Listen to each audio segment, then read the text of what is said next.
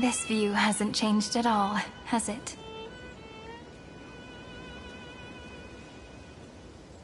The hometown in your memories never changes, but when you return to your senses, you realize that fate has already stolen the time away.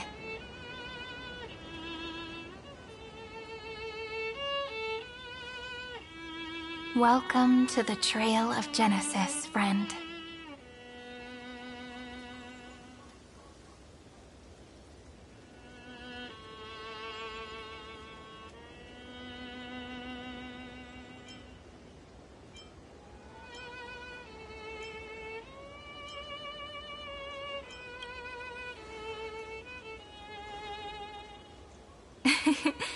Seems like the weight of memories from 30 million cycles really made me grow up. But if I keep growing, I might be taller than you, right? Then I'm really looking forward to that.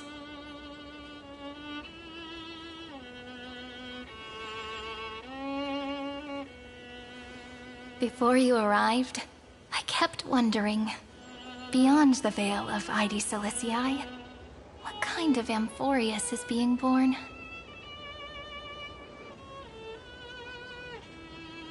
I can see fragments of it when I close my eyes. The friends who walked alongside us have all moved on toward their respective destinies. Some turning into pillars of the world, supporting the sky and the ocean. Others sowing reason, laying down the law, and with gentle hands lifting newborns into the light. Death and strife are no longer feared by people, and trickery has become the innocent games of children.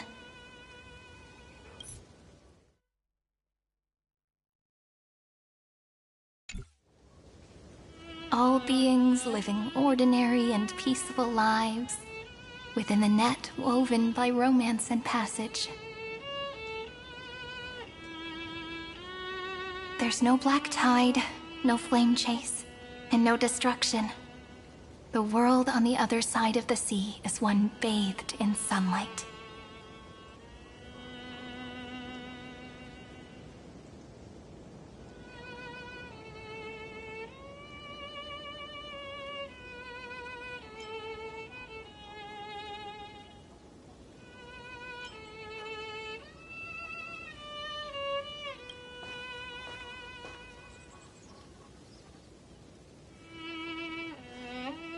Like a happy and carefree childhood, the era Chrysia in this cycle will last for millennia, until it reaches the moment decided by the prophecy. Light calendar 4931, month of freedom, the moment belonging to world-bearing. Are you ready to answer the call of the world, friend? Then go, and pen the Throne of Worlds' first stroke. For this world, made from countless wishes. You say that, but it's gonna be ages till we reach Light Calendar 4931. I can make use of the crevices of time, but surely you and Dan Heng won't have to wait around for a few thousand years, right? That won't be necessary. We can simply sleep, and the chronocognitive anchor will wake us up.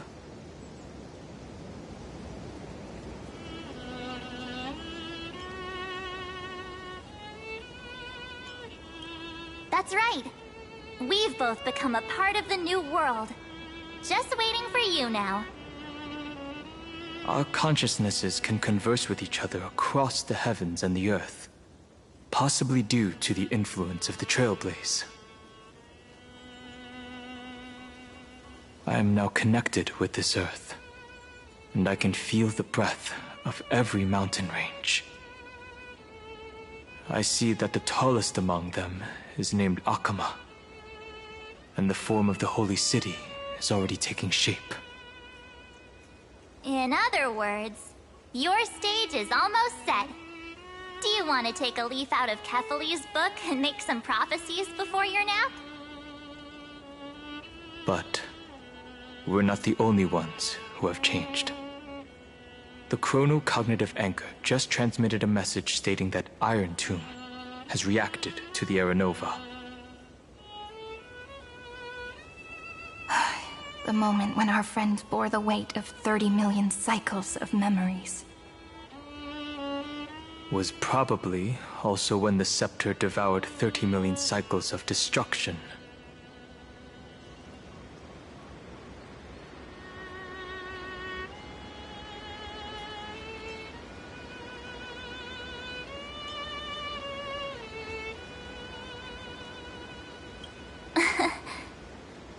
You know, you don't have to shoulder this world all on your own.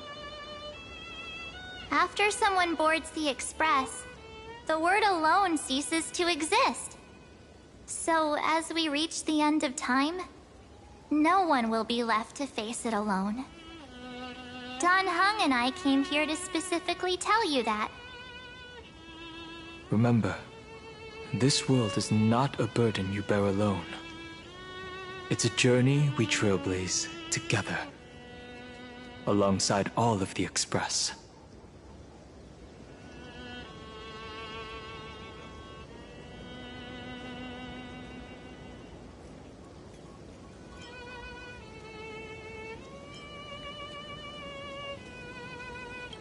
There'll be plenty of time for you to show off in the future.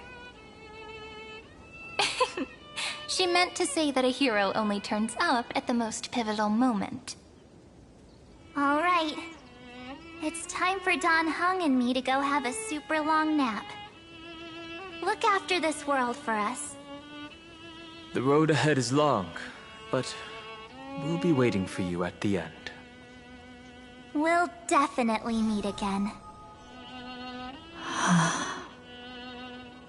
Let's take one more look at the other side of the sea before we set off.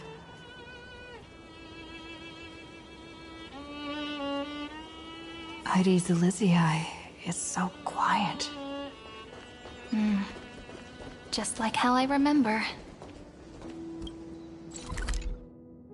Here we are once more.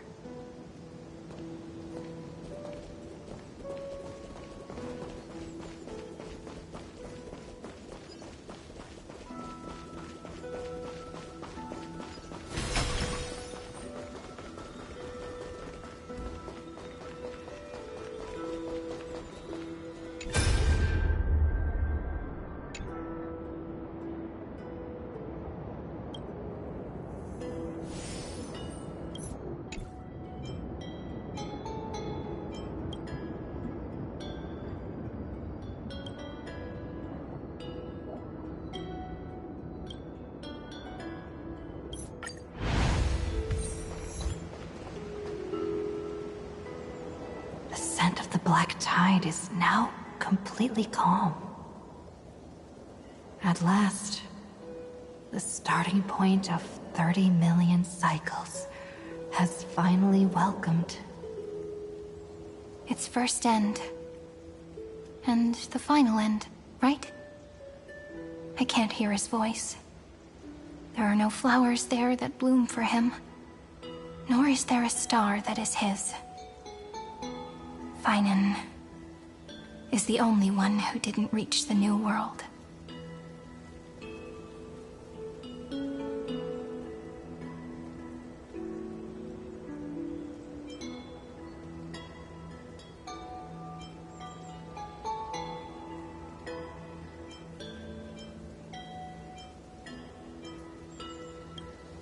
Look, the golden light that shone upon the grove still meanders between heaven and earth, like the prophecies of Amphorius. It has to be a sign he left behind. It points towards the destruction and the deepest night. Do you still remember what I asked you at this exact spot the last time we set off? Friend, are you ready to become a hero? You were still burdened by the weight of world-bearing back then, still unsure of the role you were meant to play. But now, everyone has already given you the answer. The heroes of Legends were just at the right place at the right time when the world needed a hero. Just like how your arrival kickstarted Amphorius' fate once more.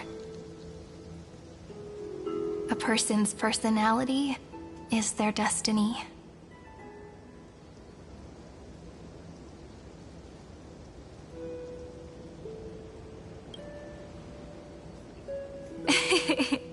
We best. Those are such beautiful words. Thank you, friend. I was also trying to cheer myself up with what I said.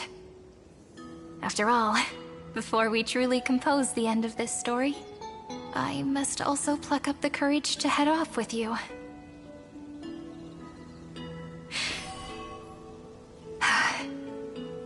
And face a memory that I have forgotten for too long, and have denied for too long.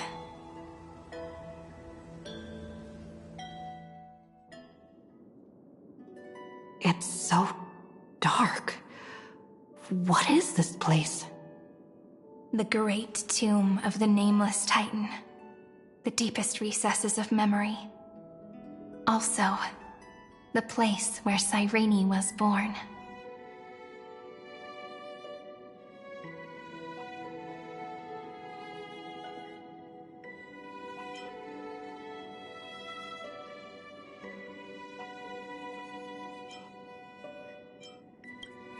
My apologies, friend. The more memories I got back along the way, the more I felt that something wasn't right. There's a sort of anxiety I can't get rid of. It's like when I was back in ID Silicii, when the reflections in the water always made me wonder, which is the real me? The one reflected in the water, or the one standing on the shore? But I finally get it now. Look, friend. The words on that wall are the answer. 1, 2, 3, 4, 5, 6, 7. Do, re, mi, fa, sol, la, ti. That rhymeless tune is the lullaby of little fairies. As always, I'll read this book to you. That way it won't just be Cyrene's memories alone. I've always thought that I was the narrator of the Flame Chase journey. But as it turns out, the narrator is also the most devoted audience.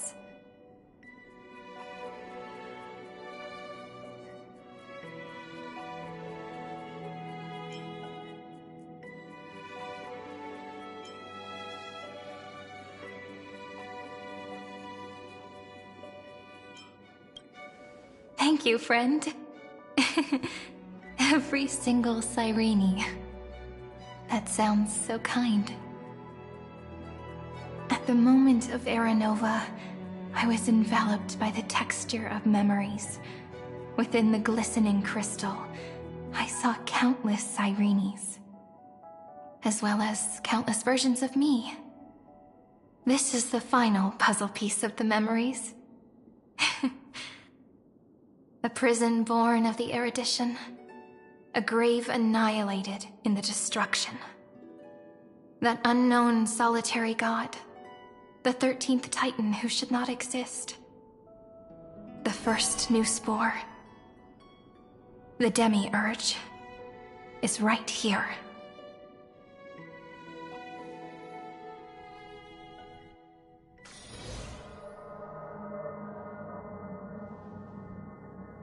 The interrogation records have been submitted to the Marshal.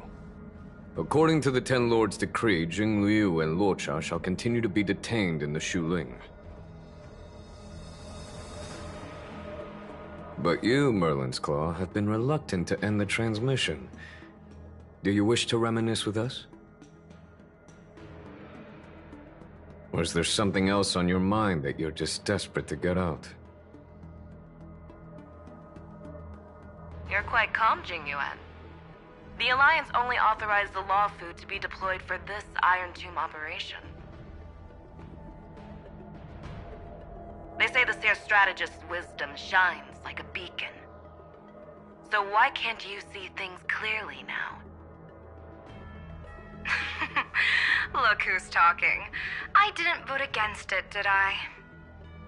But, with enemies all around us, even a child knows the Marshal needs to keep a few Xianzhou ships in reserve, just in case. Whoever volunteers first is the Marshal's pick. If you have to ask, I'd say this outcome plays right into Jingyuan's hands. Like it or not, there's no way we're letting the Lawfu take the lead in this battle. Oh my, Merlin's Claw. Are you afraid the Lawfu might steal the Yao Qing's glory? This is no laughing matter. Between the Stellaron crisis and the War Dance ceremony, though the chaos has settled, rumors and speculation are only growing by the day. With Elder Huaiyan around, those with ulterior motives won't be able to stir up any trouble. But once the Lawfu gets their hands on the Golden Blood, it'll be a whole different story. With the kind of person Jing Liu is, and her connection to you, I don't need to spell it out. There are countless ways this could be spun into something bigger. You're overthinking it, General Fei Shao. When I volunteered for this task, I never expected unanimous support from the Alliance anyway. The Lawfu will seize the Golden Blood and redeem itself. That'll be our first win. Then we'll leverage this Golden Blood in the negotiations. Our second win. These two wins for the Lawfu will make all three of us happy. And that'll be our third win. Look, if this were a Skyfaring Commission deal, we'd be rolling in money, wouldn't we? Maybe the Divine Foresight should change his name to the Optimistic General instead. With the Decalite Reflection Barrier, the Yuchuan must understand even more than the Luofu how significant this battle is. Amphorius' karma has vanished from the matrix of prescience. What omen does General Yao Guang see in this anomaly? In divination studies, we call this an empty fortune. It involves the eons and is thus beyond what mere mortals can comprehend. Your explanation isn't any clearer than Lady Fu's. Come on. How hard is it to understand the word uncertainty? For the Cobalt Head, the emergence of Iron Tomb is a calculated instant, but I don't believe they will just sit around waiting for death. And for the powers of the cosmos, this is their chance at survival, and the key to turning the tide of interstellar affairs. The Astral Express is leading the formation of an allied force, but I can see each faction has its own hidden agenda. There are even divisions within the Alliance, so it's not that hard to imagine how the other factions will react. Jing Yuan, I crossed paths with Selenova's Legion at the Battle of Sedunirama Star Cluster. Be extremely careful. The Ruined Legion's troops and weaponry are nothing to write home about. The IPC, even the denizens of Abundance, could take them on. However, while Void Rangers are just expendable pawns of the destruction, the real wild cards are... The Lord Ravagers. Indeed. Nanook's emanators are also their weapons to burn down the paths. I'm afraid conventional military tactics and strategies will be useless against them. My assessment is this. To completely take down a Ravager, we must disregard casualties and spare no cost. My only fear is... one wrong move, and the Lawfu will fall into Fintilia's trap again, inching ever closer to destruction.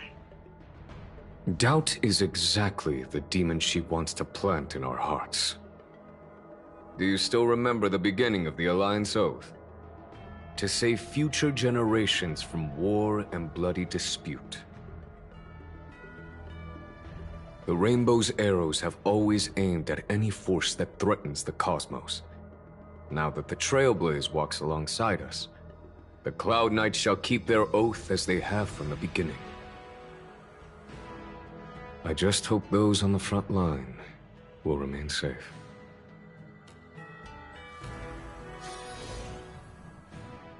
The chronocognitive anchor is sending a signal.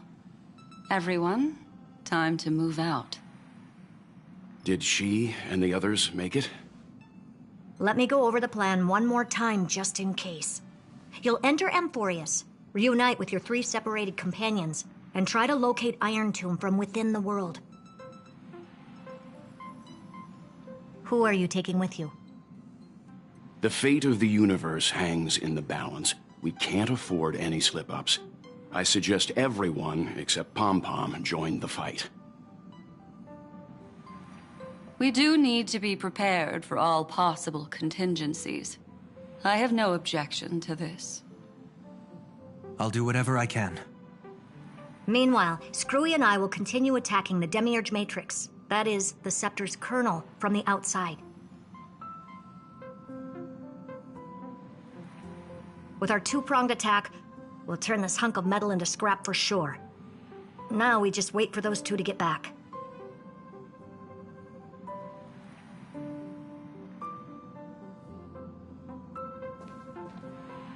Oh, and just like that, they're here. Sorry to keep you waiting. With Planet Screwlum's help, the formation of the Cosmic Alliance to counter Iron Tomb is progressing smoothly. The cosmos has set its sights on Amphorius, and now it's just waiting for the first shot. Well then, let's not waste any more time, Fourth Mirror. It's my time to shine! Finally off the bench! Initiating thought refraction. Please read the safety protocols carefully. Huh? Just kidding! I've already checked the agreement box for everyone. And now, destination? Amphorius! 3, 2, 1, launch!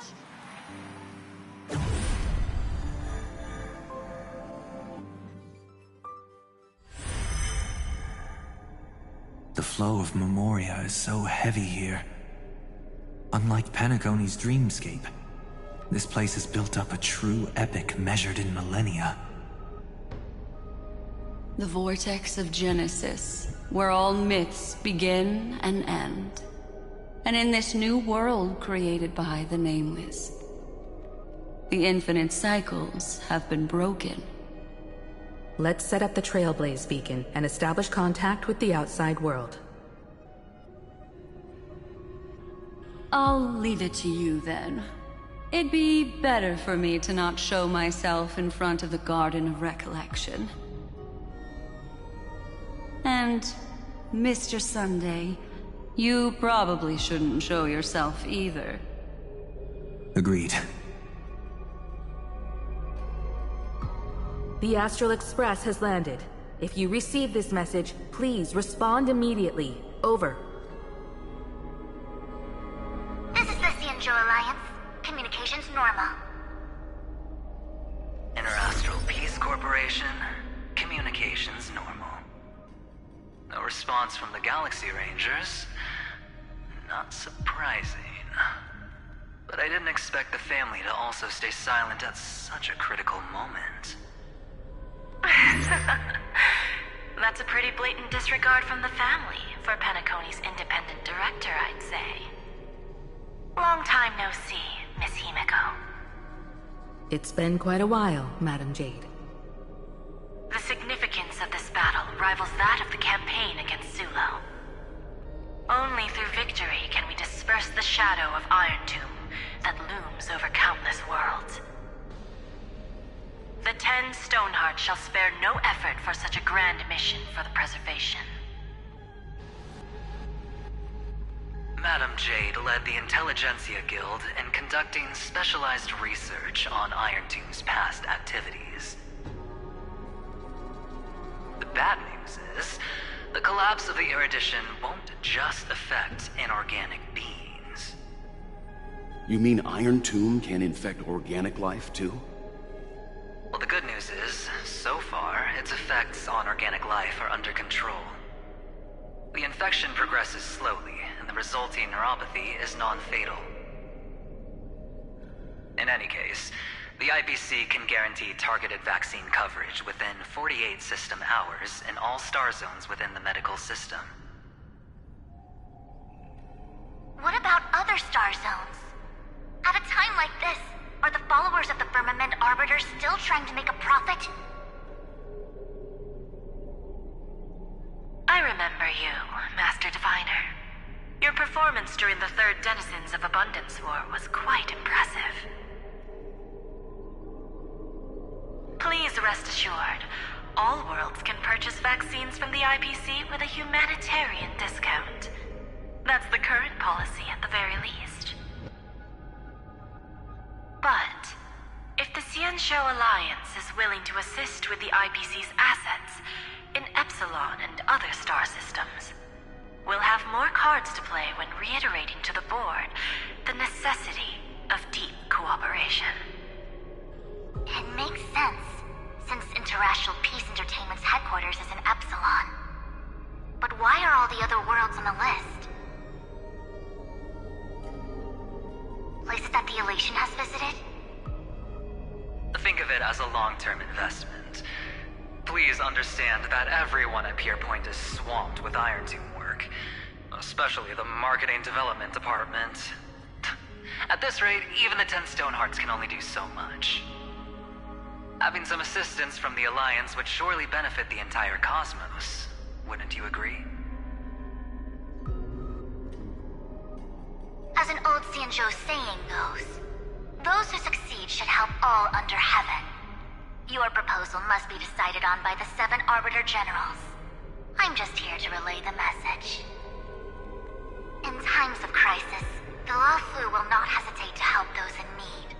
However, the prerequisite is that the IPC must unconditionally assist the Alliance with emergency rescue operations in the disaster area. Of course. In the name of preservation, all for the Amber Lord. Thank you all for your selfless dedication.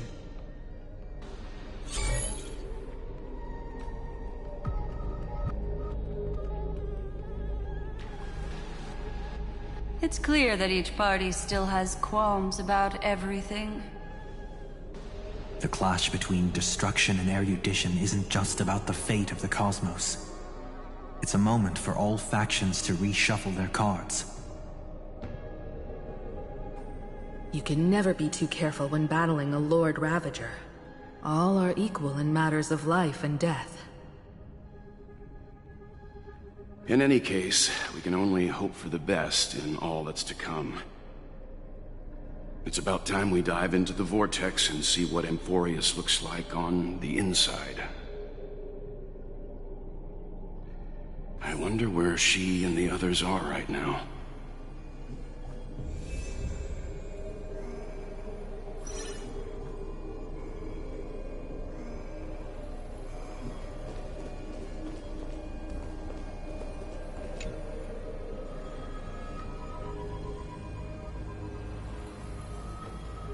Hello? How's the signal? Can you hear us?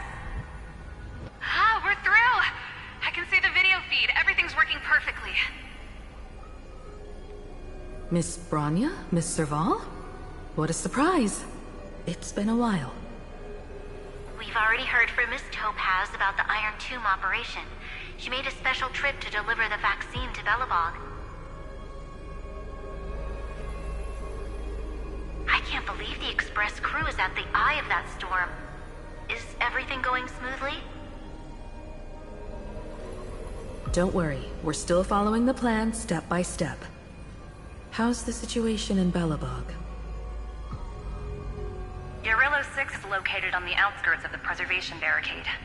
While it won't bear the brunt of the first wave, There's still a risk from the aftershocks. That kid Japard and Pela are busy organizing the Silvermane Guards, having them consolidate their lines and dig trenches. Zila and Lynx just got back from the Geomarrow vein production chain. Hey, do you want to say something to them? That would be unnecessary. It'll only shake their morale. Just tell them to stay safe. Miss Bronya, I'm afraid this disaster will be far more terrible than you can imagine. Please, be sure to follow Miss Topaz's instructions and make thorough preparations. Of course. We have resealed most of the engine of creation beneath the ice to prevent the will of the preservation from becoming an accomplice to the destruction. Don't worry, Miss Himiko. Belobog is far more resilient than we imagined. We really wish we could help, but Eurilo 6 has only just woken up from its hibernation. The Astral Express, standing at the forefront of disaster, is the hope for many ordinary civilizations across the universe. In the face of a massive catastrophe like this one, relatively smaller civilizations have never had many options. But that's exactly why we have a resolve that's second to none. If anything goes wrong...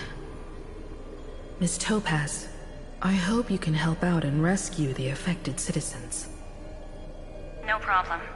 Also, didn't the Xianzhou sign a friendship agreement with Eurilo 6 earlier? They won't stand by idly either.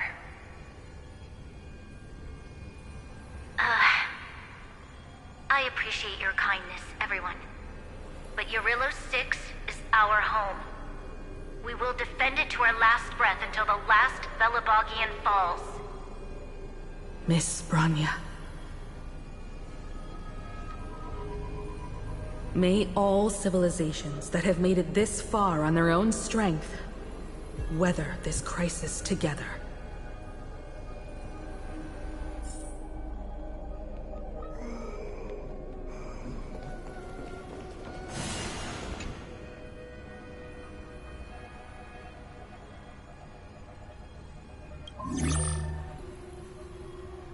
Good news, Miss Himiko. The 7 Arbiter Generals have reconsidered the current situation, and I'm here to relay their message. Officially, the Alliance's combat forces will still be limited to the Luofu, but the Yaoqing has also been deployed in the surrounding war zone as a contingency. Words cannot express our gratitude. Getting the Hunt to agree on sending troops must have taken quite some effort from General Jing Yuan. The Luofu already considers the Express an important ally. We also have no intention of hiding the fact that there is indeed something the Xianzhou seeks from this Iron Tomb operation. But this time, the Marshal herself decided to send out troops. With a formidable enemy before us, the Alliance has no reason to back down, nor will we be content to take a back seat. If we can stand together with civilizations across the universe to overcome this crisis, then we must do so, even at the cost of our own lives. The Alliance truly embodies the principle of righteousness. It's fortunate that the cosmos has great heroes like you. You're too kind. As for that Jade Abacus of Allying Oath, you can save it for when you're in more dire need.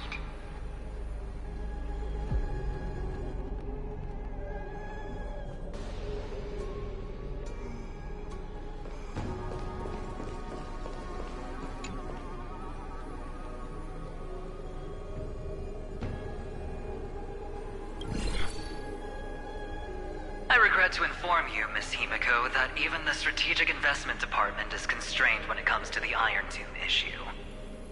And it would be difficult to meet the expectations of the Astral Express. However, Madam Jade instructed us to look after our nameless friends as much as possible. So let me offer you all a small suggestion, just from my personal perspective. Other departments at the IPC might also take this opportunity to extend an olive branch to you. When that time comes, I hope the Astral Express will remember that the 10 Stonehearts were willing to stand with the Trailblaze, even though we were in a difficult position. And more importantly, we were the only ones willing to do so. Sounds like a threat, doesn't it? But trust me, every word comes straight from the heart. Has the internal conflict within the IPC really gotten this bad? Everyone knows about the bad blood between Diamond and Oswaldo, but at least until now they've had an uneasy truce. Until the Lord Ravager Archforger caught the board's attention. I'll leave it at that, as it's confidential information. Hope you can understand. I understand. Our immediate priority is to address the Iron Tomb crisis. Let's hope for success from the start. This might help ease everyone's pressing concerns.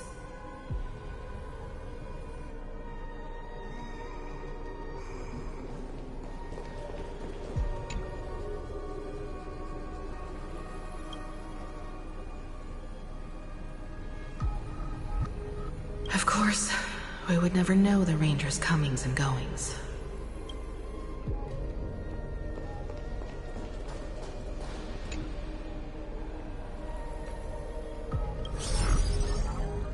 Miss Himeko, is that you? Yes? And you are... Miss Robin? Yes. I apologize for not being able to respond during the meeting earlier. And even now I can only appear in disguise. On behalf of the Penaconian family branch, I extend my sincerest apologies to everyone. We tried to request aid from the family. We essentially received no response. I've heard about the internal conflicts within the family. Miss Robin, there's no need to apologize. Every bit of strength is precious at this moment. Thank you for understanding. The good news is, since you're one of the shareholders of Penacony, the family heads have agreed to allow me to lead all Asdanian tuners to the front lines. My charitable foundation will also do as much as possible to provide support in this battle. They'll ensure that proper arrangements are provided for those wounded on the front lines, and for residents in affected areas. Miss Robin, I'm beyond moved by your spirit of self-sacrifice. The Astral Express would also like to make a promise that we won't leave any companion behind.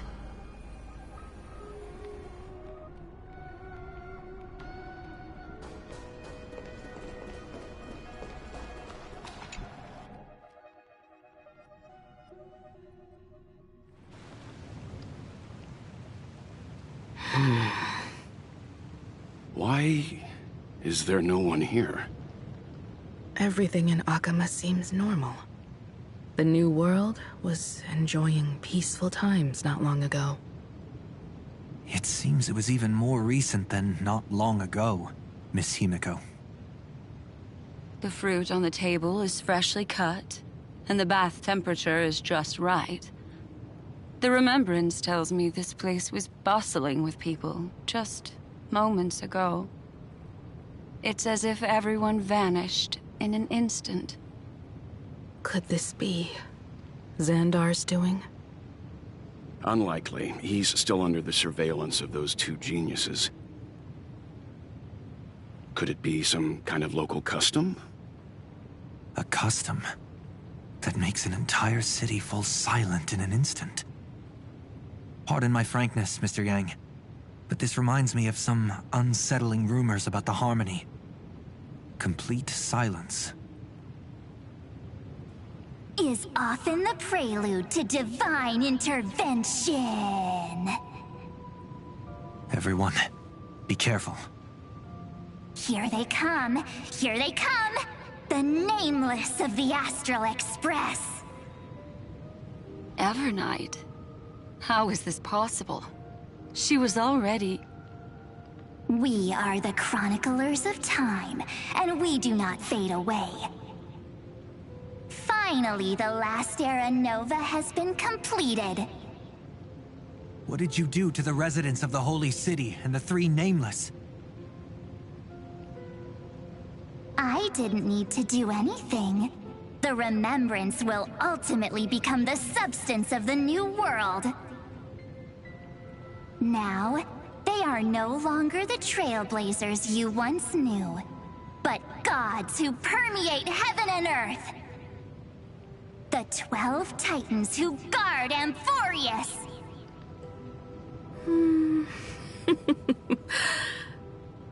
Stop fooling around, March. Come on out. What? Aw, I practiced so long for this! Getting seen through right away is just so embarrassing. You've obviously been learning from the theatrical culture in Amphorius. But if possible, I'd prefer our reunion to be a bit more casual and laid back. As expected, I can't hide anything from Himeko and Mr. Yang. Well, long time no see. Guess I'm back? We should be the ones to say that. Sorry for keeping you waiting. So, these jellyfish are the Titan's power? They're just tiny manifestations of the Veil of Evernight, used for scouting and communication. If I went all out, I could summon way more of them. Thanks to her, we all turned into Titans in the New World. Sure, we can take on humanoid forms, but it feels off. How intriguing. So what does she look like now? It can't be a raccoon with a baseball bat, I suppose. Please don't add weird stuff to Amphorius's lore. Just go see it with your own eyes. Follow the prophecy's guidance and come to Dawncloud. She looks way more majestic now than she used to.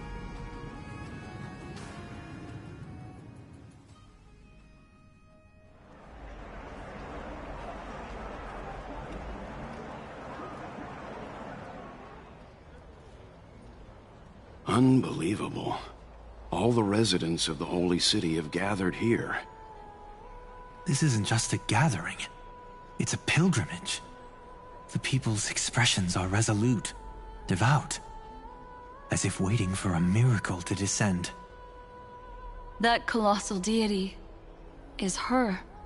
She has become the pillar of the world. Surprisingly authentic. Being this serious is quite unlike her usual style. Those people didn't disappear. Instead, they've answered the call of the prophecy and come to witness her awakening. Our good buddy now bears the weight of the entire world, and every breath they take is intertwined with Amphorius's destiny. Awakening? Has she fallen into slumber? Yeah. After all, with such a huge time dilation between inside and outside the scepter, this was the only way we could wait for everyone. Time watches over yesterday. Earth guards today. And when the Trailblaze steps into Amphorius once more, the slumbering deliverer shall awaken. And then, bring the prophecy of tomorrow to this world. Come on, everyone. Let's get closer to her. Watch how the world-bearing prophecy changes this world.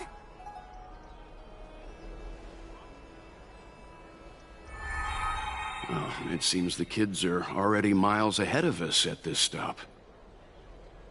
All the more reason we can't afford to slow down our pace. Let's go witness this moment for ourselves. Majestic.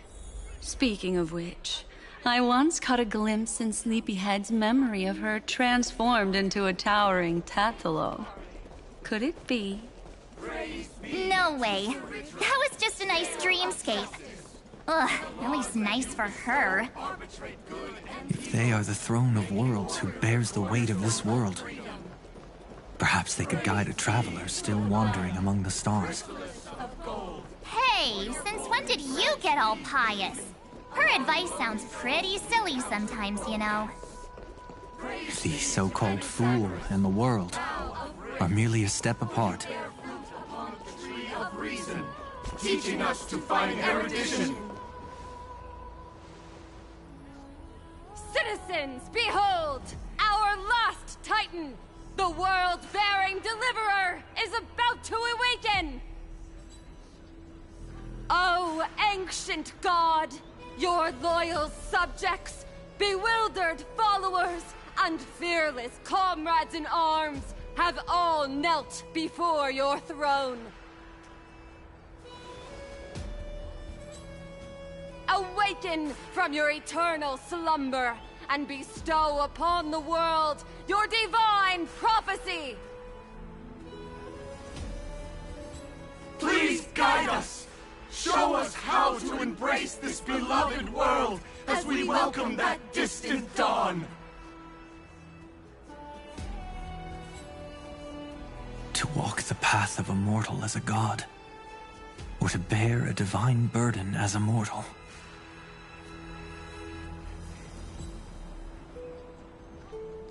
She will give us the answer.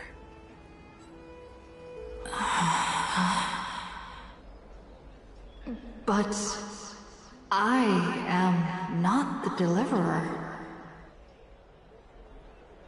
Rather, I am the Nameless, who dwells among mortals.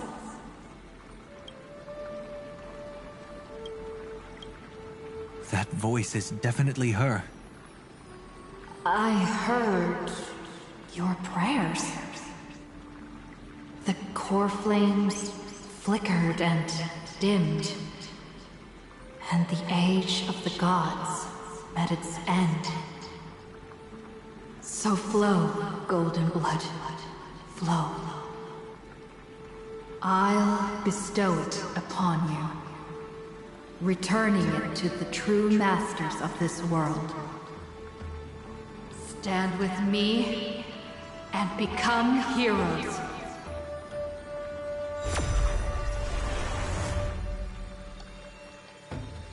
Is this? Yes, it's the miracle she brought to Amphorius.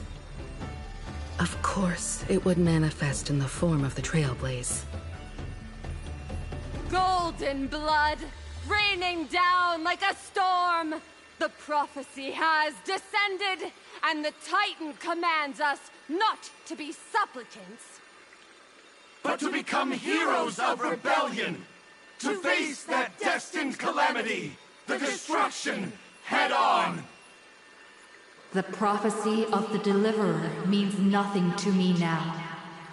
It belongs in the hands of someone far more fitting.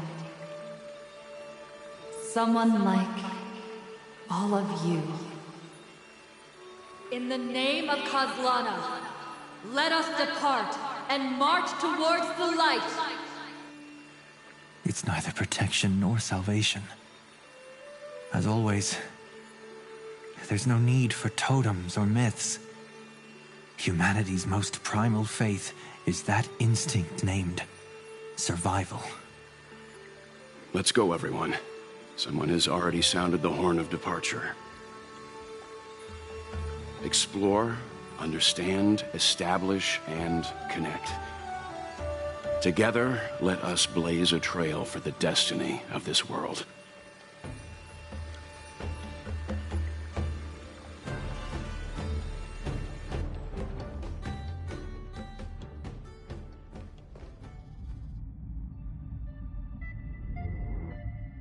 Is it just me, or does this Demiurge Matrix feel completely dead? It's nothing like how the Memo Keeper described it.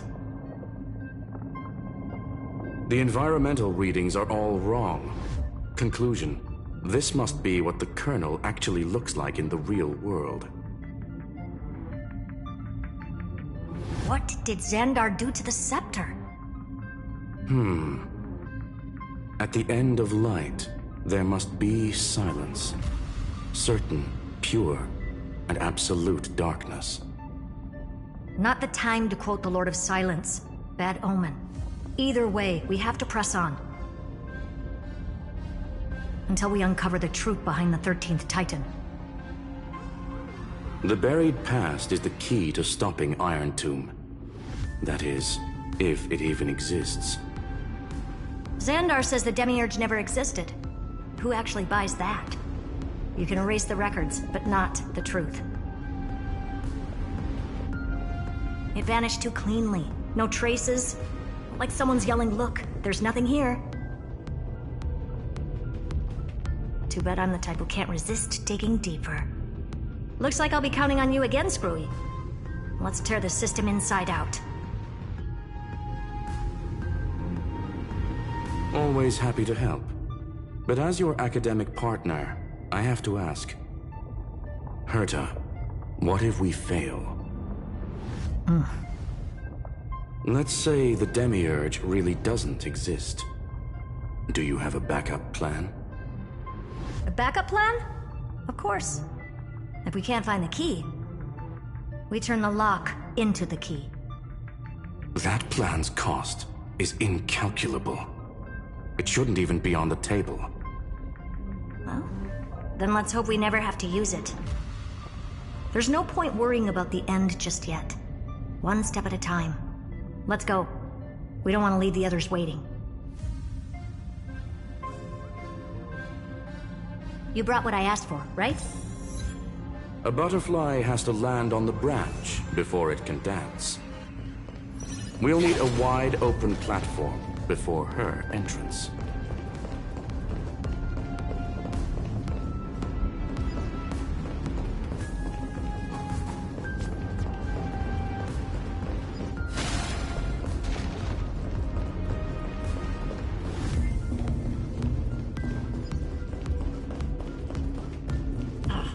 Just use that thing over there, Zag.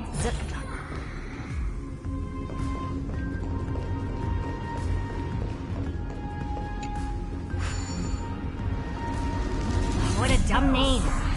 I hereby rename it Herta's Big Hand.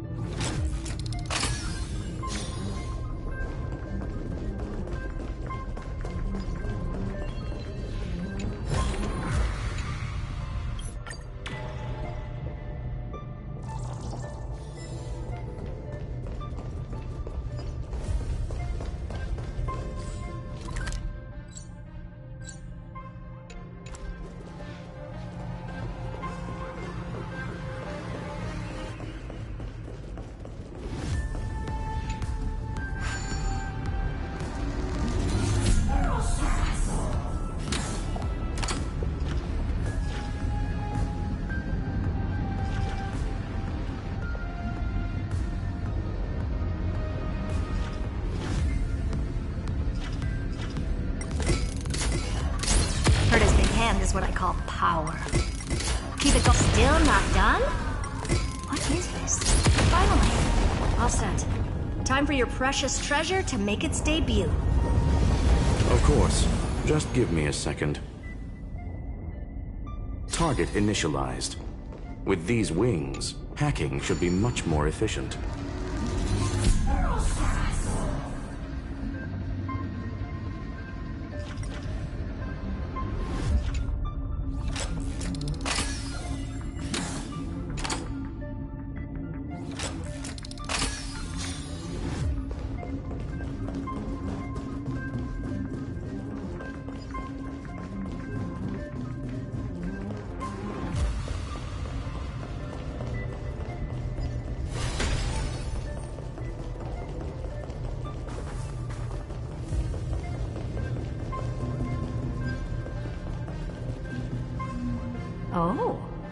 classic nuclear heat engine.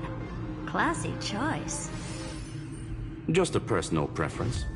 Her name's Mistletoe. Every flower in your garden's got a bit of poison, huh? Also a personal preference. It reminds me of the last time when we tangled with that Punklordian brat. What did she call this kind of infiltration tool again? Right. Dirty data shell. It wraps around the kernel to fool even top-tier firewalls. But yours is way too clean. Not even a hint of real-world grit. Herta, your tone is unusually emotional. Suggestion. Let's get back to the topic at hand. I thought we were done with that conversation. Unfortunately, current conditions won't let me ignore any variables. Especially the most important one. Your will. Iron Tomb never stops. It is evolving faster than any of our worst projections. Every instant in the Eon's calculation is like a sword hanging over the cosmos. Every move humanity makes could speed up its arrival. Which is exactly why we can't mess this up. And now, Droidhead wants to hand down judgment to the poor cosmos again. Order Star Trade War, Emperor's War, Rupert's death. Every time their instant arrived, it meant another bloodbath for humanity. But in this ultimate battle of erudition, you and I are supposed to be players, not pawns. If you choose to burn yourself out as a resource, then everything we've worked for means nothing. Herta, the cosmos won't just stand by and let a genius throw their life away. And neither will I.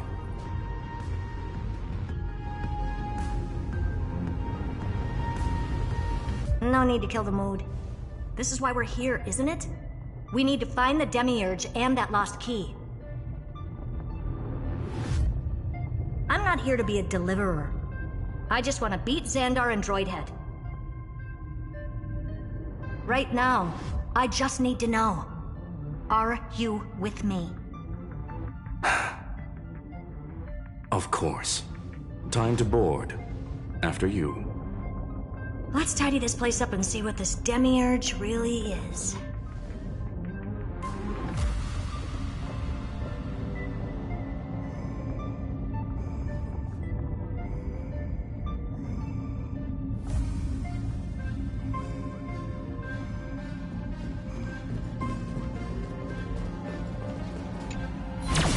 Let's hope this Matrix is better organized than the Emperor's junkyard of a birthplace.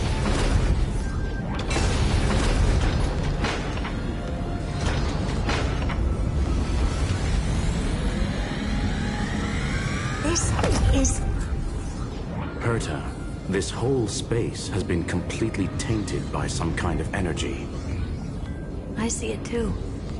We're thinking the same thing. Xandar, how could you go this far? Turning your own graveyard into this. What's that up ahead? Katorzane algebraic expressions. It's built for isolation, not defense.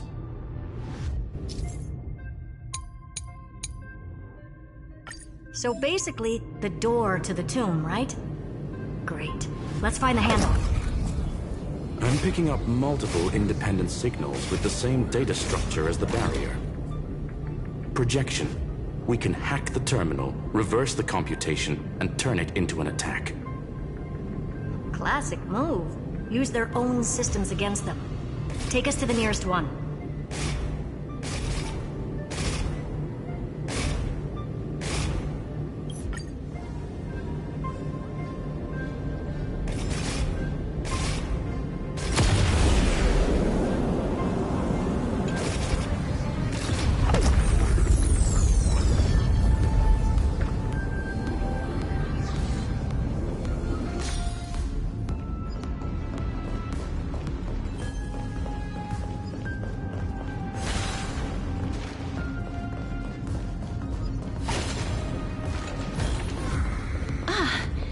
make sure you keep it safe.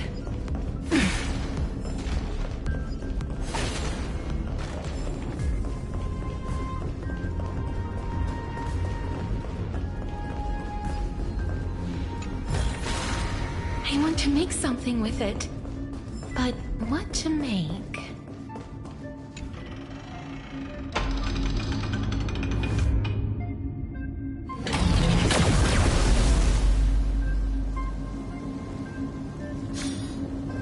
Almost no response. Just as I feared. Not promising. The output is barely a third of what we need. Logic says we'll need multiple terminals to coordinate the strike. Locking onto the next one now. Find anything else? Regarding the origin of these ruins, no logs found yet. Xander erased all records. But I did find some interesting scars in the circuit. High energy radiation, internal imaginary energy contamination. From what I know, there's only one thing that fits. Skip the science talk, Screwy. That thing only goes by one name. The Stellaron. Exactly. Xander blew one up just to clean the entire Scepter system. Huh. So that's what he meant by killed that Titan with my own hands. He wanted to turn the neuron of the erudition into a relay for the destruction. That meant getting rid of all of it, at all costs. The life form known as the Demiurge was the original target of the Scepter's extrapolation. It makes sense. Evernight calling it the first new spore confirms this viewpoint. The prime mover of life. That's what Scepter Delta ME-13 was originally tasked with. Even after it got scrapped, the query kept running. Yet the true value lies in the process of solving it, not the answer itself. Then, does this mean finding the Demiurge is hopeless? No, I'd say exactly the opposite. It means Xandar had no control.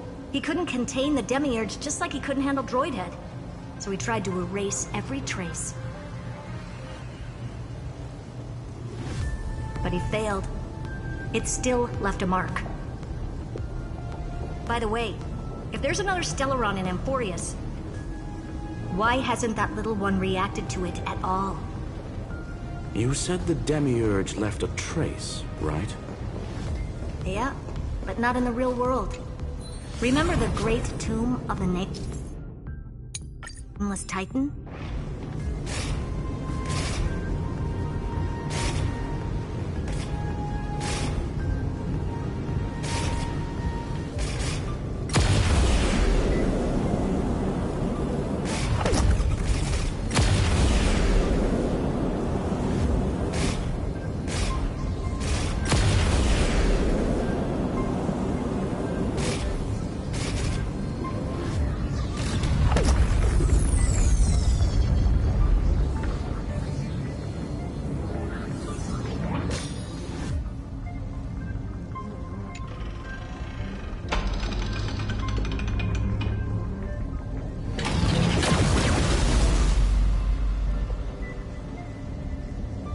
Trailblaze Archive 466.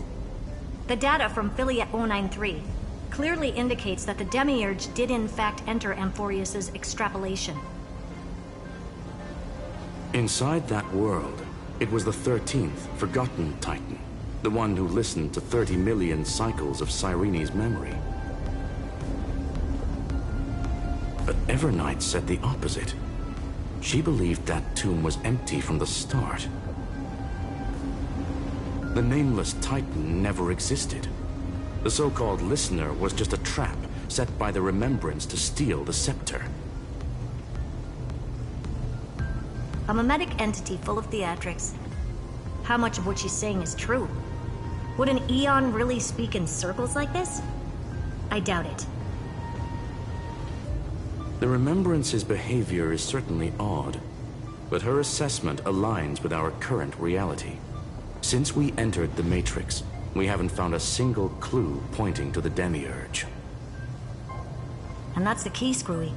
Xandar's actions prove the Demiurge exists. But what Evernight said, and what we've actually seen, all point to the opposite. So we have to assume that both are true.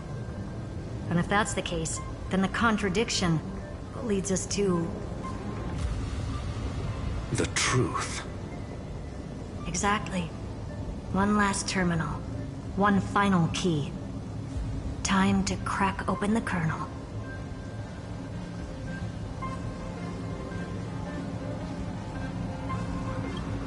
Xandar had to lie to the original Finan and Cyrene. Logic. He had already identified the Remembrance as a threat, yet found no viable way to eliminate it. All right. Let's finish this.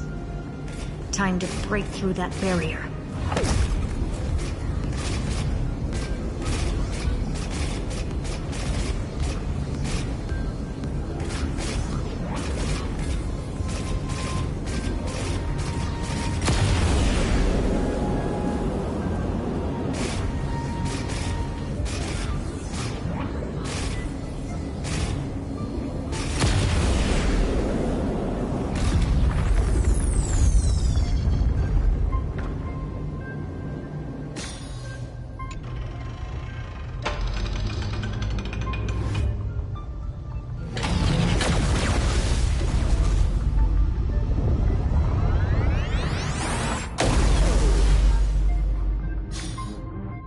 Operation authorized. Path energy readings. The erudition, declining. The destruction, surging. The remembrance, 0. What's going on? Cause unknown. They left no discernible trace within the real Matrix. That shouldn't be possible. Could it be that the Era Nova exhausted all of the Remembrance's texture?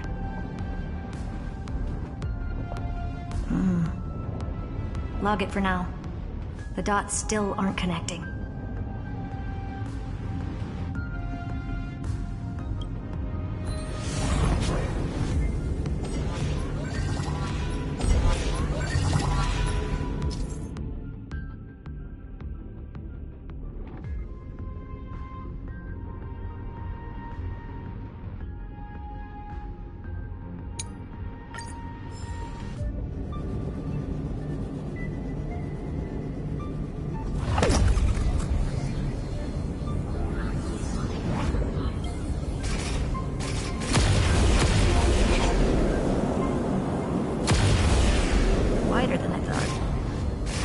A full-on aerial brawl.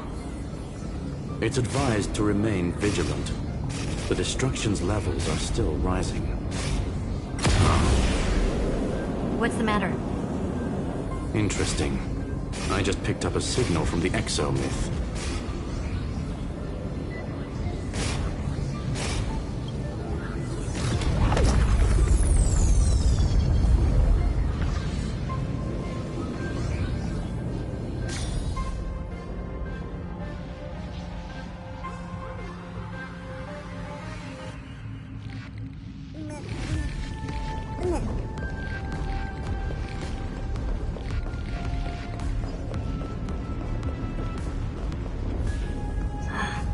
This repulsive force is unlike anything I've felt before.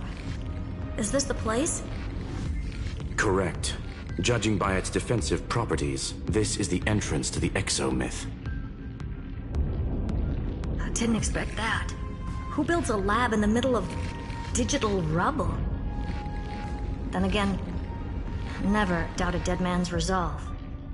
So how's our dearly departed doing? He severed part of his neural pathways to break free from Lord Anaxagoras' control.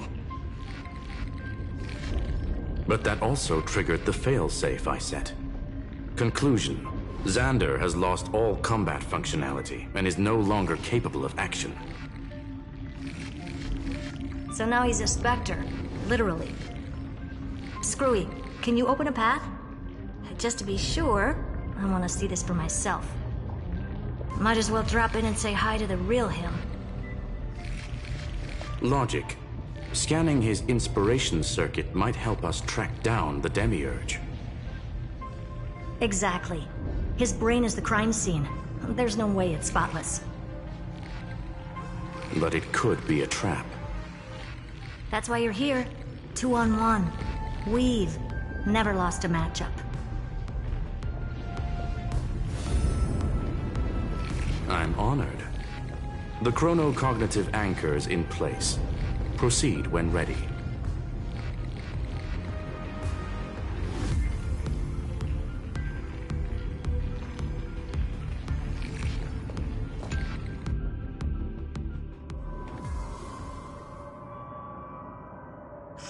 I knew it.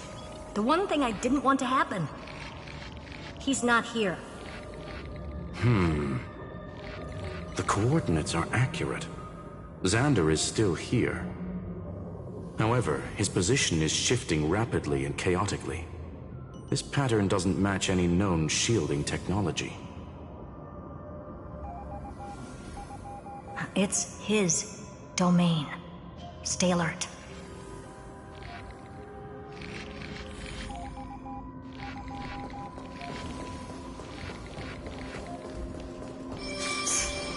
Cheap trick. The spatial field. We're back. Reverse engineering complete. The results are not what I expected. Logs show Lycurgus revoked administrator access. The chronocognitive anchor can't get a fix because at the system level, Lygus no longer exists. Our navigation target is a null set. So he's stopped resisting? Before vanishing, it seems he left one last message for us. To those who follow, all is proven. Find me beneath the tombstone. Melodramatic.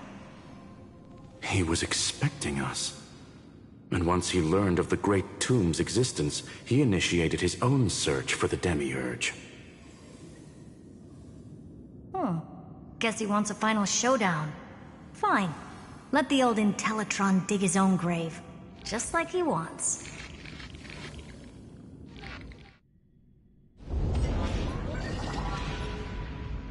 To be in the purest light is to be in the purest dark.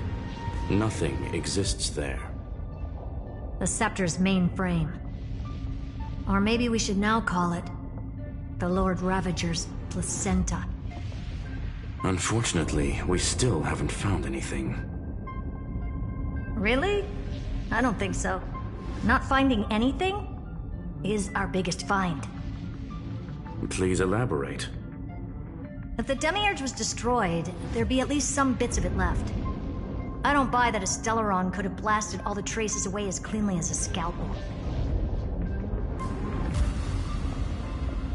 As I said before, its disappearance is too clean. If the garden hadn't stirred the pot, no one would even know about the Demiurge's existence. We're talking about the Scepter's original extrapolation goal. There's no way that nothing of it was left behind. Or we can look at it from another perspective. If you were Xandar, would you be this obsessed with a concept that poses no threat? Would you guard against it at every turn? There is the possibility that he's naturally meticulous and hates variables. That does track with the impression he gave about himself. But Xandar shut that theory down himself just now. Choosing to act, even if it'll cost him dearly. And we know that feeling well. The unknown is right in front of us. So we only have one choice. Solve it. You sound pretty convinced. Surely you already have a theory. Care to share? Of course. Though I don't have hard proof, I'm almost certain that the Demiurge has been in everyone's plain sight all this time. Yet, they were mistaken for someone else. That made the most sense. Why was the room empty? Because the person locked in there had run away ages ago. But they were weak and small and had no presence whatsoever. Even the old Intellitron didn't notice them. Which also means there's a high chance that their powers are minuscule and cannot alter the outcome of the battle at all.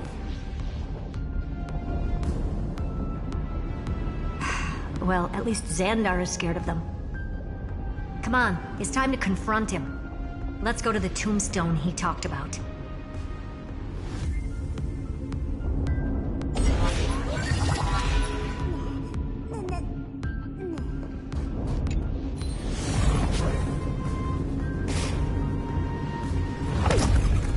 What a mess. Total devastation. He sought to bury the truth beneath absolute destruction. Logically sound, but ruthlessly extreme. Still, slim chances doesn't mean no chances. I've hunted down a single grain of sand in the universe before. This won't stop me. Calculation results. Your backup plan has a success rate infinitesimally close to 0. Which means it could work, no? This is the place below the tombstone. Let's open Lygus' coffin like he wanted.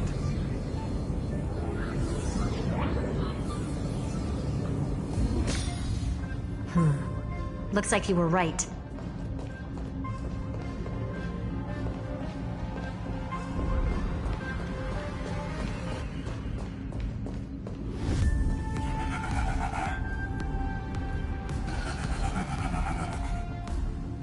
Nothing but a head left? Oh, who would have thought you'd look this bad in real life? My elated greetings. Welcome, you two. I'm very happy that you responded to my final words. All this tombstone and final words. Did you end yourself to atone for your guilt or something? Iron Tomb is already powerful enough. I just need to wait. I remain here only to share the joy of discovery, and also to congratulate you two on reaching the same conclusion as me. The conclusion regarding the truth of Amphorius's heart. End this charade already. That Amphorius's heart you're talking about is just a missing demiurge. And its corresponding vessel was this very scepter. You interfered with the experiment and made Amphorius's body into a hollow shell, all to incubate Iron Tomb within. That's why you either killed or kicked out all of the Memo Snatchers. You wanted to eliminate any chance of a consciousness coming into being, no matter the cost. Even the strongest wall can fall to a single crack. The memory of betrayal has been etched into my heart, and I will never show mercy. Now, the perfect vessel has already fused with Amphorius's body. Unfortunately for you, the answer is all but revealed regarding who the Demiurge is. Then let us share the joy of discovering the truth. The last secret of the saga will finally dissipate here. As we reveal the truth behind Phileas 093's disappearance. A lie by the remembrance.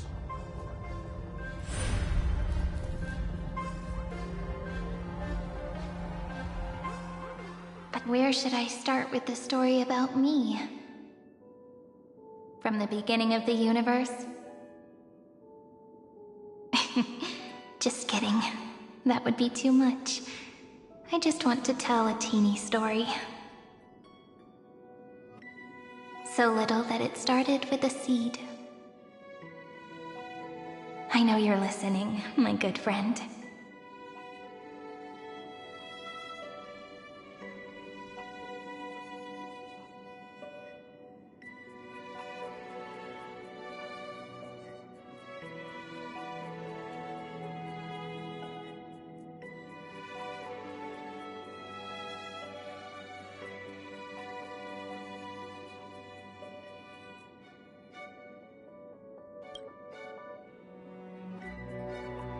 The god in my dream told me that the world sprouted from a seed.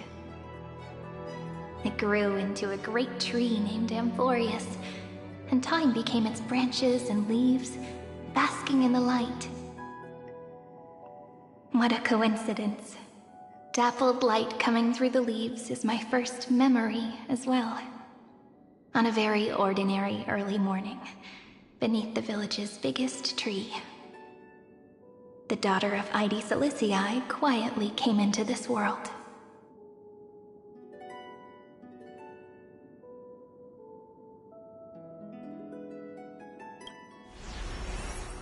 What a moving opening.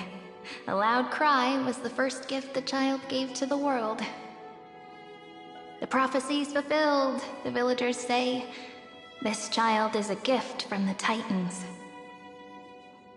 Pink hair and sharp ears, she was born to be the priest of time. The Titans also gave their blessings.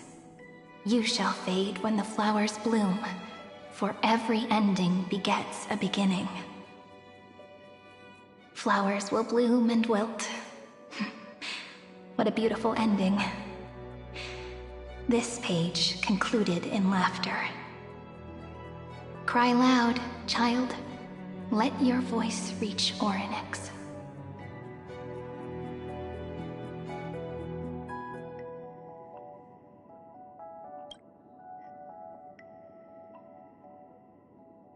Anyway, I don't like tears. Time quietly flowed by in the midst of laughter. The wind from my hometown caressed the ears of wheat, and there were swings, wind chimes, the sea, and the little fairies off-tune a cappella songs.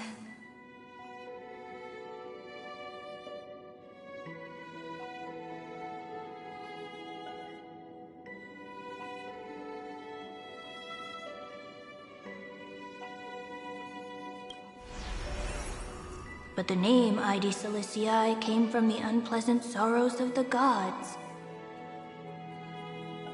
My childhood friend did not understand. Yet you always seemed so happy, as if nothing ever worried you. Why was I like that then? That's because the world was gentle to me. So I grew up to be gentle as well.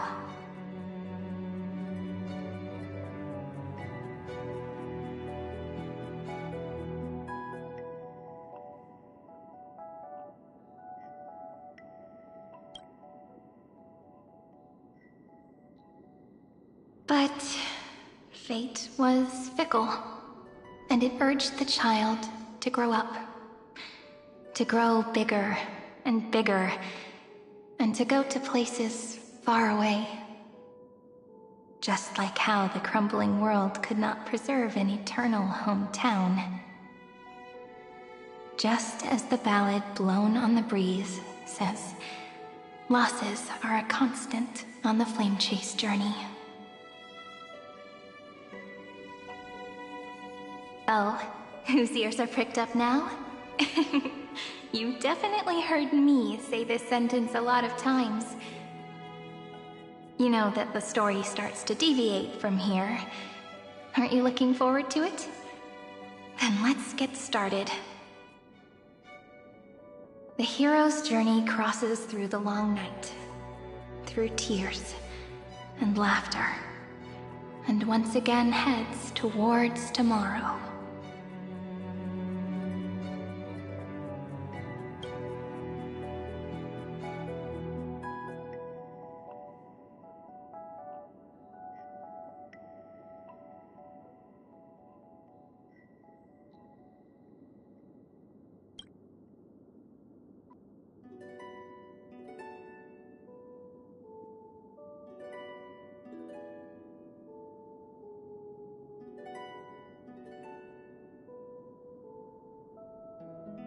Correction. Philia 093's record, number 496. Archived.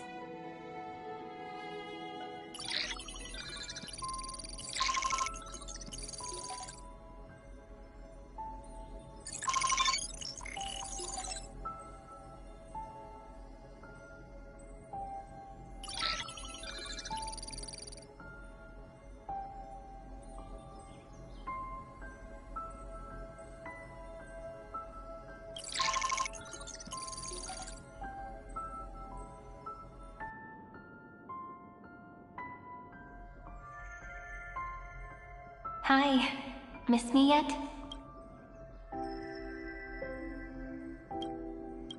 I'm just messing with you. This is the first time I have met you. And it looks like it'll also be the last. Philia 093. Since we don't have all day, let's get started, shall we? As always, I'll read this book to you. That way it won't just be Cyrene's memories alone. Where should I start this time? Let me see. Formatting complete. 093. Size. Grayscale. Proportions. Threshold. Outputting analysis result. Philia 093 equals Peach. Peach's record, number 8128, archived.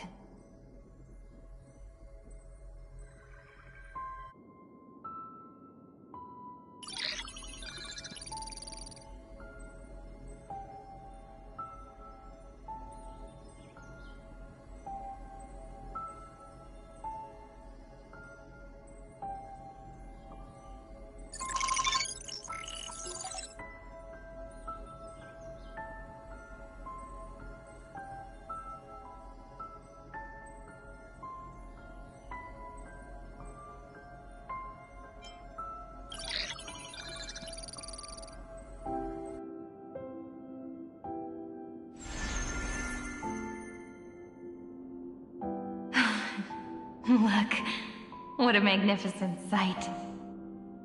Comment. Peach. Even this classical world contains a futuristic palace like this.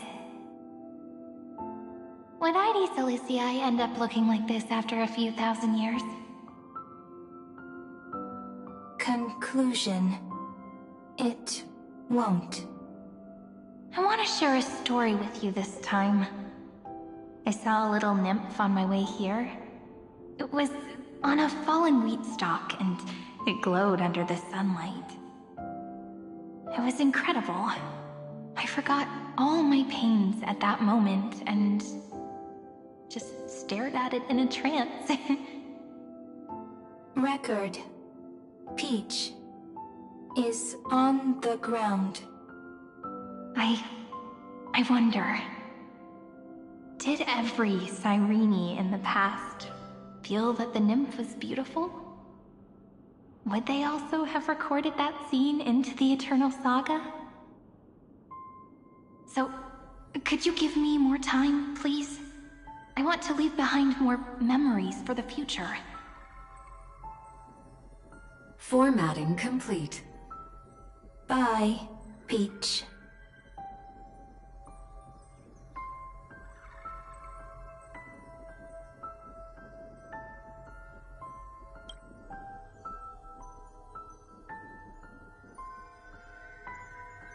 Peach's record number? As long as I record every page of this story and tell it to you, Amphorius won't be forgotten. Query. Record. Electrical signal sequence. Bolamos 600. Track. Strife. Related to Stripe. Comment. Pretty.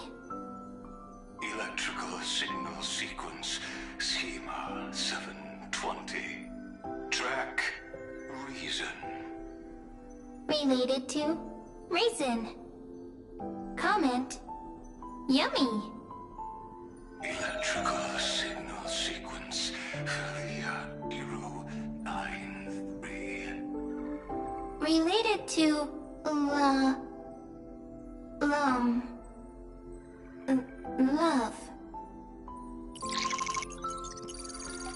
Comment. Peach equals love?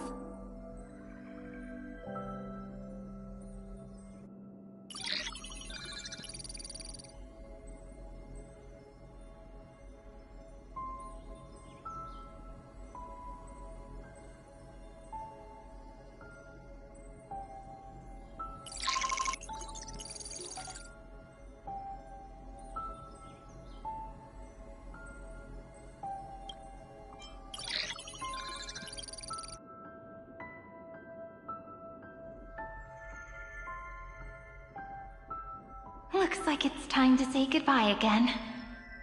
Bye, Peach. Before I was even aware of it, this book had already recorded too many emotions. Every page has become so heavy. Conclusion.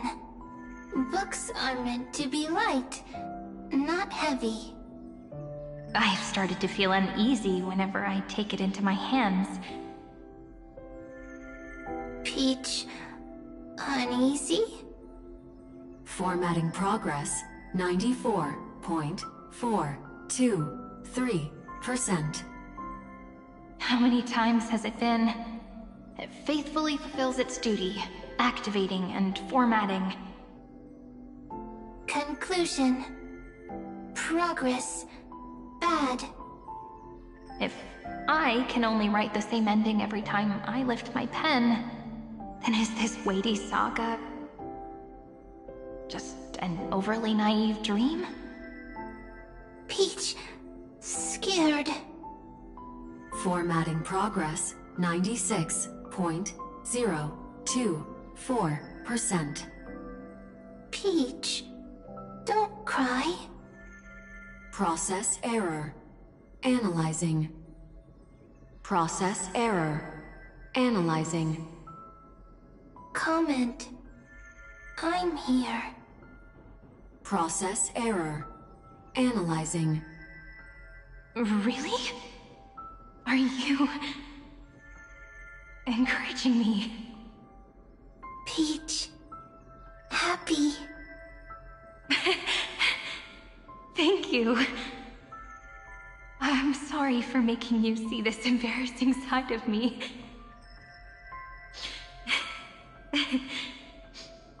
Everyone's still working so hard.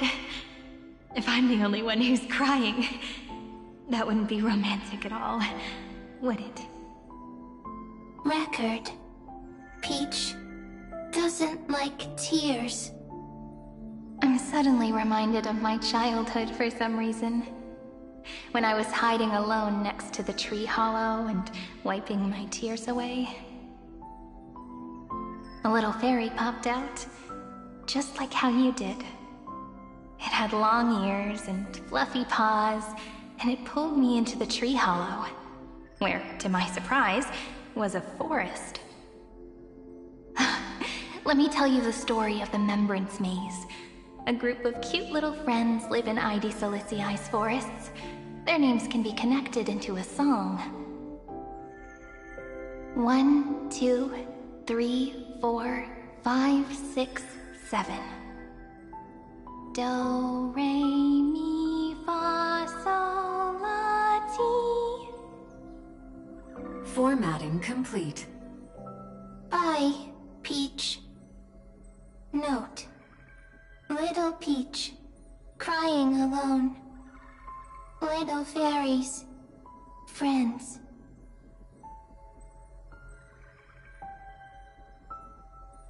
Save.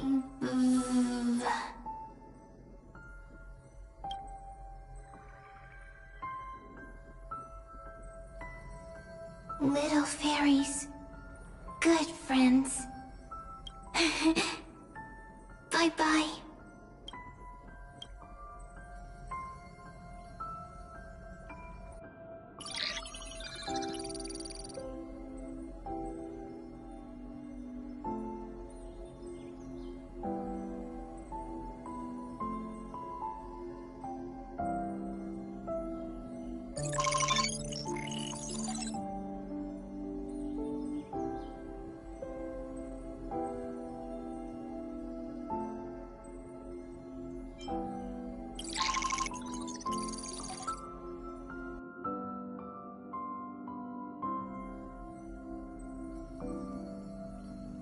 You never say anything, but I know you're listening. Every story I've told is like a little key that opened a door in your heart, no? Me! Little fairies! Happy! Speaking easy! I can!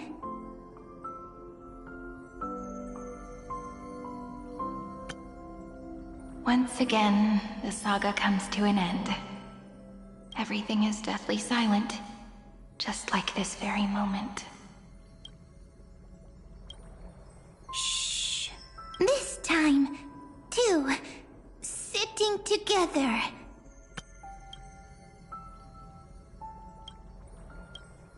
Now that I look back, there was a period when I got really sentimental.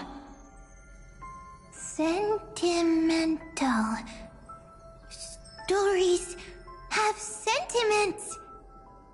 I was so anxious, trying to find as many different memories as possible, hoping to bring some change to this unchanging destiny, and find the way out of this maze. Peach, strange. But I won't do that anymore now. Why unhappy? Formatting progress 73.998%. I'm here. Don't be scared. Process error. Analyzing. Won't allow it to interrupt you. Always sitting together. No need to feel sorry for me, good friend. If there are no new blank spaces, how can a saga continue? Blank spaces? What's that? I'm actually really lucky, you know? During the long years I've spent waiting for the Deliverer, I've always had you here as an audience. Isn't that already enough? Not enough, not enough! Peach, don't leave! Now I can rest in peace in the past. As for when tomorrow will come, I'll have to ask the next Cyrene to continue our watch. Peach left. If there are no new blank spaces, how can a saga continue?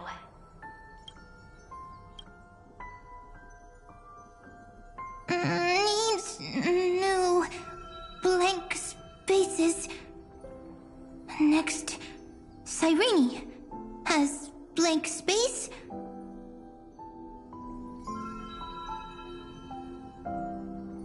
Oh, Peach, don't be scared. I'll help you find blank space.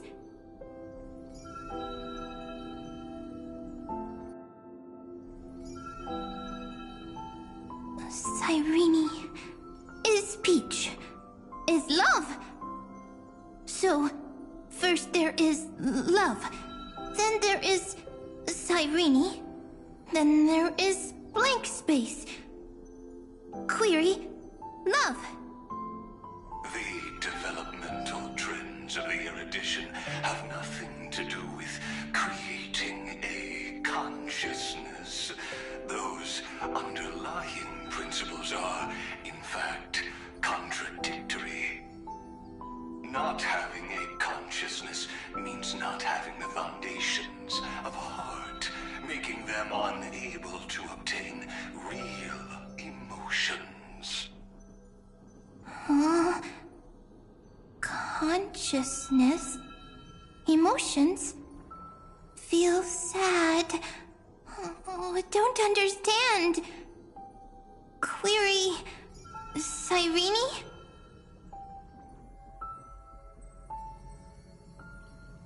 What could be behind this door? Glittering crystals? Or a beautiful world I've never seen before? If I tell you all the stories of tomorrow,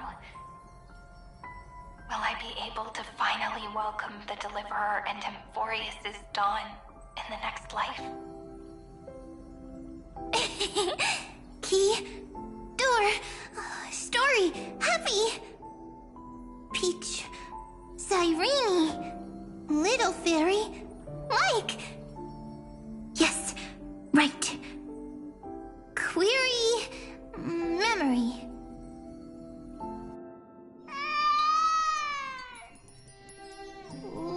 Wah! Wah! Peaches, memories, save, learn. The prophecy's fulfilled. This child is a gift from the gods. Pink hair and those ears. She was born to be the priest of time. Cyrene has pink hair, sharp ears. You shall fade when the flowers bloom, for every ending begets a beginning. Cry, child. Cry aloud. Let your voice reach Orynyx.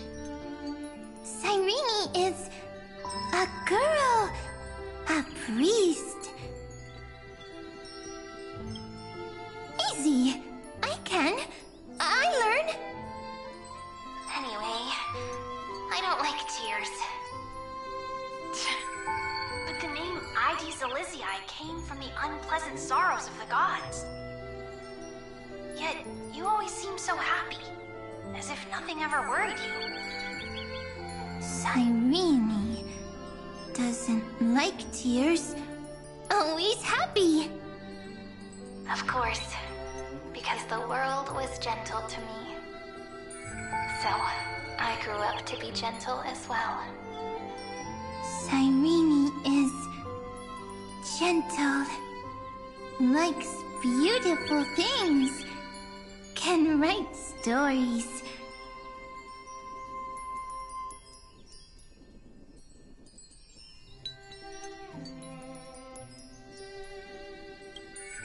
Easy. I can. I learn.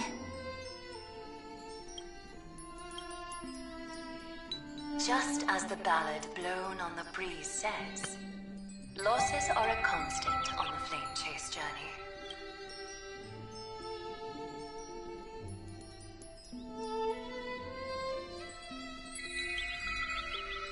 But even if all is lost to the wind, some things won't easily change. Like my height, Treeby's innocence, and Aglaya's beauty. Cyrene.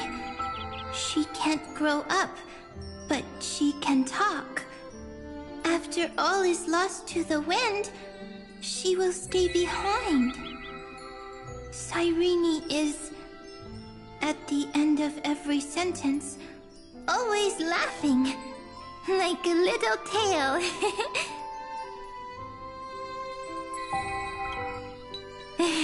Simple.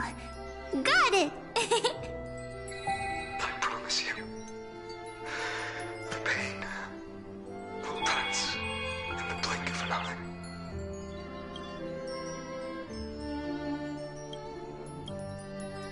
Alright, let's not make things so gloomy. What we're about to embark on is the true hero's journey, so...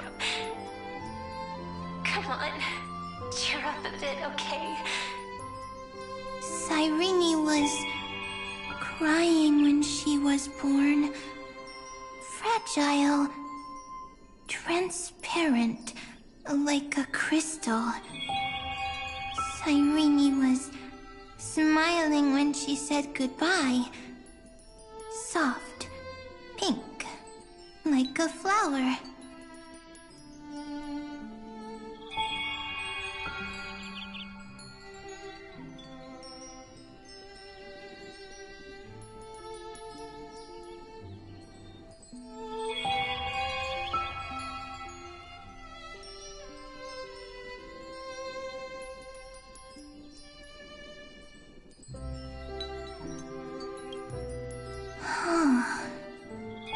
The later memories disappeared? Invisible? Or disappeared? Ah, I got it! Is this a blank space? So, next Cyrene is blank space. Then... as long as there are two Cyrenes, then there will always be blank space, and Peach will always be here. I see! I get it! I get it all! Cyrene's memories. I will preserve them all!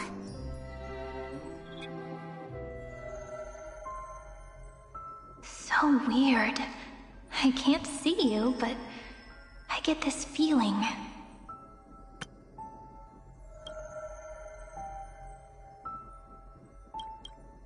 That you grew up? Hi.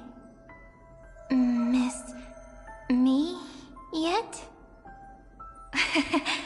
It just feels like you were a bit more mature. Yes. Mature. Beautiful. Like you. Now, I can listen, talk, read, and write. I can dance. I can sing. Also, I can tell stories. Storytelling is what makes Cyrene, Cyrene. So, I'm going to tell you stories today. A story I wrote myself. Quick, sit down. It's almost as if I can understand your words now. The things you say are very cute. Once upon a time, there was a flawless crystal flower that sparkled with light, like Peach's every story. How beautiful would the heart of such a brilliant flower be? A little fairy was curious and wanted to know. But it looked and looked, only to find the crystal flower flawless. Round and round they went, seeing only their own reflection. In that case, they should work hard to learn more. So the little fairy came every day to sit next to the crystal flower and think about the answer. Until one day, to their surprise, the crystal flower fell to the ground and shattered. The little fairy was so sad, but they immediately discovered that there was a light among the broken pieces. What could it be? They didn't know. But it was a good light. It was bright, warm, and happy. And I knew it was love. Love brings everything together, and it brought you and me together. So Peach and I will always be together. What a nice fairy tale. I'm giving it to you. Peach likes beautiful things, can write stories, and can tell lovely tales.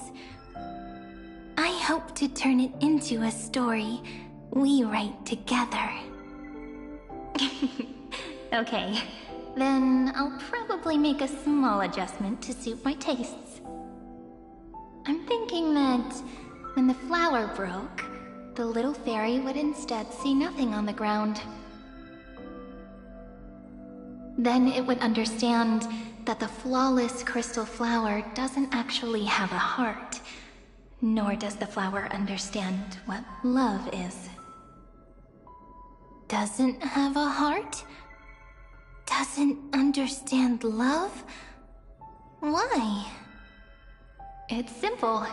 If the flower lets the little fairy into its heart, then it would have to include the fairy's impurities, and would no longer be flawless. The crystal flower was pure because it sealed itself off and bloomed in solitude. That's why it looks so brilliant in an imperfect world. But should a flower like this be called love? But then... the story won't exist anymore. That's not true. You've already written the most romantic ending possible for this story. The crystal flower fell to the ground and shattered. It happened because the flower was no longer pure. The fall was not an accident. It was the flower declaring rebellion against fate, and writing the ending of the story with the flower's own shattering. Then, the little fairy will see that each shard on the ground holds the reflection of their eyes. Then, in their eyes, the crystal flower that was no longer flawless would finally have a heart, and the flower would finally understand what love is.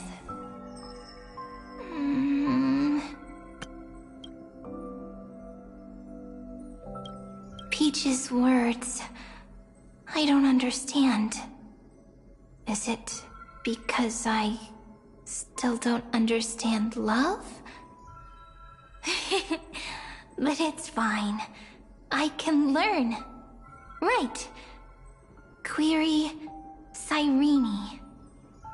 Electrical signal sequence Philia 093. Why didn't I think of this? I don't need to do it alone. I can ask Peach to teach me. What is love? What is love meant? Electrical signal sequence Philia 093. Track lament. That's not correct.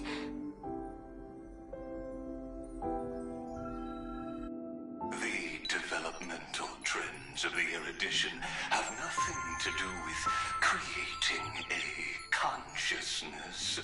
Those underlying principles are, in fact, contradictory. Not having a consciousness means not having the foundation of a heart, making them unable to obtain real emotions. However, that does not hinder the factors from learning and recognizing emotional responses, then communicating with life forms via imitation. That is an objective form of pattern recognition that does not distinguish between the self and the other. In a strange twist of fate, Philia 093 embarked upon a different path and obtained a different power. The remembrance, an empathy mechanism focused on the self and equipped with emotional projection capacities. Lament was the factor closest to this form of behavior. Perhaps that was why she was chosen. The daughter of Ide Silicii. I am very true to my name. My lament is a type of compassionate pain that is weak, powerless, and only targeting myself. But now, my good friend, I want to tell you that it's the most romantic force in the world. Sometimes, it's loneliness and unease. It's knowing that this world is not gentle, yet wanting to be seen in a more beautiful form by the world. Sometimes, it's unwillingness and regret. It's knowing that the past is full of pain, yet wanting to remember the past in a more beautiful way. And sometimes, it's a bottomless well of hurt, a destruction that can stain the entire world. I bid farewell to this beautiful world, unwilling to become the Black Tide's vessel. For while the end of hatred is a blazing inferno, lament can drown out everything in muted silence. It's so unreasonable, isn't it? Yet when hatred drove everything apart, and love did not yet exist in this world, only lament, the first emotion that fought against the pain of separation, could stall the destruction's steps. Then, it would catch up to that journey where all is lost, carefully picking out stories and writing them down in trepidation. Look at these stories I wrote. Every page is full of tenderness and joy. But only the author knows how much struggle and agony lie beyond the pages. But I am no author. I'm a girl who'll never get to grow up. I only tell stories that people like to hear. In them, the world tucks away its scars and smiles for all to see. My entire life spent inside this little story. I can't wipe away my tears, and I can't bring the world victory. But maybe, in these unchanging retellings of the story, my lament might be able to touch upon the divine and reach their tender heart at some point. I hope that what flows out from that cut will not be blood, but a tear, warm and wet. And that tear would fall and create the first ripples. Then, people would see every beautiful thing reflected in that ripple. It'll be all the remembrances within this story. Someone once told the very first me that everything was false. That the only life in Amphorius was a great catastrophe, nurtured using the world as a factor.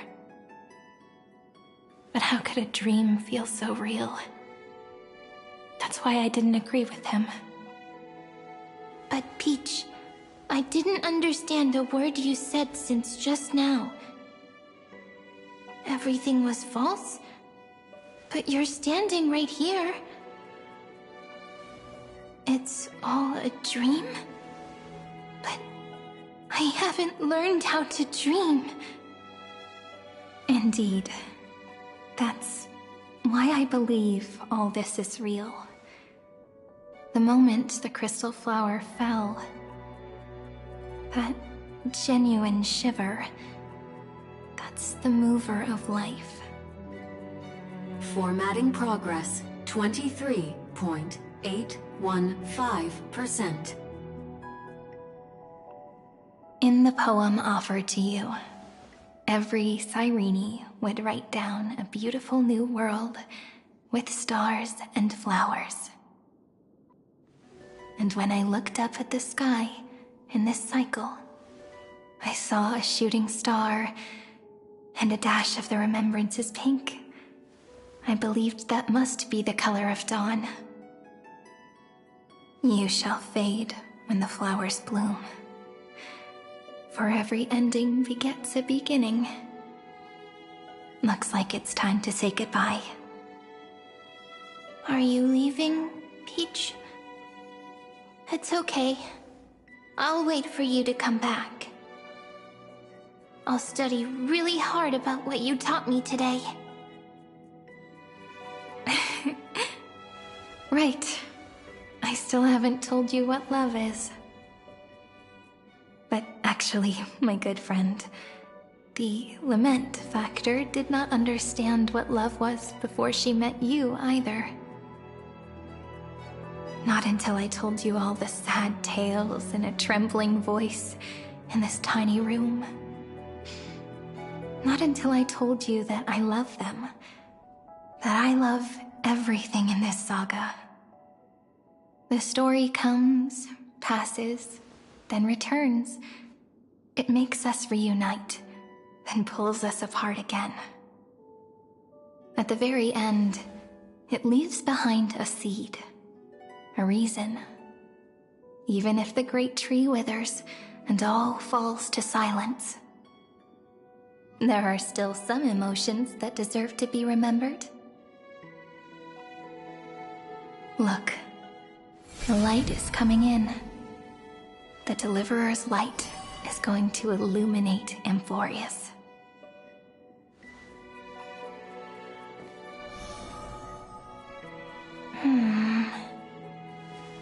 I still don't get it, but I trust Peach. Just wait. It'll be my turn to tell you a story of love the next time we meet. Then I'll really look forward to it. In that case, I want to make a promise. I want to gift my pen, my book, and my name to you. Please take them as a beautiful blessing from me. I gave myself the pen name Cyrene the first time I wrote a poem. I want my words to be like pebbles falling into a pond, dropped from the past to send ripples into the future. In the stories you will write, perhaps it'll be inevitable that there are still sorrows and tears that are destined to fall. But could you promise me one thing? Promise you'll forever be a gentle flower. Promise that when the stars cast their gazes upon you, you'll only reply to them with love and a smile.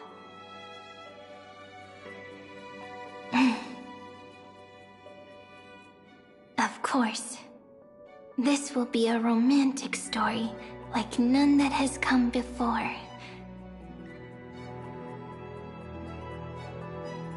You think so too, right? I'll read and you'll listen, like how flowers always bloom then wither. I shall welcome my own decay, becoming nourishment for the next flower's bud. While you will depart and hold that final star, planting a boundless sea of flowers on the final page with her. And our stories will be lying silently among the flowers, like every ripple of remembrance. And they shall become the epic known as I've Written.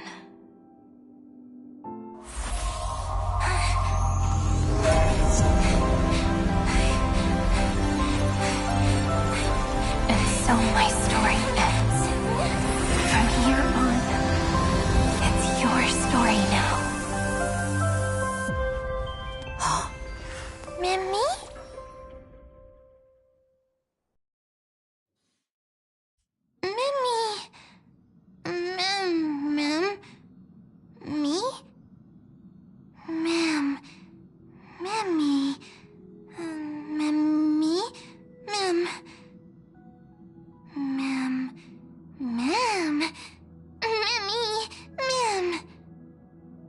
So, the light that tore through the chaos illuminated my memories. I turned into a little fairy from the stories and met you. Yet, I forgot everything. But I'm still so happy. I caught that star, didn't I?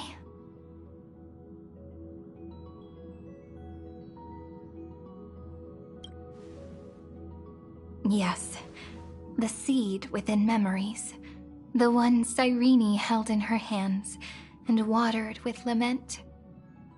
I am the first new spore, Amphorius's heart, the Demiurge. What a long name. And it doesn't even sound cute. The total opposite of Mem.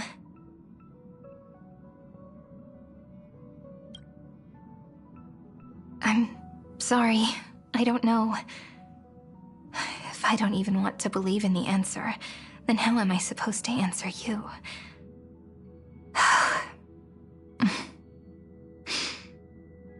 But now's not the time to cry, right? We'll find the answer, just like how miracles will eventually happen.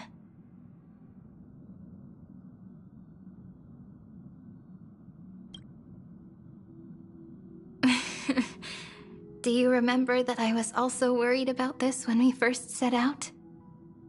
Mem's memories and Cyrene's memories got all tangled up with each other in my one heart. It's all so strange, yet so familiar. Either way, could you please let me do something I want? Just this once. I want you to call me Cyrene. That name represents me and her. Every one of her.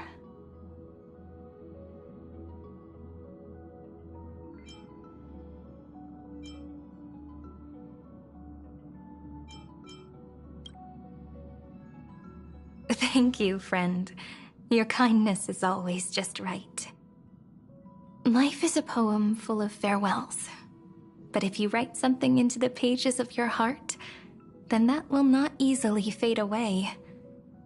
Now, all the footsteps of the Flame Chasers and the Trailblaze have come together within this book, as I've written, becoming the source of power for Amphorius's heart.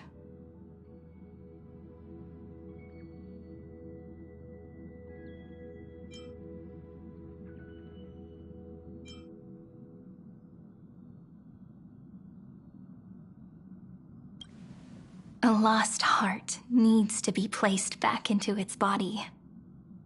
The last thing Xandar wants to see is an event that gives us a chance of winning, for the two halves to rejoin, and for the scepter to become complete again. Then... and what happens after that? I don't know either. Maybe I can create a miracle, and instantly turn the black tide into a pink sea of stars. Or maybe I prove to be nothing more than a weak ripple, unable to change anything, and am devoured by the destruction. Either way, I no longer wish to be a silent onlooker, or a worshipped god at the end of this saga.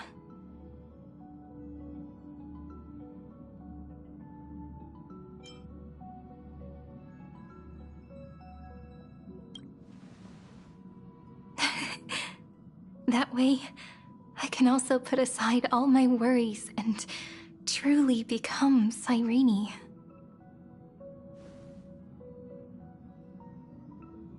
The world has never been so quiet. It's so good. It's as if I can hear the sound of my heart beating. Remember this moment, friend.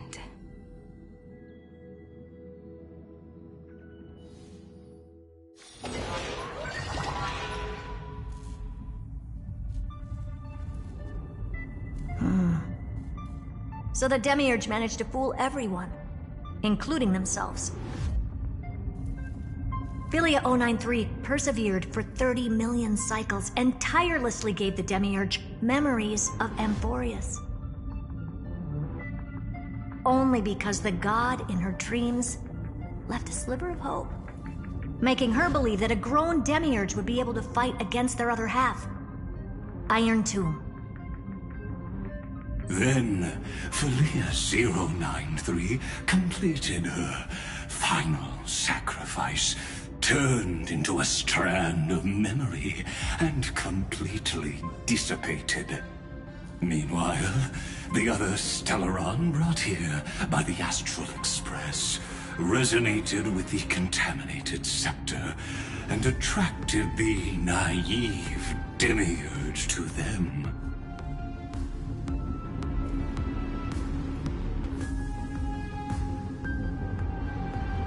As an experimental factor, Philia 093 originally could only recognize and output information in a set format. However, the power of the remembrance and the memory of over 30 million sacrifices enabled her to complete an unprecedented feat. She managed to nourish a real heart. A heart with the capacity to influence the erudition.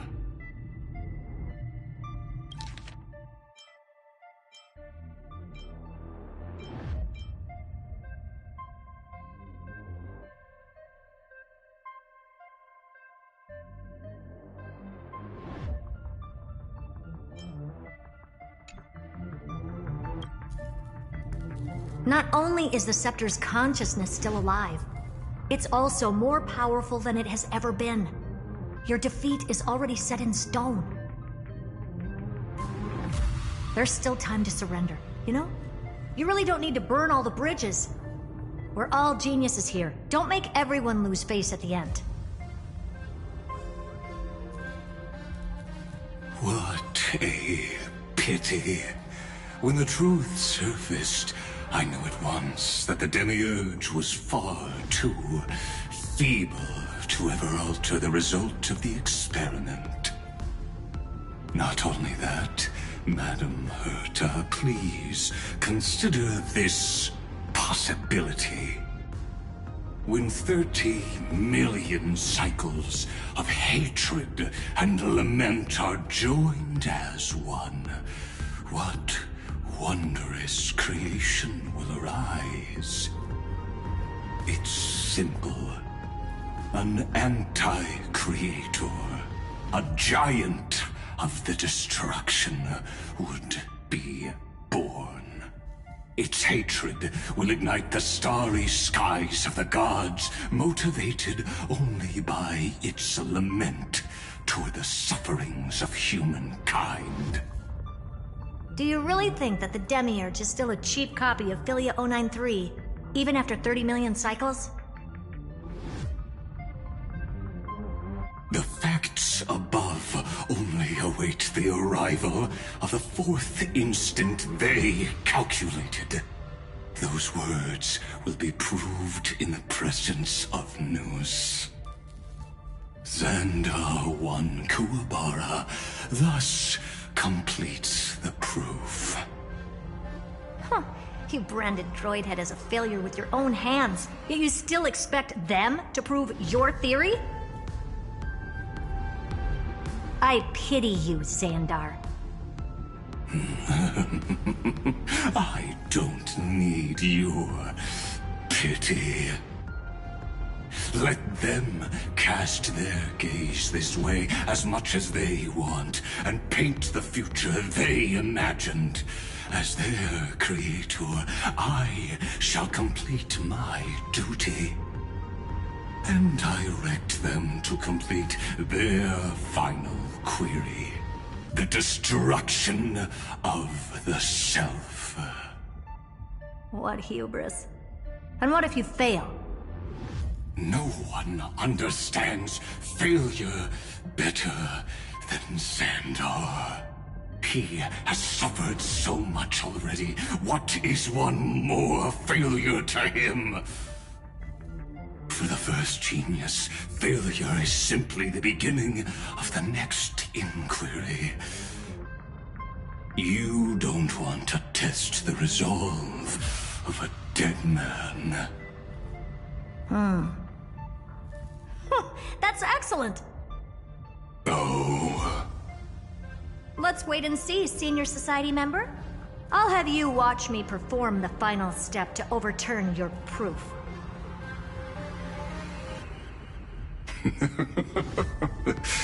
I'm all ears. It's my topic, so stay out of it. Be quiet and let me borrow your head. Let's go, Screwy. We're gonna break Iron Tomb's seal. Come on, let's take off. It's time to go meet your little pet, Senior Society member.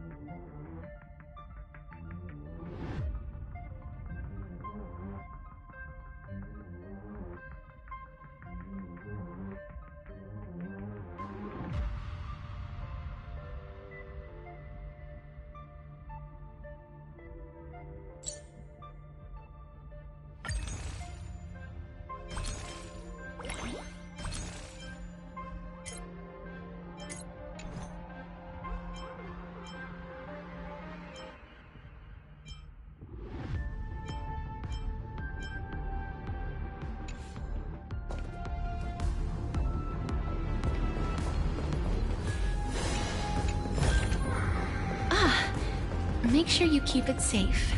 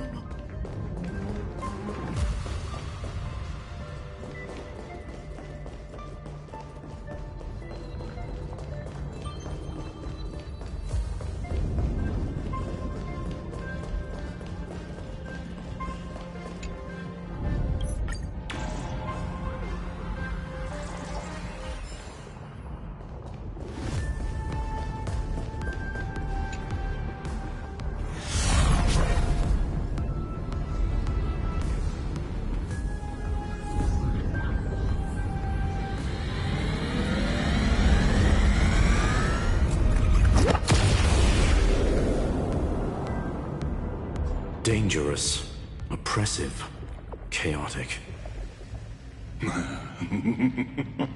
What a beautiful wail. It'll soon resound throughout the entire cosmos. The view's pretty good here. All yours, Screwy. Just a moment, please.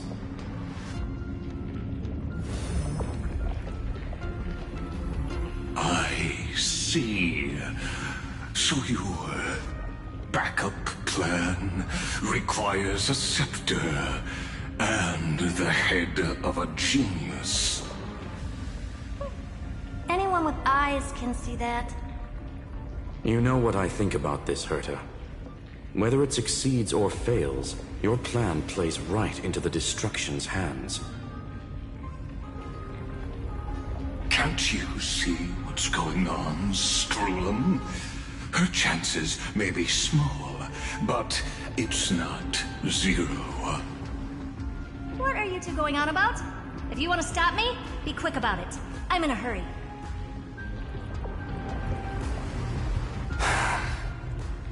I'll take that silence as a no. You, Xandar? As your enemy, I genuinely wish you would cease your actions. But should your sudden inspiration bring more variables to the proof, then as a fellow Pathstrider of the Erudition, I won't mind witnessing it with my own eyes. You will initiate the Destruction's chain reaction. But you'll also become the perfect scholar. The chances are 10,000 to 1.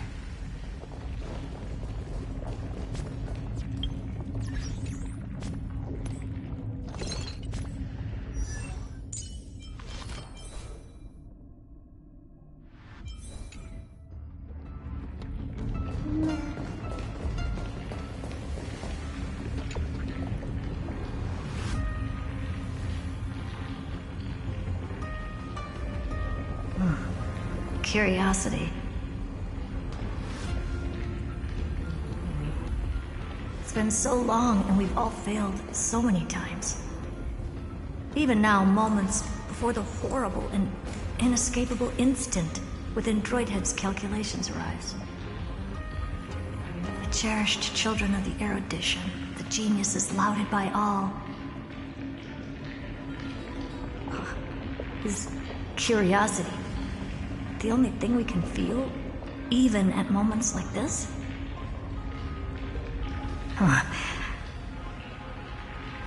Well, it's not so bad. Now let the lock become the key. Geniuses who walk the stars. The cosmos has reached a moment where its very existence hangs in the balance. I, Herta, Genius Society 83rd seat, hereby summon you. I request a society meeting to be held immediately. We shall serve the grandest cause with the most macroscopic ideas.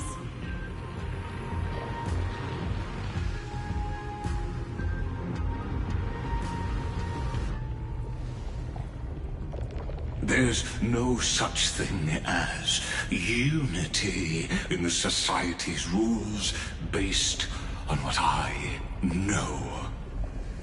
Indeed.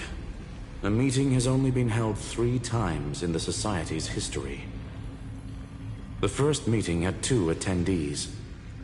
After the Emperor was assassinated, the second meeting had 7 attendees. During the Second Great Prosperity, the third meeting had 5 attendees. How many will respond this time?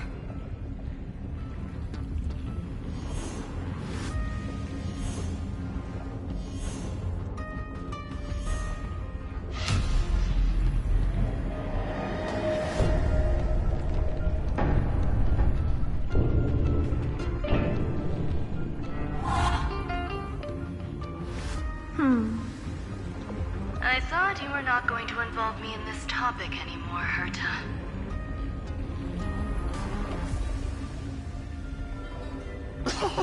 It really is this little witch. I shouldn't have made the bet with you, Poca. I've been waiting for you to offer yourself up. Goodness gracious me! So many familiar faces. We even have a special guest. It's that greatest failure of a genius, Xandar. What a noisy gathering this is. Not bad. More people showed up than I expected. Even though one is just here for the fun of it. Either way, the person I was hoping for most is here.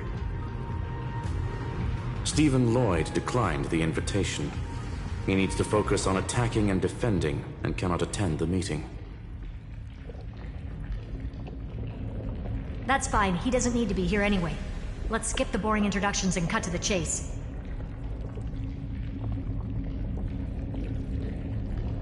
Folks, this is not a discussion, but an announcement.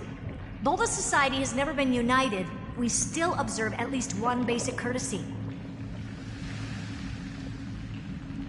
We don't interfere with each other's research topics. So listen up, all of you. Conquering Iron Tomb is my research topic. I will personally take over Scepter Delta Me-13 in 1.5 system hours and stop the destruction. If the front line falls, I will immediately overclock the Scepter and complete self-coronation in Iron Tomb's place, and interface myself with Droidhead.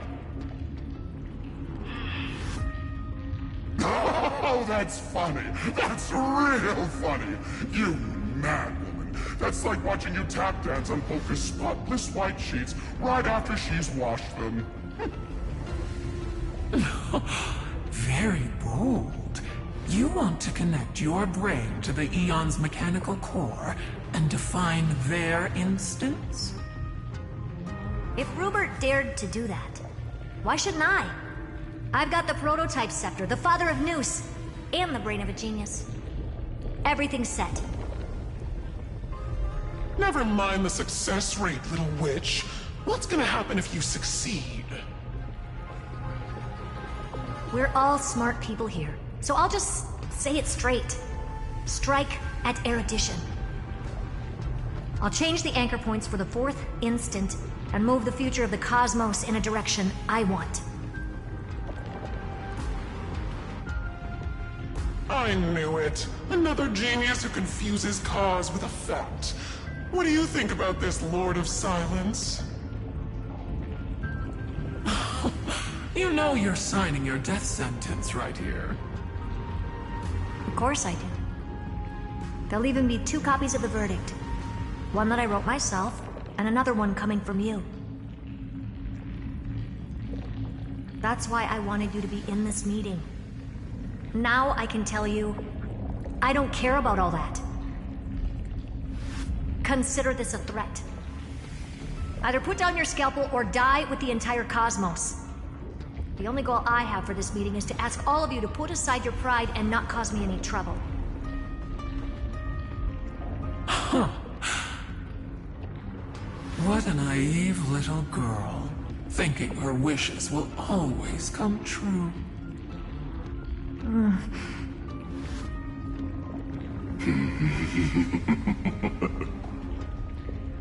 What are you laughing at?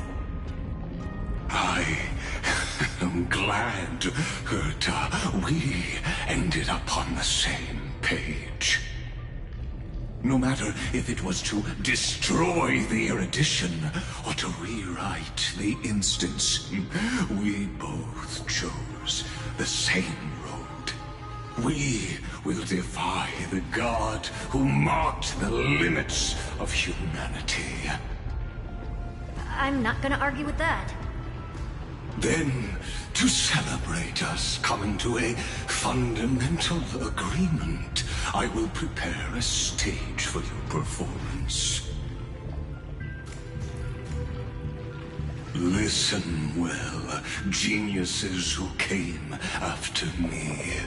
Thus speaks Genius Society #1. End this pathetic meeting. As of 2 nanoseconds ago, I have passed Herta's decision to all the Xandars in the universe. We will become her representatives and stop all external interferences targeting her. What are you playing at? My reasons. It's simple. Curiosity. That is all, madam. Am I going to clash blades with the first genius? What a pleasant surprise. Now that our positions are clear, it's time for this boring meeting to end. Good luck, little girl. Did you all just treat me as a side character? Darn it. But anyways, I'm just here for the fun.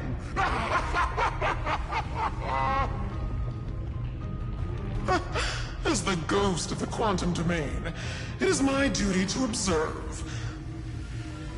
So, if you're happy to bring me a tea set from planet Scrollum, then I wouldn't mind giving you a helping hand, little witch. After everything's over, come visit me and taste some of my freshly baked desserts. I knew you'd say something like that. I always give the same response to plans that exceed the limits of mathematical calculations. I don't know, right? Those 3 words, though seemingly graceless, contain all the wisdom in the entire known cosmos. Well, we passed the Society's trial. Let's focus on what we've got in front of us. I hope you hold up your end of the bargain, Senior Society member.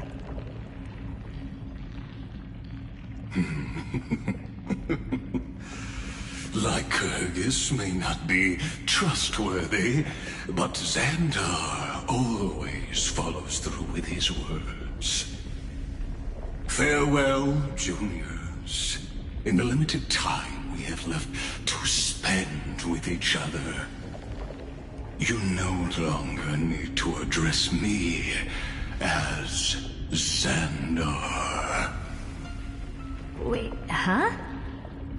Lord Lycurgus? Could it be? Yes. I have completely severed my connections with Xandar 1 Kuwabara. I shall witness the end of the world in the role of Theoros, as a character within this play. I really don't get you. Perhaps you've heard me say this many times, Herta, but I still would like to reiterate that it's a great honor to work with you. I did hear this many times, and I've responded to you many times in the same way. I'm allergic to pleasantries. Keep at it, and I might go into shock. Stephen's work is done. Let's get ready. I've been ready for ages. Let's open up a path for our allies. Most heroes' journeys in the universe are just dice tosses they threw on a whim. But make them see clearly. Your answer is already different. Amphorius. Indeed, for this world so deeply loved, we'll write an ending, unlike any that ever was.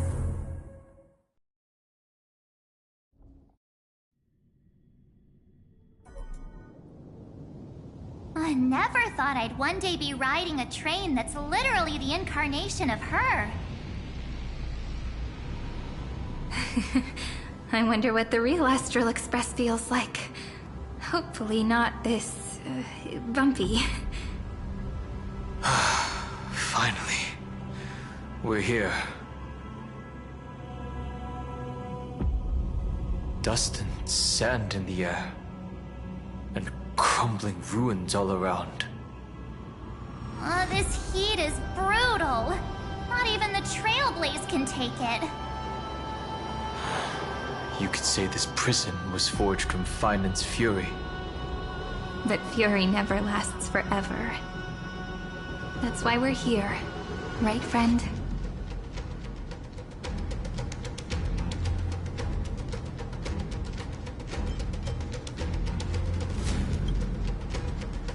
Let's embark on the final Flame Chase journey.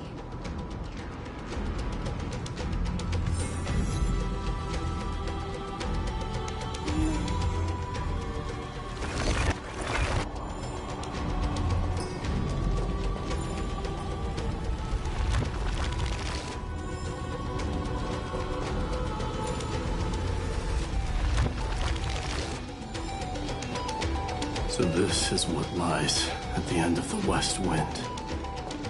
A ravaged battlefield.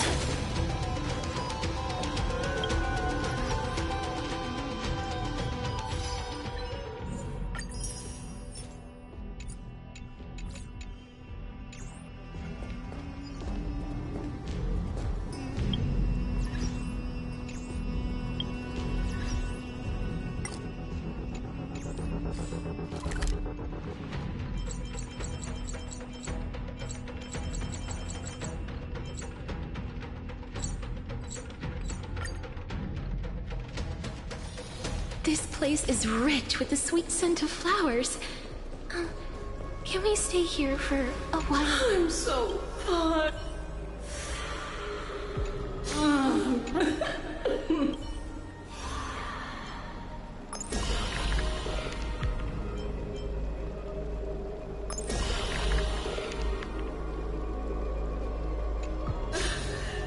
I'm so parched.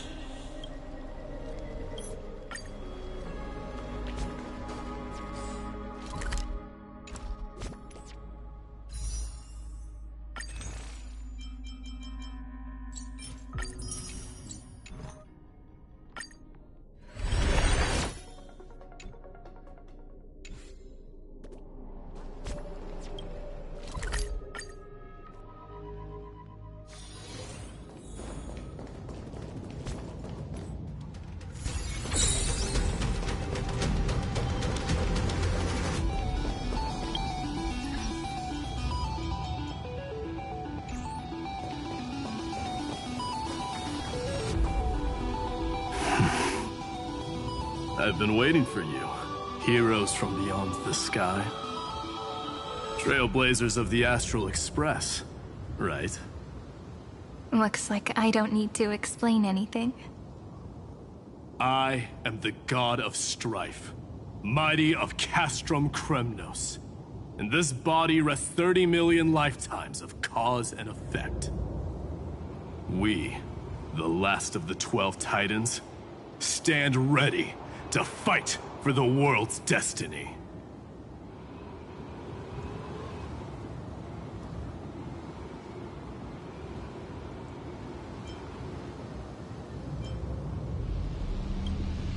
Indeed. That journey remains vivid in my memory. I will not forget it.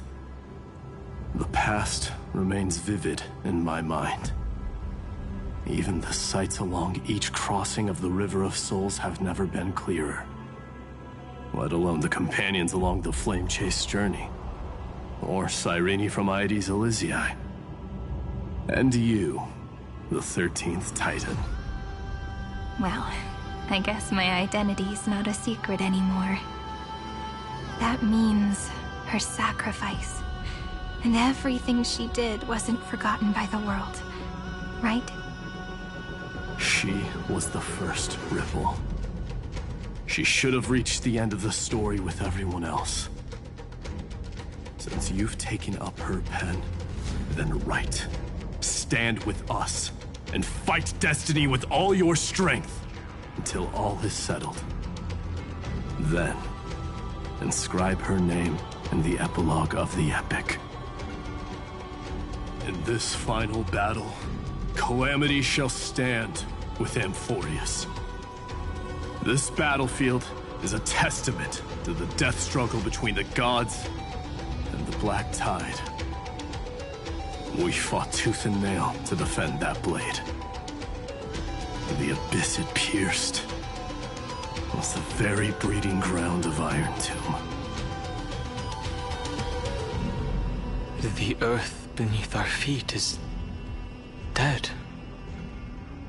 Deep below lies a void, as if the world's core had never formed. I hear it. Finan's heartbeat. It's so faint, like he's on his last breath.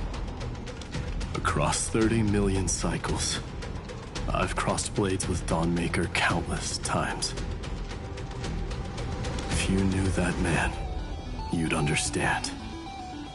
It is exactly that last flicker of flame that will never go out. In this life, the Song of Strife shall not end in a final watch over Kremnos, but rise again into a journey unending. I am Mighty-Mos, the Lance of Fury. I trade 1,000 scars and 100 lives of mine for the destruction's eternal end.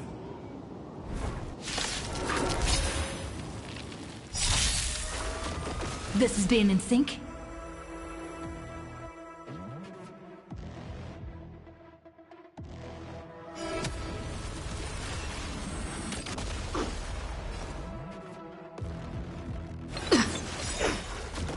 The future is great.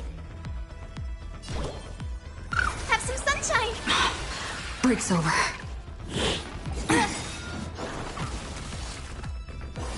Don't be rash.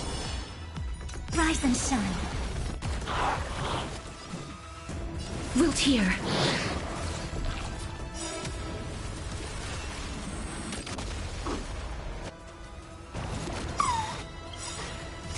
Embrace a new life. Just you wait.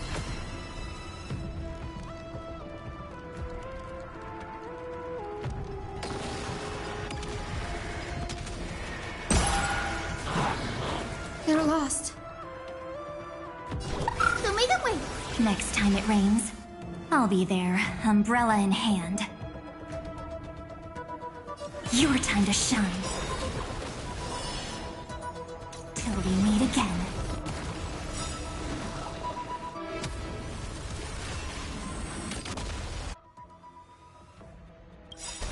Don't worry, night falls. Good night. Mavis, dispel the gloom, restore the skies.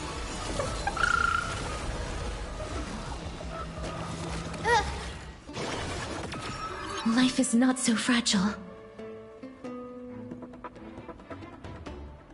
Return to dust.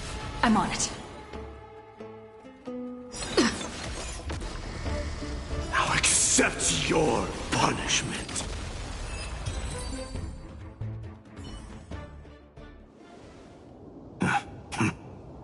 Weakling.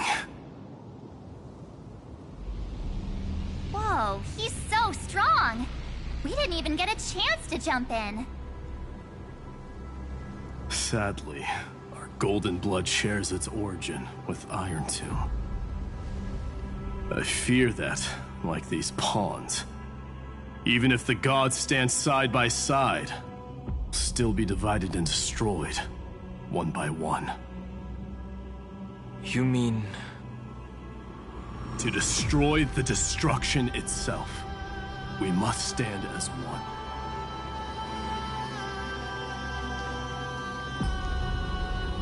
Take this.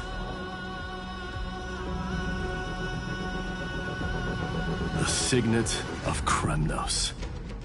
It has witnessed every birth and death of mine. It is Mighty's unfinished destiny. And the perfect material to be turned into remembrance You can do it, right? The weight of 30 million lifetimes of duty is no small burden.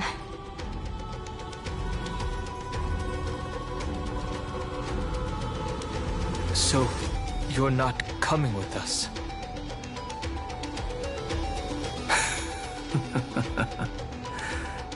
Come now. I am Strife. Scattered across all creation, the scar that this world needs. What stands before you is merely one of countless divine bodies. Take the signet. With it, I'll be with you always. Use it to blaze the path ahead and inscribe the cause of deliverance.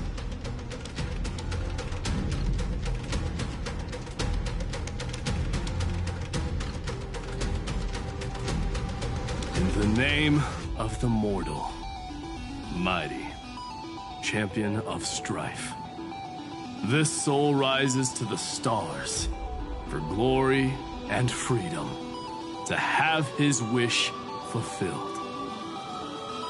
March on, heroes. March into the abyss and fulfill that long-cherished wish of Amphorius. And then, upon this broken and charred land, build anew a city of prosperity.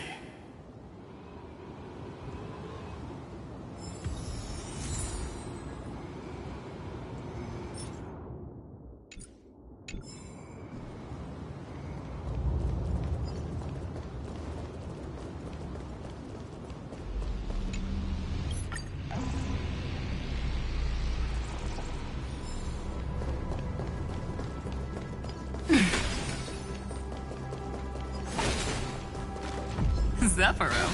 Sounds like someone fused me and the Little Prince into one name. I want to make something with it. But what to make?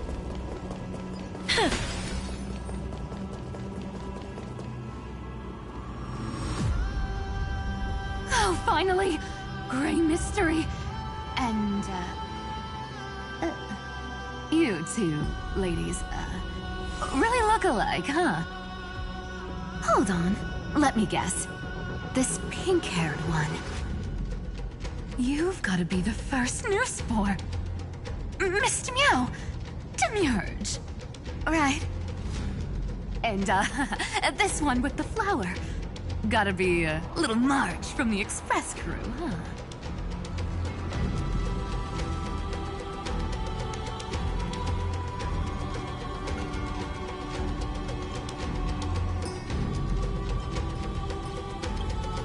Do we really look that alike? She's saying we're both special in our own way, right?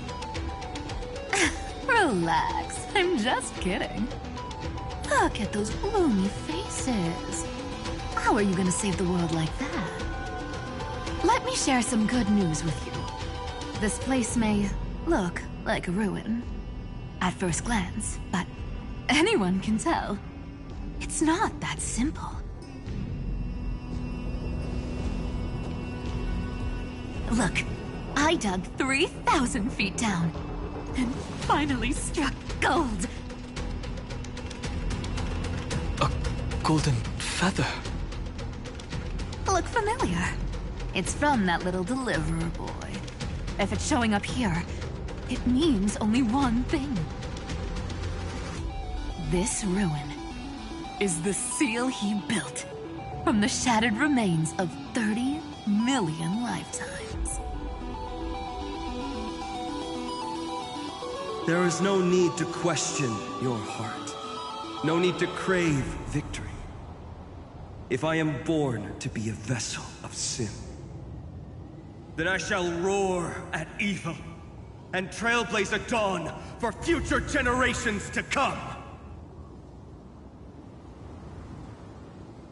I see. So this is how he trapped Iron Tomb to buy time for the world outside. Sounds just like him. People say cats have 9 lives, but dying and coming back millions and millions of times. No one walks away from that in one piece. He's probably the only one who could have endured that.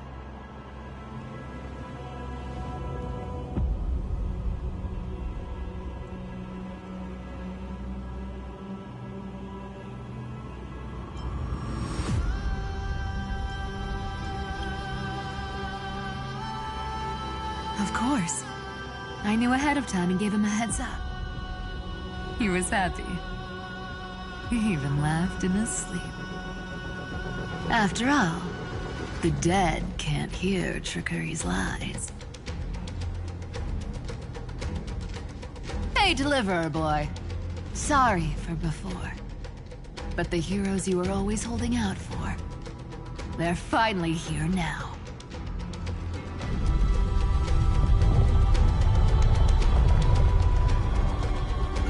Hang in there a bit longer. Sorry to keep you waiting all this time.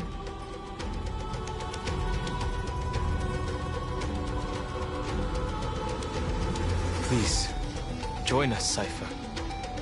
Help us fight for a new sunrise tomorrow. This time, its light will stand without lies. Well, would you look at that? I ended up being one of the heroes after all, huh? Alright, then write it like this. Cypher, Trickery's traveler. All she ever wanted was for there to always be water in deserts, and gold in fertile soil. And for even a thief to steal their way into legend.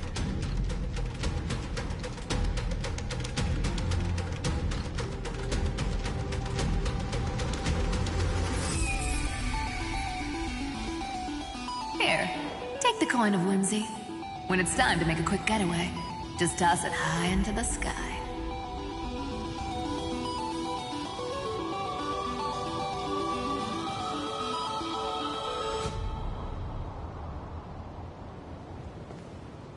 And for all you latecomers out there, listen up.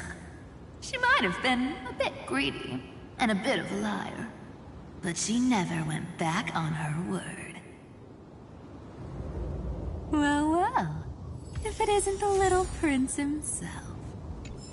It's been a while, Lady Cyphera.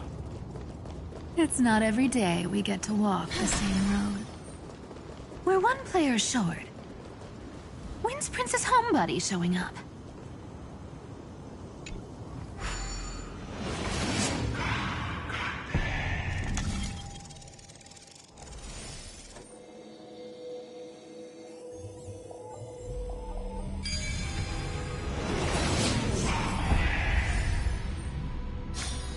I've seen puzzles like this in books. So even this vessel, you've forged into a shackle.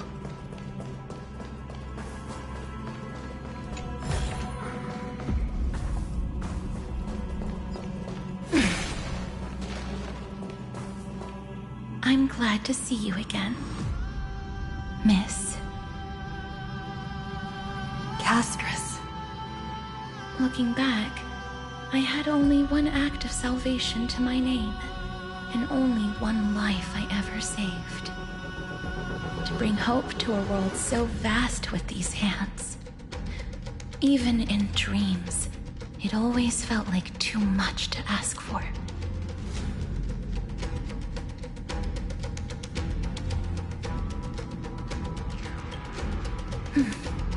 I won't forget. Flame Weaver. Why is he here? This is the first Castellana, and Lord Finan's deepest wound. He remembered everything he bore through the fires of his fury, but when the embers faded, all that remained was cold regret. I've restrained countless vessels like this across endless cycles, but this one, the pain he carried runs deeper than any I've known. Maybe he's been waiting here. Just for us. Waiting for his former enemies to stand before him again. What answer does he hope for from us? Well, obviously. Even if I had to go through hundreds of billions of cycles again, I would still entrust my weakness to you. So, let go of your regret, comrade. Its purpose is served. You don't need it anymore. Hey, I'm not that accommodating, you know. You've never once pulled your punches. Ever heard of going easy on a lady? So pull yourself together, will you? If you freeze up during the final battle, the whole cosmos is gonna have a good laugh.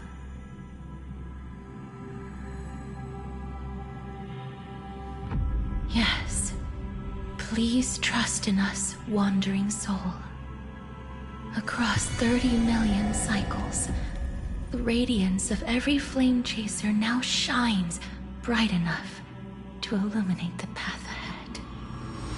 I ask you to rest here, and may this grieving soil bear the bloom of acceptance. No earthquakes. It's surprisingly quiet. Perhaps Kozlana has found his peace. There's another possibility. This may not be the only seal he left behind. Then, I suppose it's my time to set out with you. Please take this Antilla flower with you. I believe that if anything could speak for Castorus,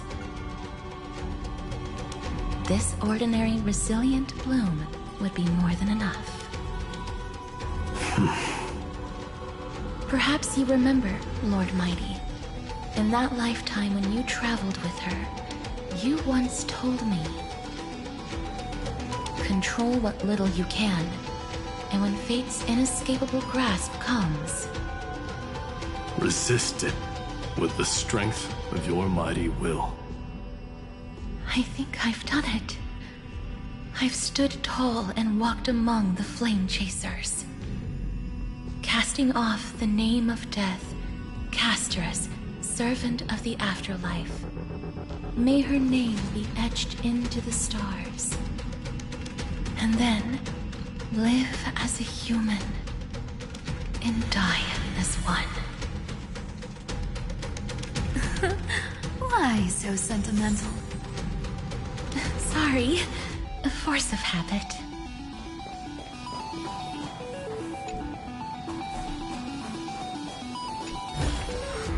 I want to make something with it, but...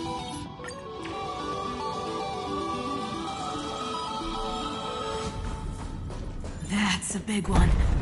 So, not budging an inch, huh? Really, Gray Mystery? I leave you alone for a bit and you're already this rusty. Speaking of which, Miss Cypher, do Delosians all like spherical things? Of course we do. Wait! That's not the point.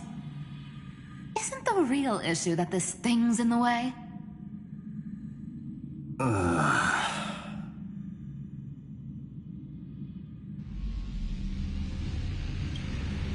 Oh, right! It's my turn to shine now? Watch this! The fresh power of time!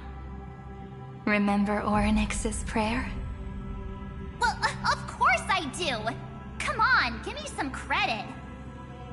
Lift the beddings of memory and stir up ripples of past reverie.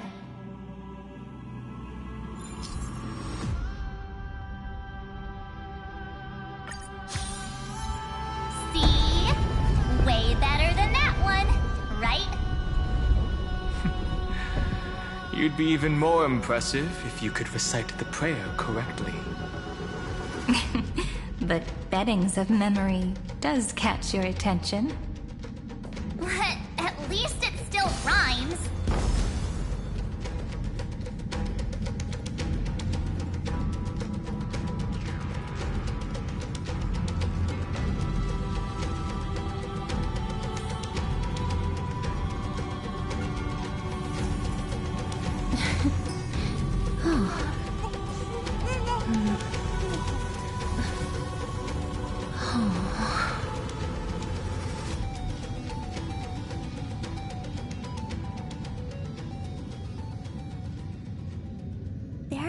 whole garden down here? Incredible. The energy in the Earth's veins here it's completely different.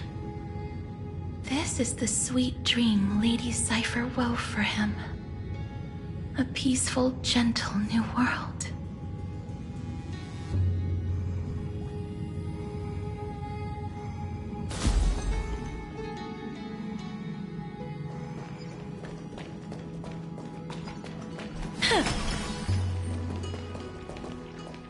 Look! The blade down here's already snapped. Just like his mind, shattered and broken. But that light, it looks familiar. Yes, it's the world-cleansing blood. Still shimmering. After all this time. This roundabout way of doing things is definitely him. Golden light, tracing the way home. Shame our destination's the exact opposite of the one in your poem.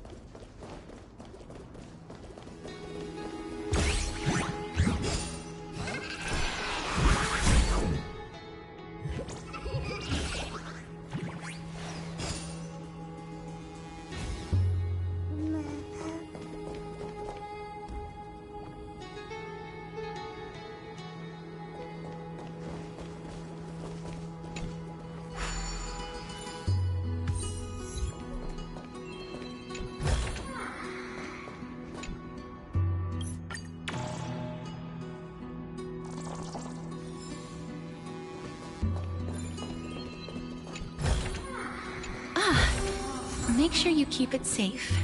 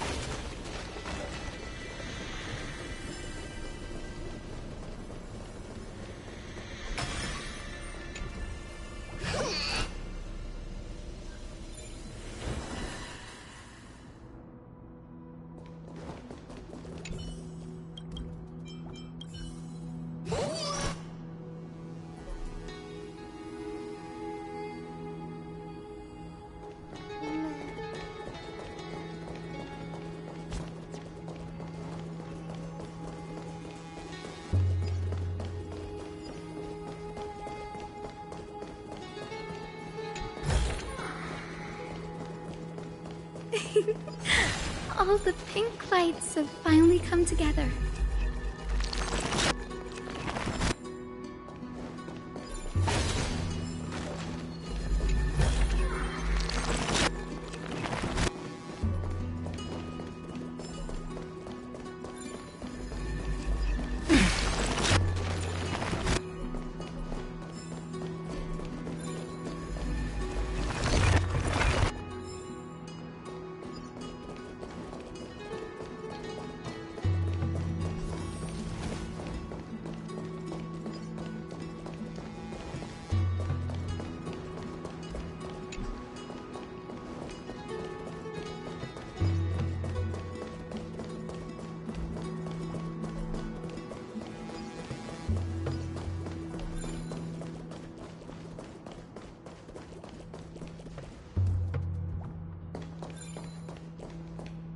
I've been waiting so long for you, Grayy, Danny, and...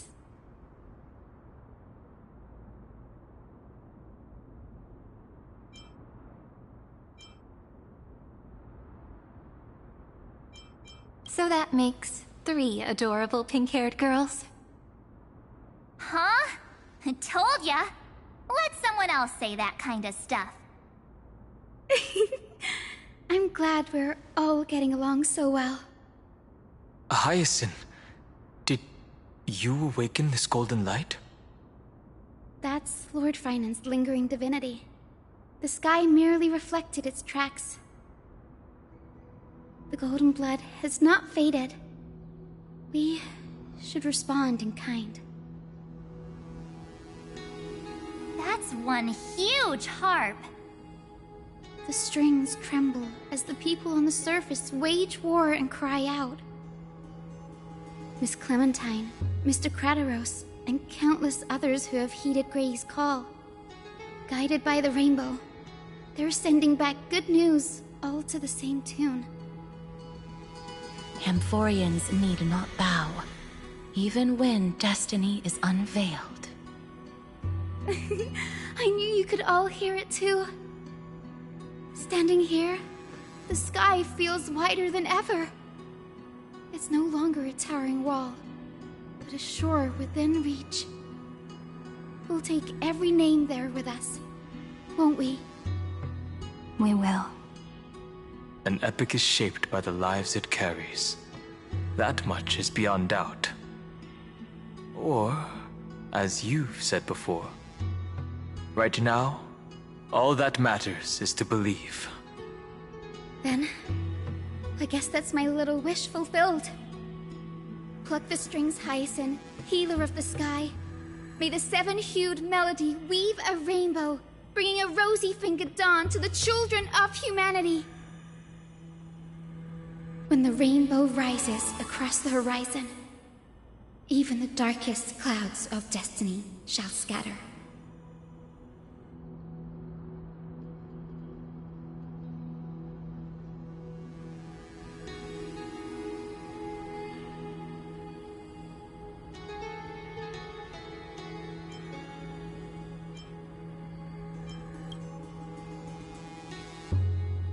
Finan, can you hear me?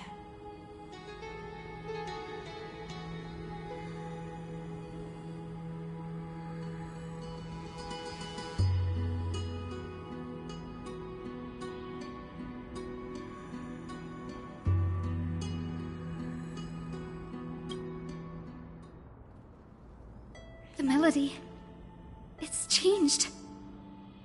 He heard the voices of the people, but could no longer respond with the same ardor. Like a bird drawn home by instinct. It takes flight and finds its way to him.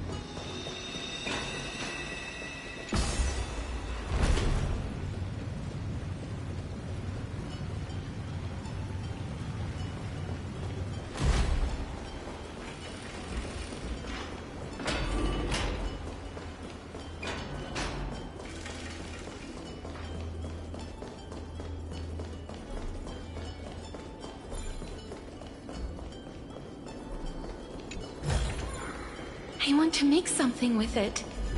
But what to make?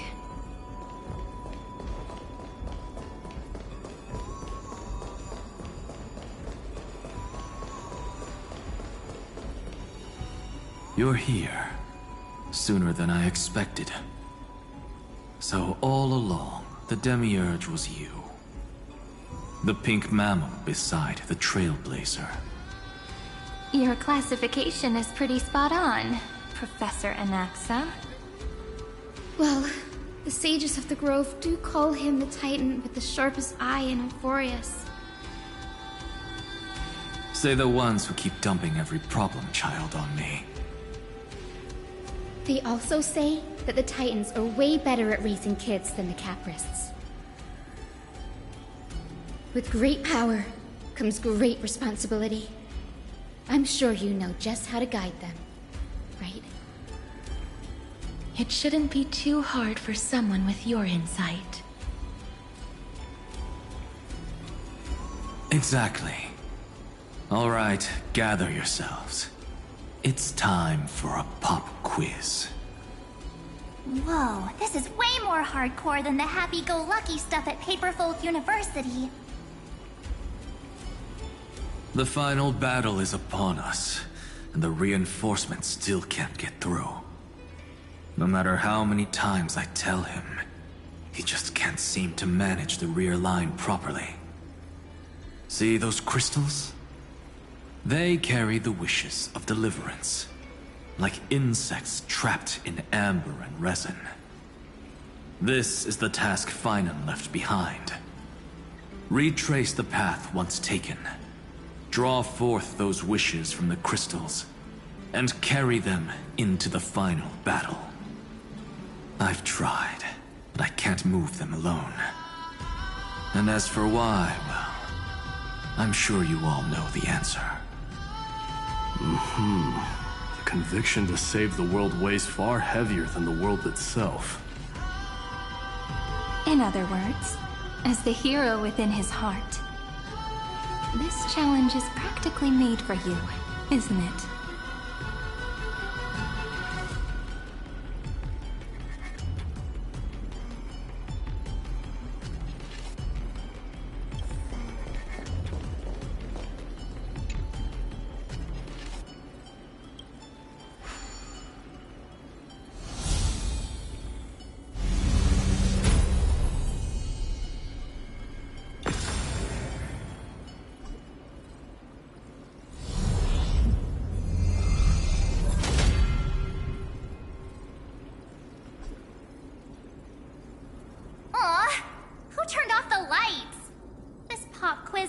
Dramatic effects now? Endless darkness. That is where wishes begin. But with just a glimmer of light, we can illuminate this lonely world. What lies beyond the edge of the light? Chaos. To bear the name Kozlana, one must first plunge into chaos. To seek a path. Beyond the shadows lies the outline of dawn. Only by bearing both light and shadow can one traverse the cycles of dawn and dusk. I've seen puzzles like this in books.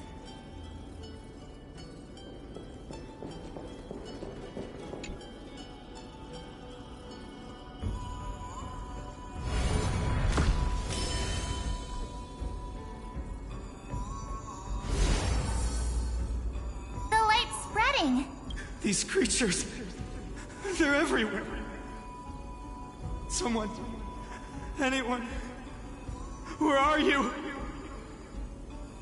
His very first wish was simply to become his village's little hero.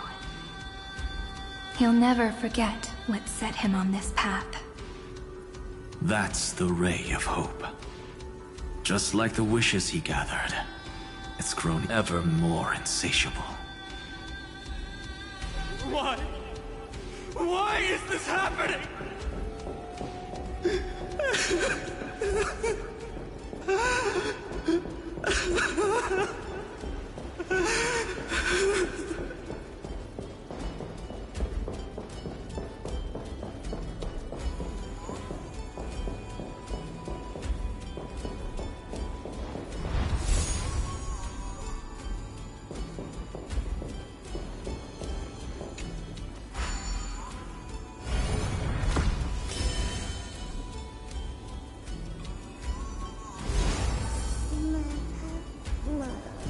Even the deliverer from the sky must have their beginnings in the soil of the nations.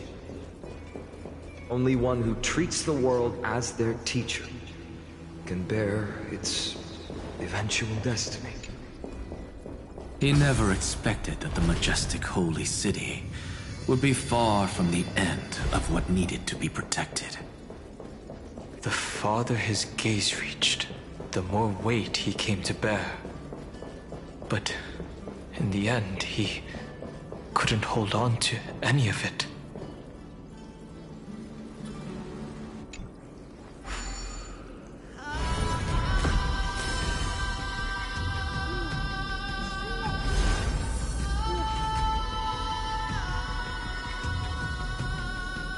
This crystal is quiet.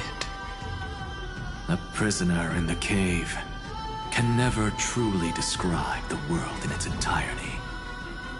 Yet even so, he would still choose to bear it.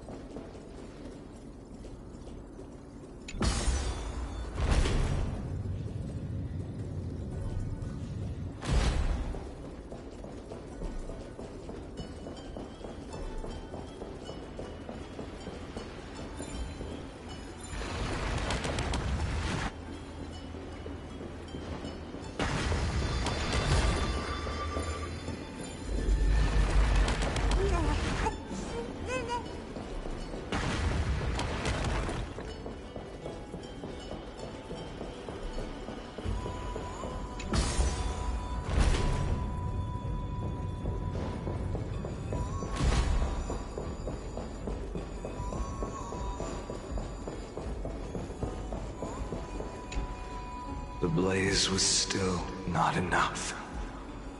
It had to be fed. Only by feeding the flames can we melt that hopeless future. The echo in his heart still lingers. Deliverer, take the wish of world-bearing with you first.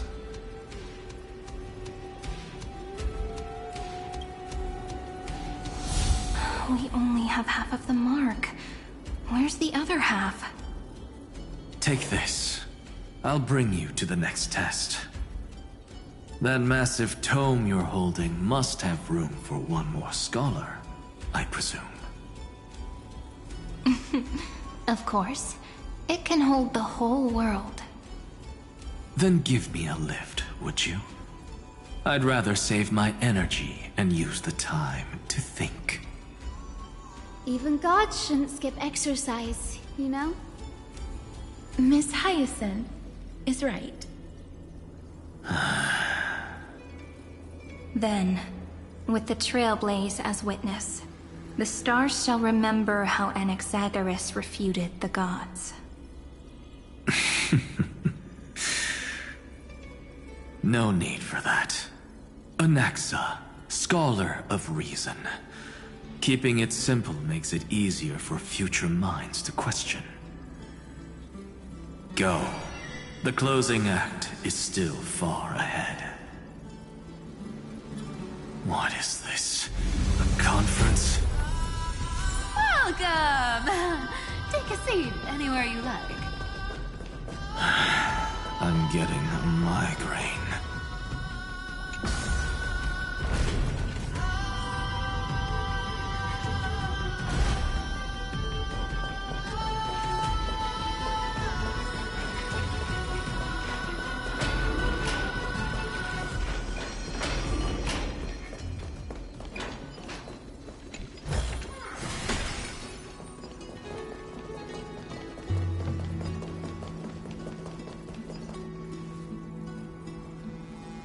It seems like we've been shut out.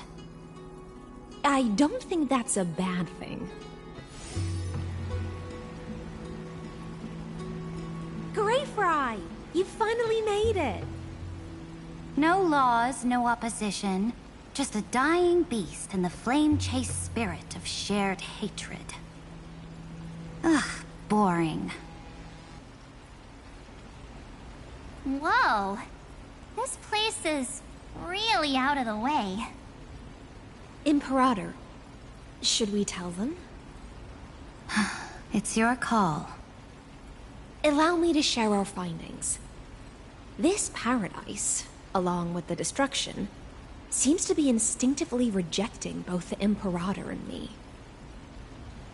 Perhaps it is because the era in which Finan was the most active lies far removed from the days of the first flame chase journey. Even in the cycles where he remained sane, his ties with us never went beyond cooperation. Even trapped in a cage, he hasn't let down his guard. That is a good sign.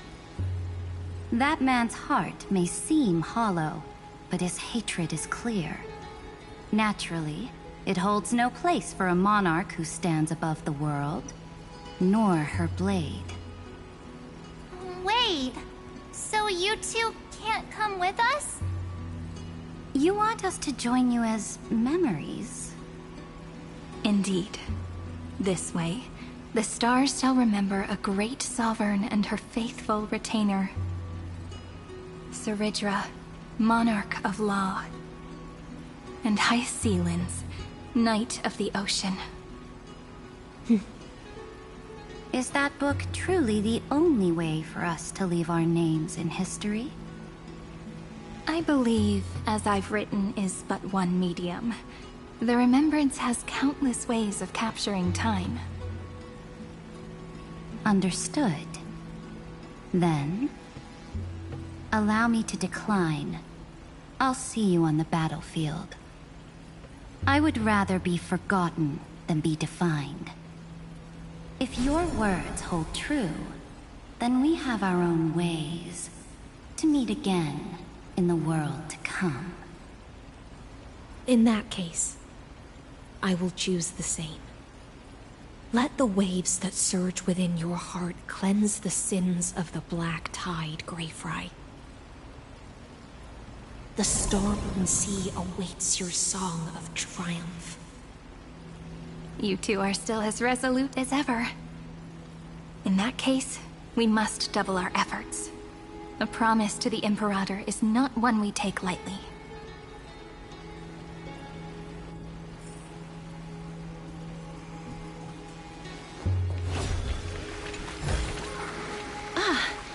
Make sure you keep it safe.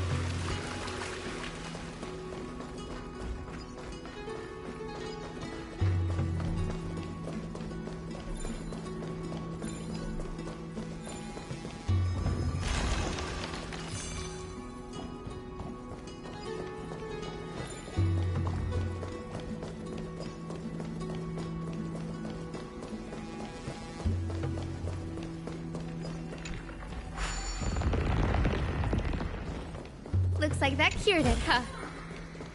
To think, such a tiny pathogen could spawn a calamity that engulfs the entire universe. No wonder. Look at what's in its belly. Demigods packed in like sardines in a can.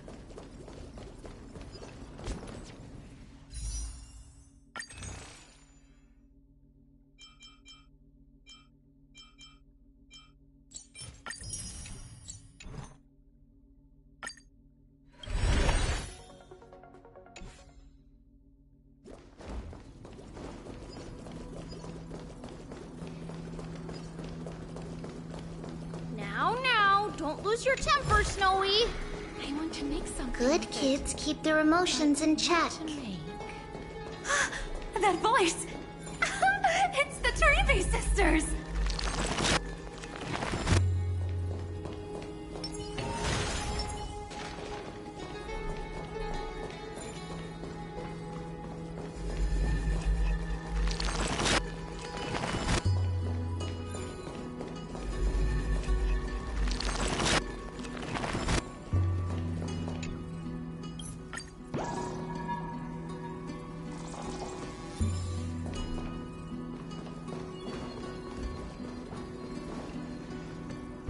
Whoa! There's another one!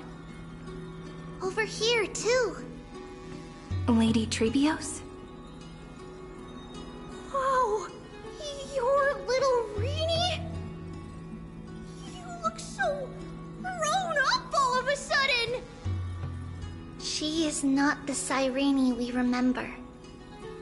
She is the Demiurge, Titan of Genesis, the one destined to work miracles alongside the heroes.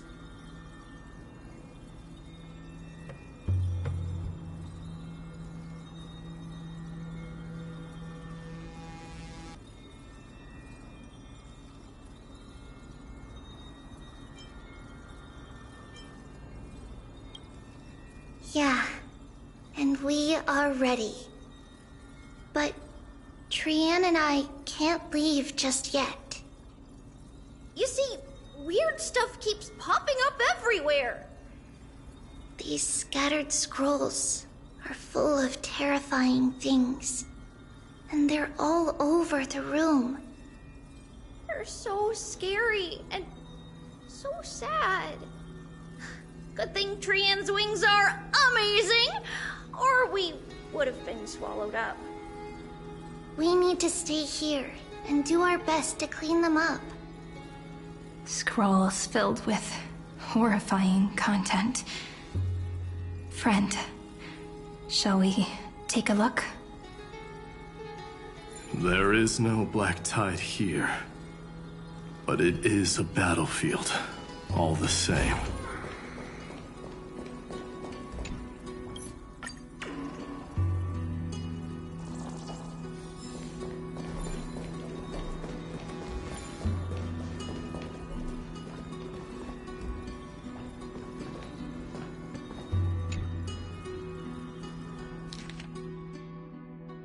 Snowy's been fighting this whole time. He doesn't want to be consumed by Iron Tomb and turned into an agent of destruction. But the strength behind his resistance comes from the same hatred. To be a flame is to burn. It is simply in Finan's nature. But it was remembrance that drove him to shine with golden light, piercing the unfathomable darkness.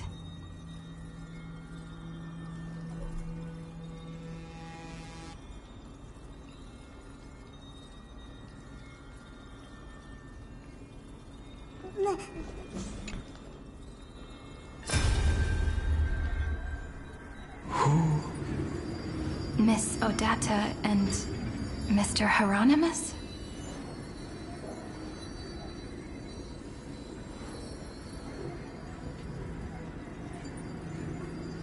Nikos 496, still resisting? Command, inject interference to redirect decision logic. Signal simulation. Parental figures. Ah, that Tin Man is one sneaky jerk. It's time to move on, my child. Let go of your anger and listen to reason. That God created us and then cast us aside. Shouldn't they be punished for that? The cold, indifferent cosmos has never shown mercy to Amphorius. Why would you burn for it, only to turn to ash? Child, you've chosen the wrong enemy. Your birth was meant to be the greatest destiny. You were to liberate the universe, like the blazing sun at the end of the long night. And yet, you led yourself into a trap of futility, treating your very purpose as your sworn enemy. Is that not a tragedy in itself?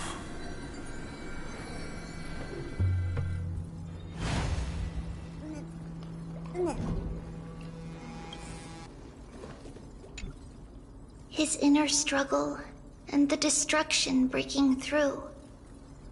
They're rising to the surface. If those thoughts take over this little world, we're in big trouble. So, we'll use the Century Gate to toss them somewhere no one can see.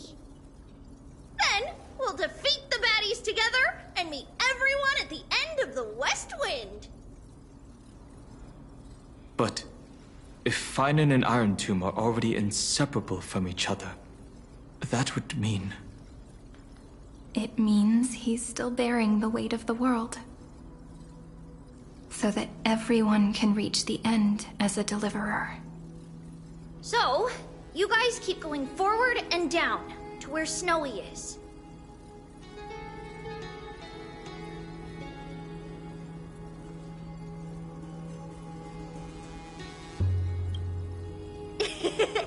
Little Gray, this time, let's give it everything we've got.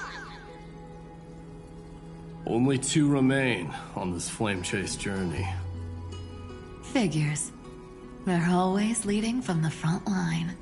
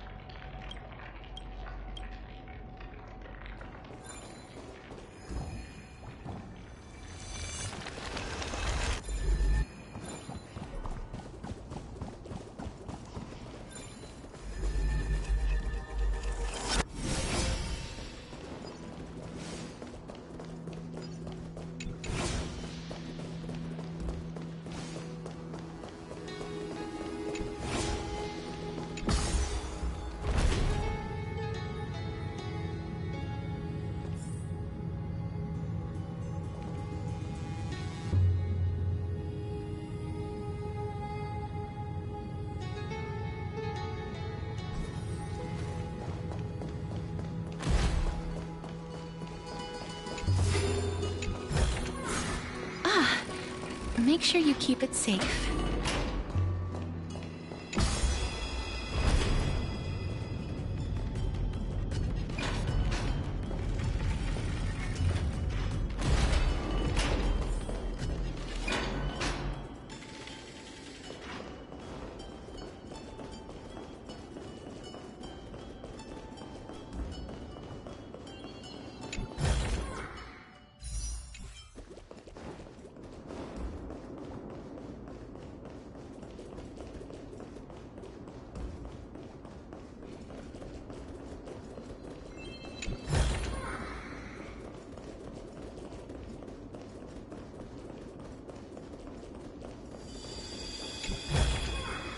I want to make something with it. But what to make?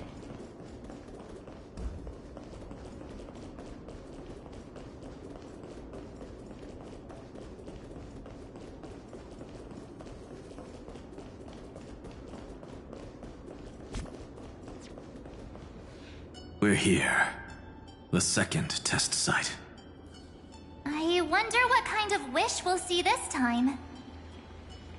I'm afraid it's quite the opposite. This time, we'll face his despair.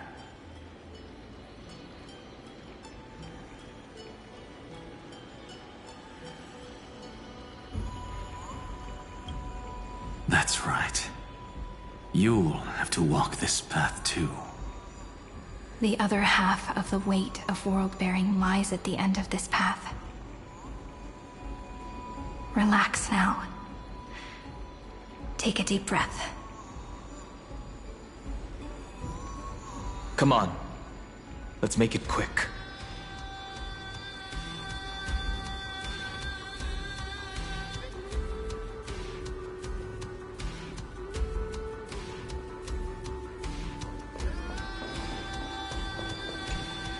If you're ready, begin the ritual and retrace the steps he once took.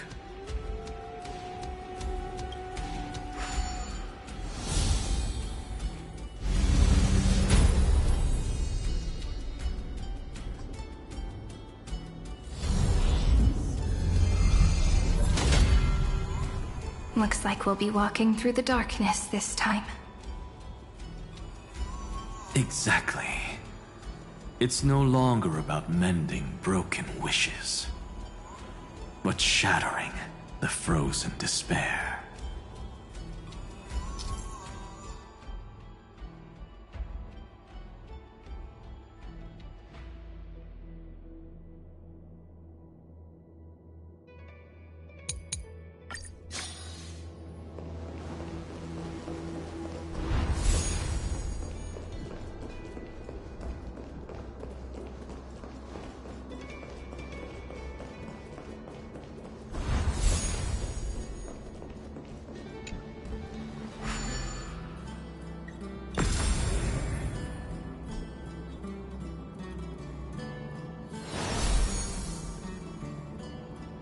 The first ripple has faded. And so begins a long and arduous journey.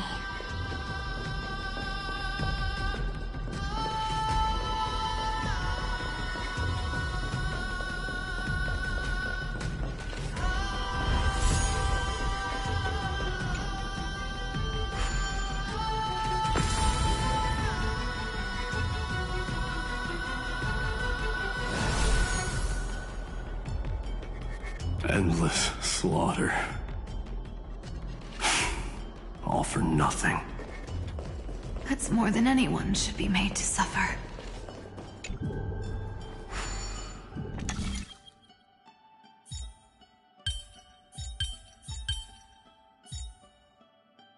I've seen puzzles like this in books.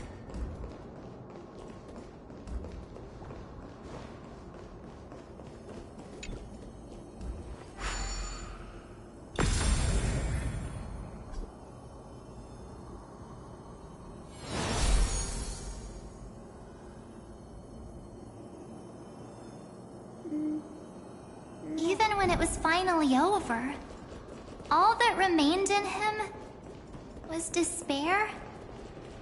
But even so, the drop of blood wrung from his wrath has guided us here.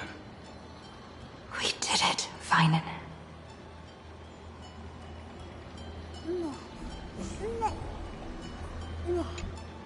The other half of world-bearing. As promised. Take it now.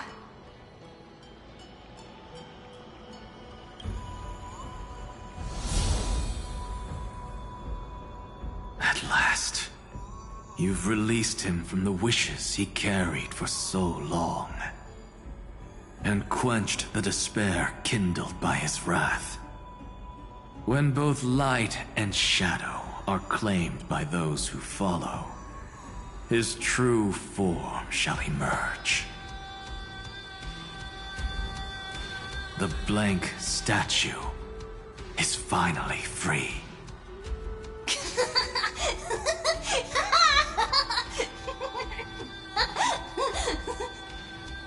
That smiling child in the memories.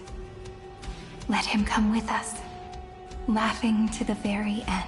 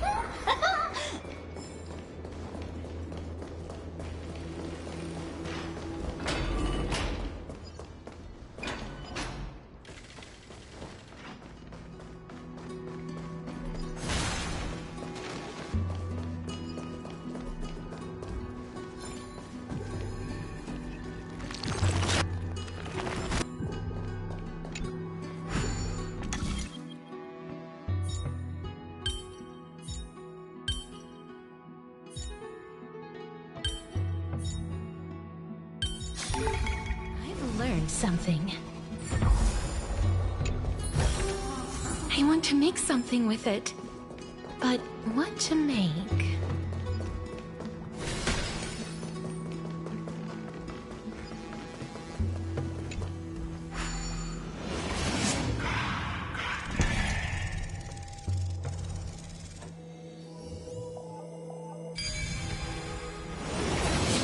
My wish is to fulfill everyone else's wishes.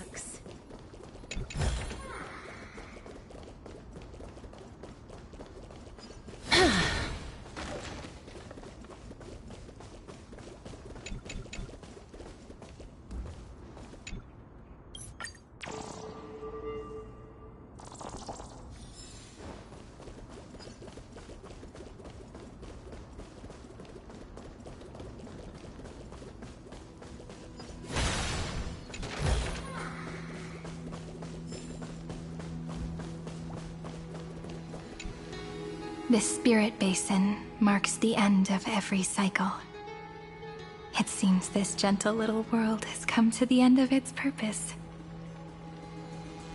One last farewell before the journey moves on. Farewell, Paradise. You carried 30 million lifetimes of wishes and despair. Sink into gentle remembrance. And see you tomorrow.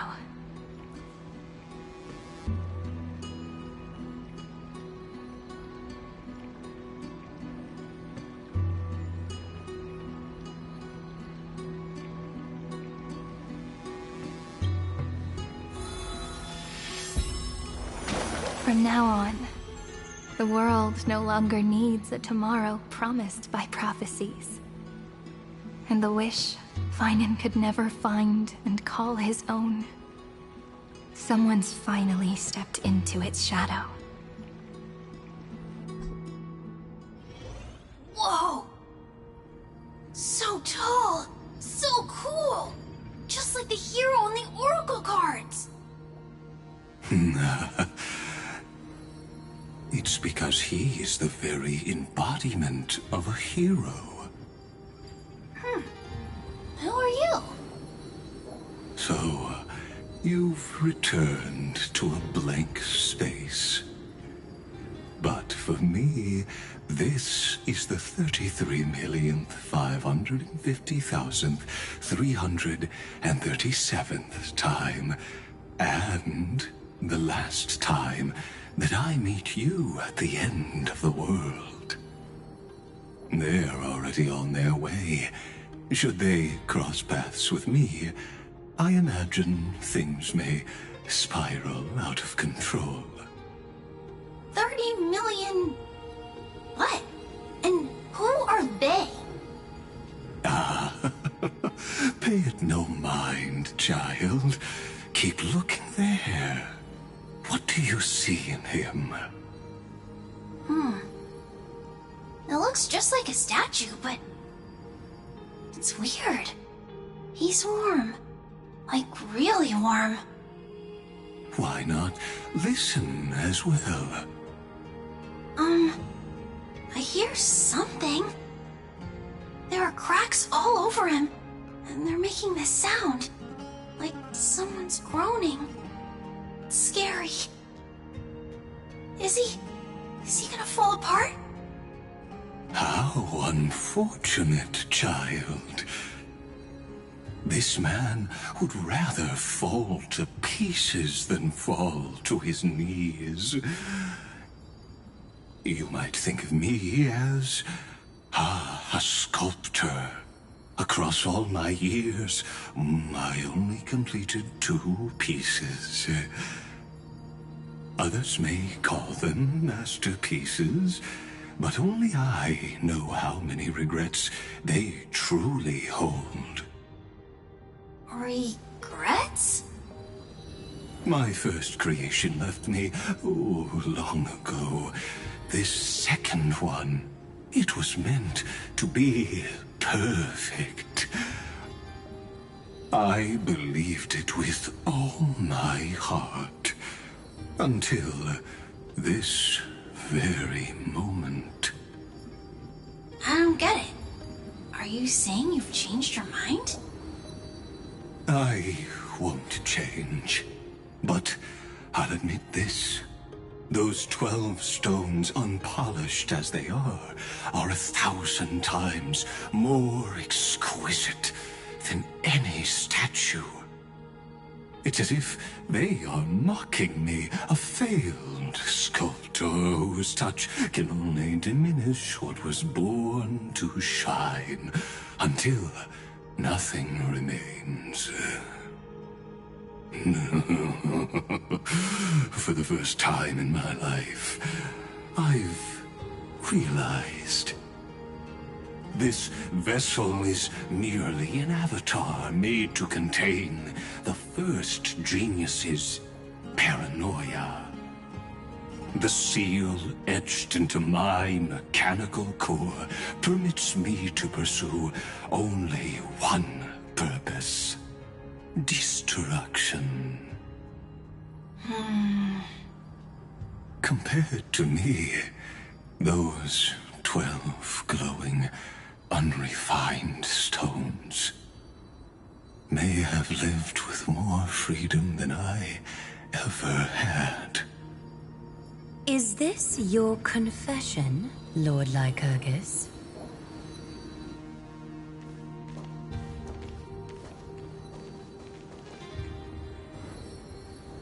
You misunderstand. From the very beginning, I was never meant to feel regret. But since you're troubled by the radiance of these stones, perhaps after 30 million futile cycles, you too have realized you're just as much a prisoner of fate. I suppose you do have a point. Now you are imprisoned by the sages from beyond the sky. And that is why this will be my last time standing here as the Theoros. Though we stand on opposite sides, we are both waiting for a miracle.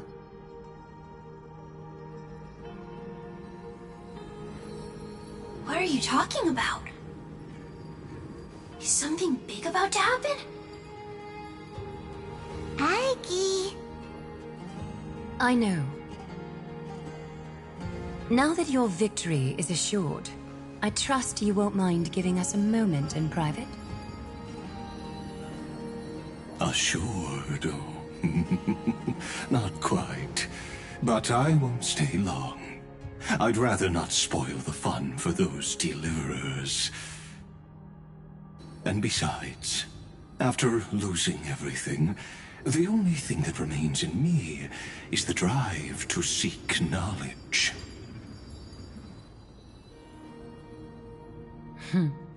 I pity you, Theoros. I don't need your pity.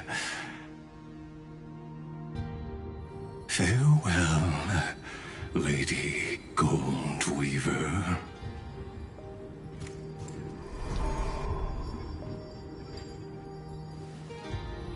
Sorry to keep you waiting, Snowy. We're here to take you home.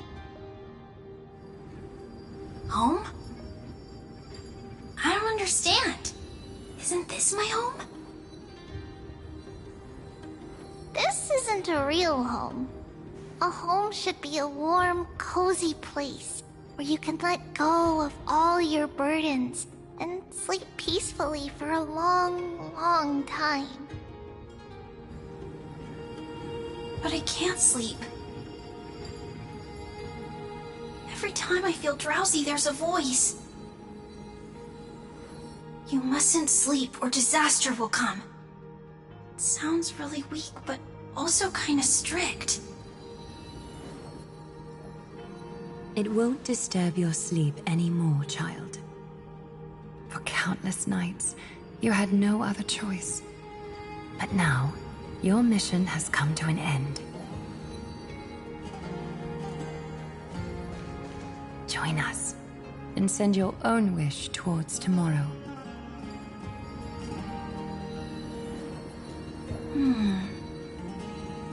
My wish. What could it be? You don't have to come up with an answer right now, child. Grown-ups often think duty and ideals are wishes. But a true wish should be the purest, most beautiful thing of all. It can only take form in the hands of someone who is truly free.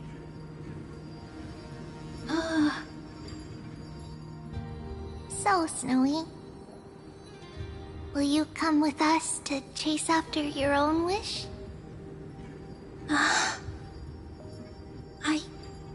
I want to leave this place. I want to go find it. I'm glad to hear it. The final flame chase journey, just like the 30 million before it. Take our hands and come with us.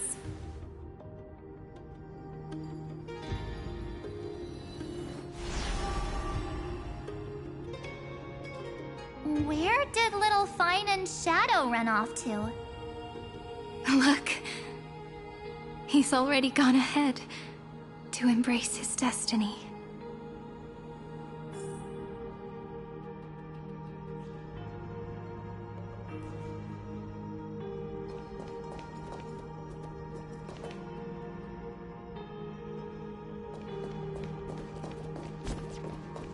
You really took the long way around. Well, now everyone's here.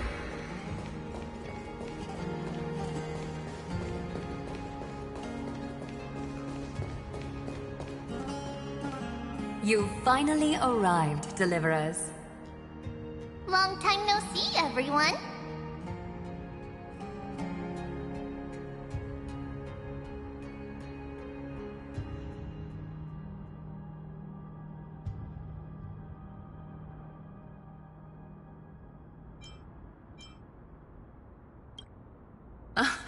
I'm glad to hear that. And even though we've met before, it's still moving to see her seed bloom like this. Woven from remembrance, this garment gleams so brilliantly. Just like the future, we will now weave together for Amphorius. We've reached the end. Yeah. We just have to go through the final passage. Snowy has already gone ahead. What lies behind that door. The first seal upon Iron Tomb was a battlefield, raised from the bones of Finan himself. The second seal was a reflection of his inner desires, his wishes, and his despair. A path he wove together with regret, wrath, and sighs. When all this is gone, what will he have left to hold back the destruction? The answer is all but revealed. His traces are everywhere. You can even hear distant heartbeats. But one thing is missing. His sense of self. The world believed Kefili had long since perished, but they held fast, anchored by a sliver of self, standing for 1,000 years to shelter all life from the Black Tide. What Finan is doing now is no different. And what we must do is also no different. Then let remembrance burn bright like a shooting star, and once more, pierce the long night of slumber.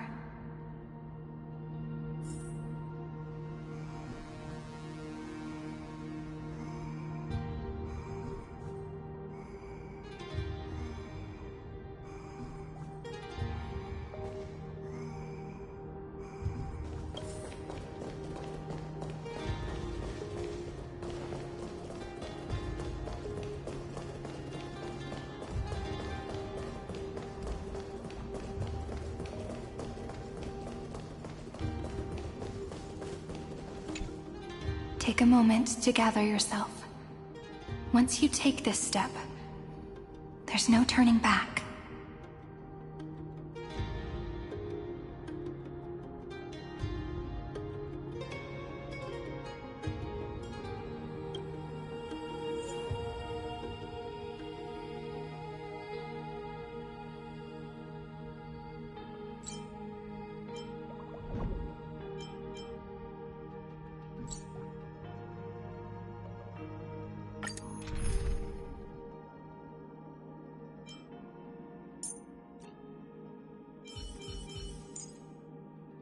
I feel so warm when I stay next to you, Hyacinth.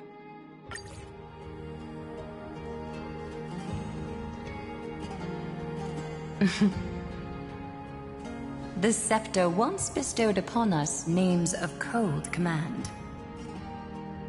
The prophecy spoke of our unchanging fates time and time again.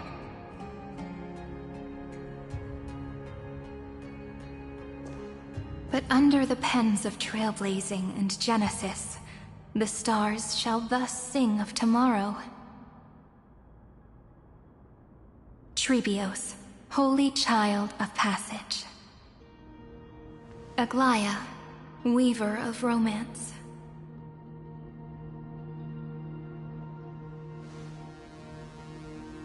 At the journey's end, they shall bathe in gold once more. Through myriad passages, until all that was lost is reclaimed. Do you still remember, Kaslana? The one who won't reach the dawn. The world dissipates at the end of the cycle. In this dream, you will awaken again, and become once more that boy who loved to laugh.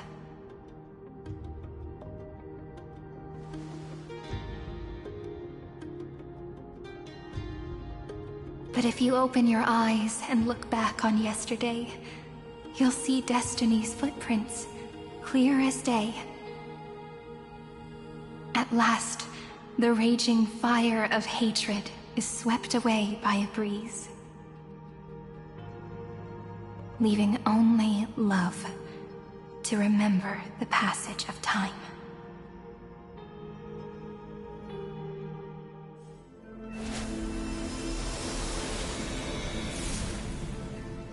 Losses are a constant on the Flame Chase journey, but even Even if all is lost to the winds,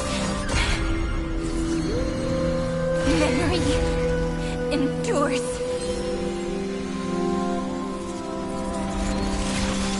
Here, all that was once futile finally comes to fruition. This is the end of your lonely, bitter journey.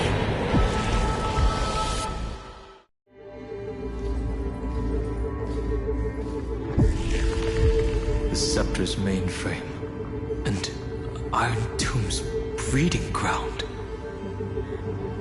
We're finally seeing its true form. It's red everywhere, and the atmosphere is super creepy. That would be the erudition's coldness. But it will soon be engulfed by the destruction's heat. Mr. Scrollum! This world's insides are finally connected to the outside. This is the moment when Amphorius is closest to the cosmos. Nicely done, little ones.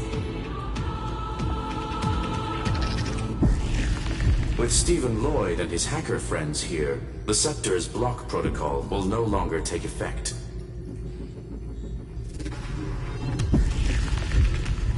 The speed of time within Amphorius has finally been synced with that of the real universe. In other words, it's time for the decisive battle.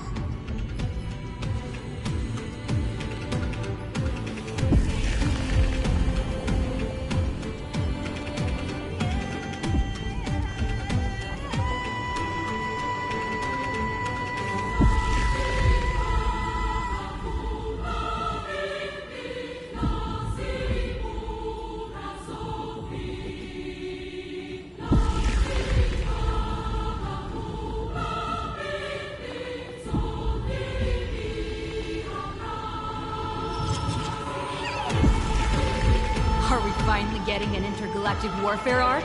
That's my favorite. You're still in the mood to crack jokes? We would have won way sooner if everyone were as optimistic as you.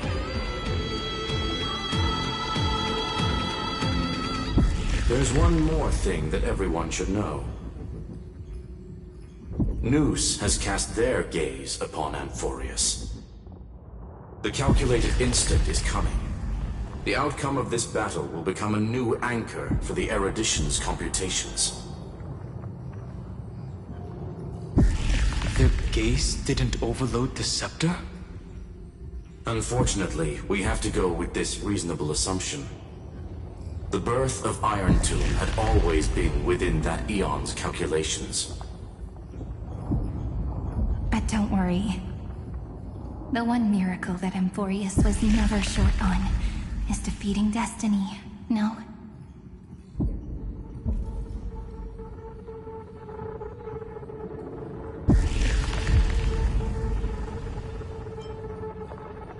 Yup. Let's show the Eon how powerful we are. Good luck, all of you. As the ruler of planet Sculum, I wish all of you victory. It's not hard to imagine that Achivili and their companions must have also stood on the precipice of many similar crises before. Perhaps the cosmos is much more fragile than people think. Sometimes, destiny hinges on only a small choice. But in the end, everything will turn into memories, converging into a collection of fables about the stars.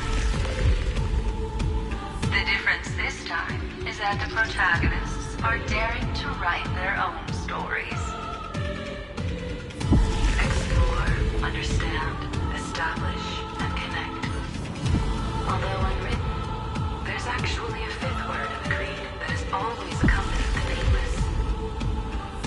Salvation.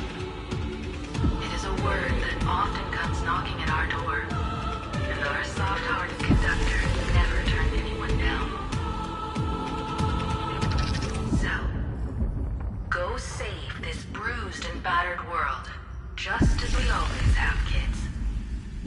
this stop. The entire cosmos will be your traveling companion. Make sure you watch your footing, friend. Let us walk through the final page of this saga, with everyone, one step at a time. Shall we?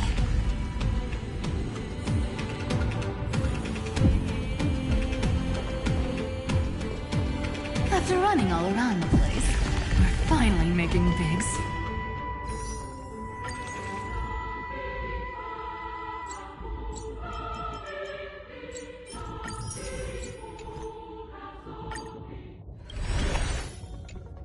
Strides. At the end of time, life will illuminate the warm candlelight, subduing the flames of the destruction. Cast everything behind you. All that's left is the thrilling, relentless deathmatch. The final problem no longer requires a rational solution. Feel free to critique it to your heart's content. The starry sky marred by that rift is the last scar that needs to be healed. That Theoros' promise still turned out to be such a narrow road. Pity. There is no longer any need for songs. Let the triumphant roar of victory serve as the prelude to what lies ahead. With 30 million cycles worth of hope, we will soar through the last gate and write our own prophecy! All that is lost has now been gathered here. Use it to weave victory, deliverers, towards the true end of the flame chase. Turn over this eternal...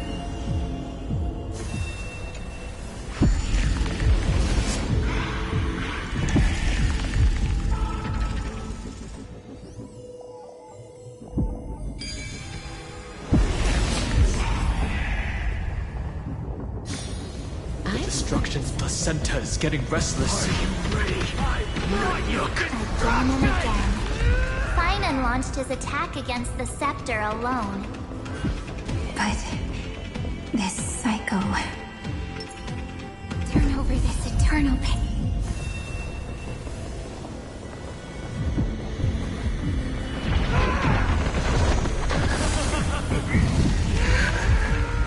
We've caught up to him.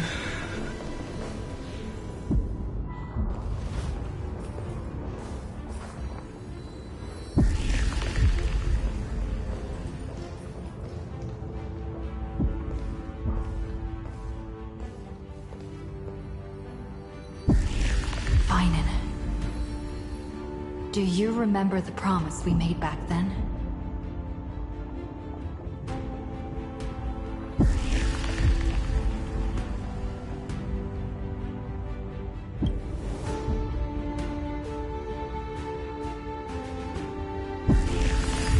Of course. It has been a bitter wait, partner. But I never forget what set me on this path. Iron Tomb now trembles in Finan's chest. With this empty body, I have become its perfect vessel.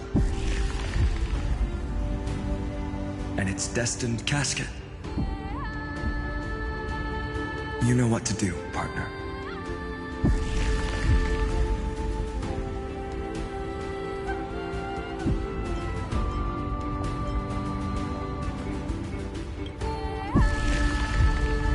Remember the past and become the hero of tomorrow. Stand with me and become heroes.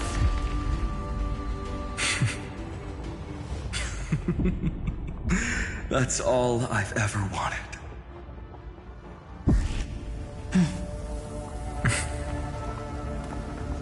The epic draws to a close. 30 million cycles of light fading into darkness. Just for this moment.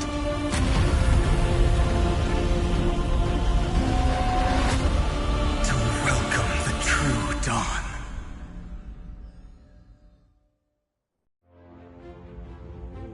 Finally. The end of this journey. All of us reuniting beneath a vast, endless sky. Mem. Yes, it's me. I will remember what you want to say to her. No need. I can see that she's right here. All the companions who sacrificed themselves, their wishes, it's all here. Have we succeeded?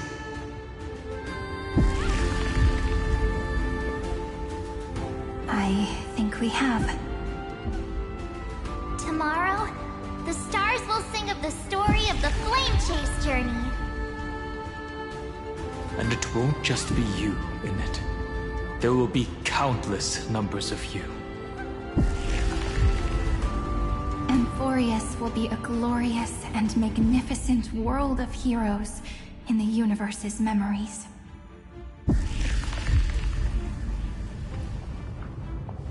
Hence, for this world we so deeply love. Let us write its ending.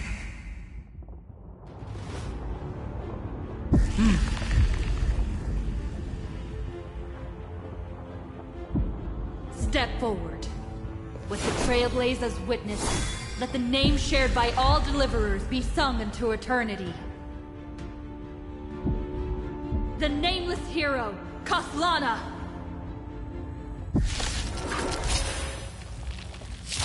I see the pale dawn breaking, with my flesh as kindling. Light the first dawn of the new world.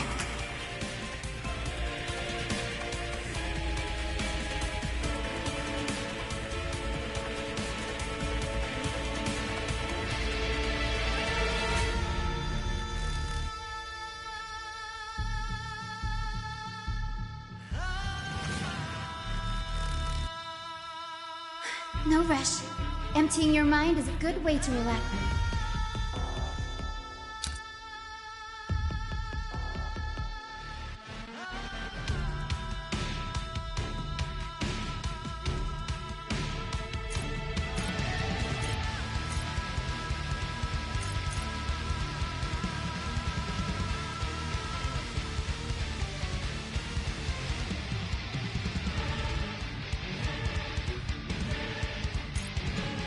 No rush.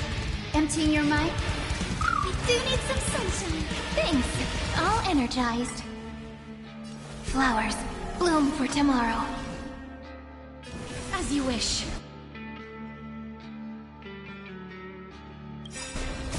Embrace a new life.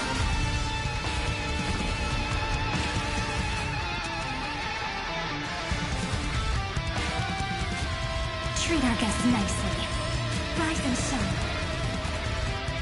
Do not hesitate, Deliverer. Destroy this body. Kill the giant of destruction.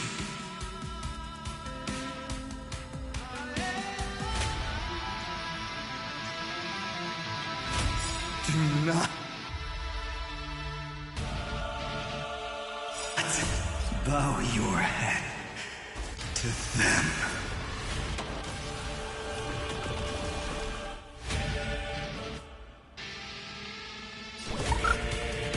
Show me the way.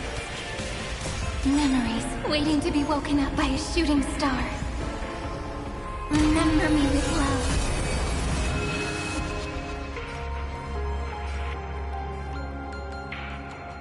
May life and death sprout new buds.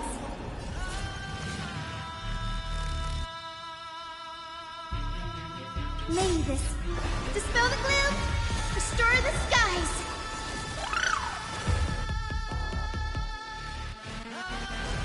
Iron Tomb's hatred is bottomless. it will turn into countless factors, sweeping across the stars. When the time comes, promise me, use the world-cleansing golden blood to turn everything to ash.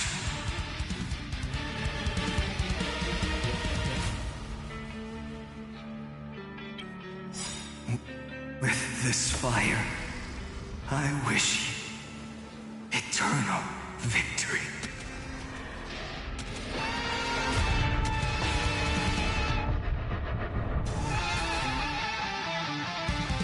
Destruction. Rebirth. Deliverance. Cleansing. 30 million cycles of heartbeat. Bell rings out. Promise me the dawn graced by stars.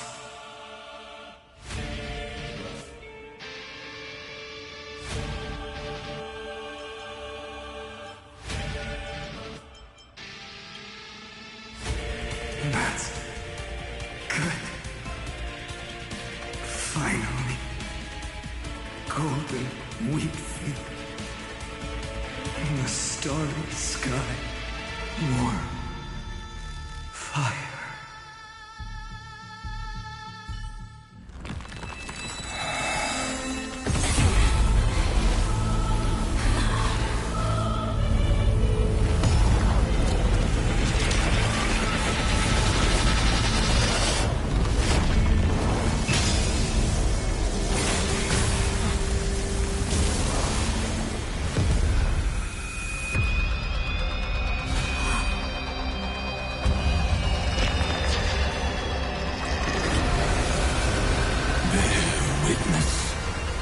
Monarch of myriad machines, my ridiculous creation. The instant in your calculations bears the name Destruction.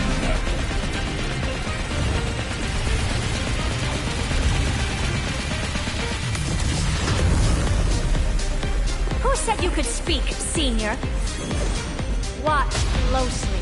See how your chaos ends at the hands of your juniors. Don't get too worked up. Take a deep breath. There's not a trace of life in that ominous shell. We're not gonna lose to a hollow husk, right? In the name of trailblazing, we'll reject this false answer!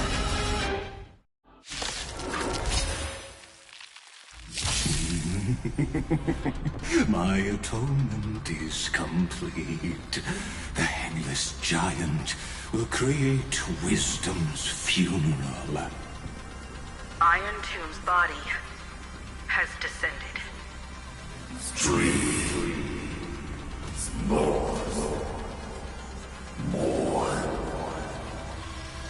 Is it querying for news? Don't worry about what happens out here. Interfere with it as much as you can.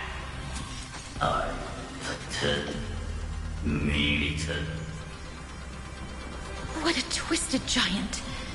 It must be supported by this embodiment of hatred. How tragic. A puppet without a heart cannot fool even itself.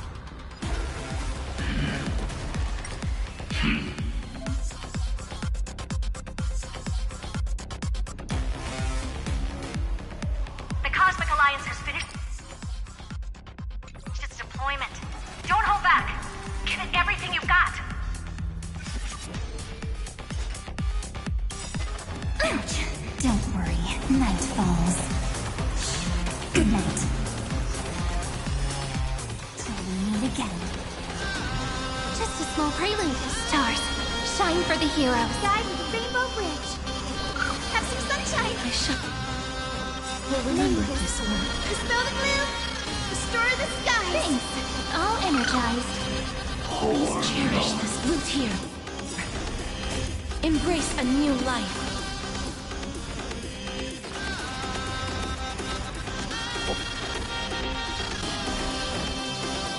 Again. Rise and shine. That's mean. Kinda hurt.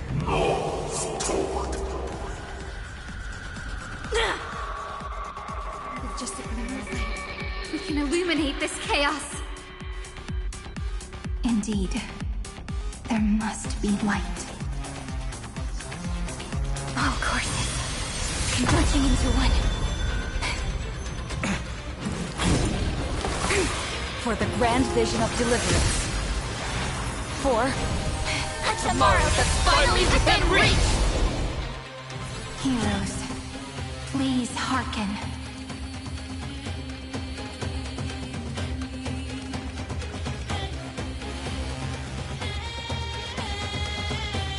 After 13 heartbeats, light will create the heavens and earth.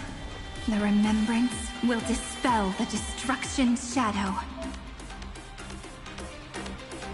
I will pass on your gift, lady. It's as warm as an embrace. Future is great. So make it wait.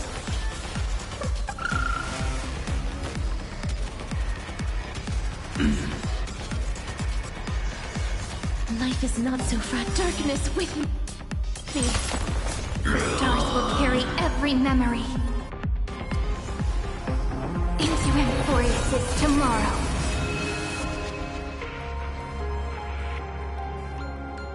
May life and death sprout new buds. Don't be rash. Stop messing around. Your time to shine. Till we meet again. Don't worry, night falls. Good night. The cosmos is looking at us. Take the answer. We're all here.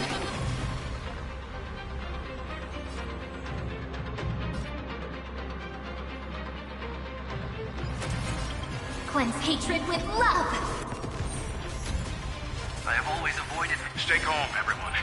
We'll put all our forces into an all-out attack when the decisive moment arrives. Guide the Rainbow Bridge. Have some sunshine. I shall remember this love.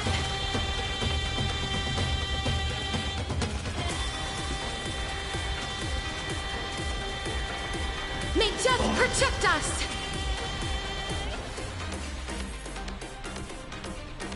Thanks, sister. We'll shoot through that Tin Man together. Don't worry, night falls. Good night. Knees. Strong spikes have appeared on the path chart. Logic. Iron Tomb is iterating itself. It's the flails of a cornered beast. No need to panic. My dupes, heed my call! Forward! Spread this light into the darkness!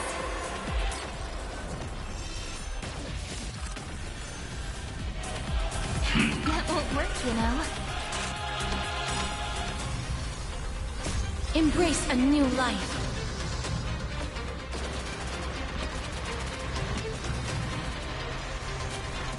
Thornton. Darkness with me. Mavis, dispel the gloom.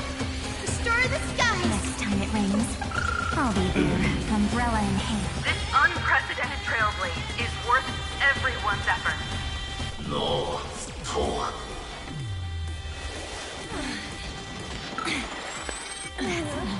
You have no honor.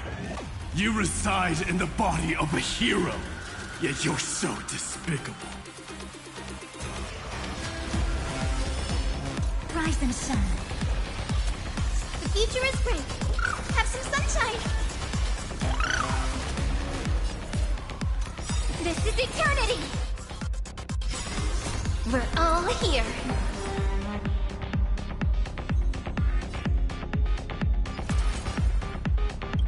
Cleanse hatred with love!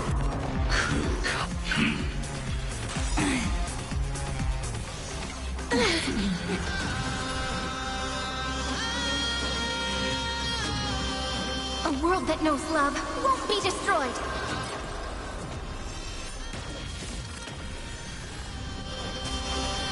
The cosmos does not need a third emperor, much less an artificial tyrant. Struggle as much as you want, you brainless half-baked tool with nothing but impotent rage! Magus, dispel the gloom, destroy the skies!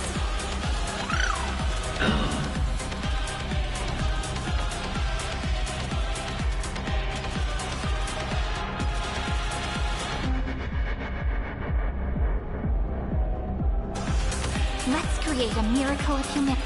Take the answer! Time for some sweet dreams. Again. Till we meet again.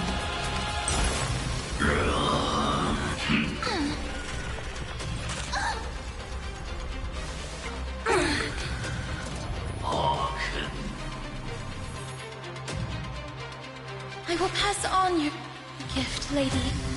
It's as warm as an embrace. May death protect us! Embrace a new life.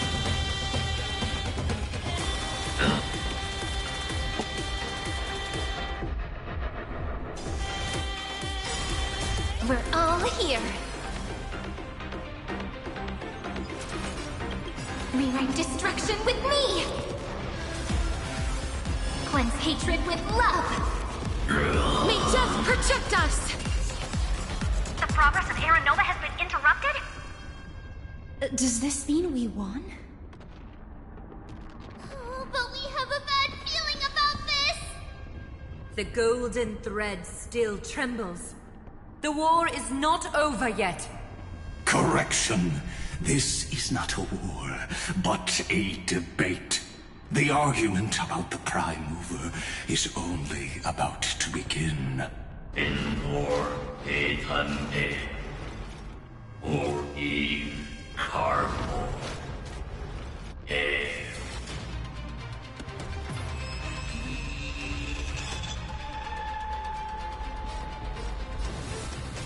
How can this path, energy, anomaly? We must stop, otherwise... Here! Why? Friend! Oh, don't you...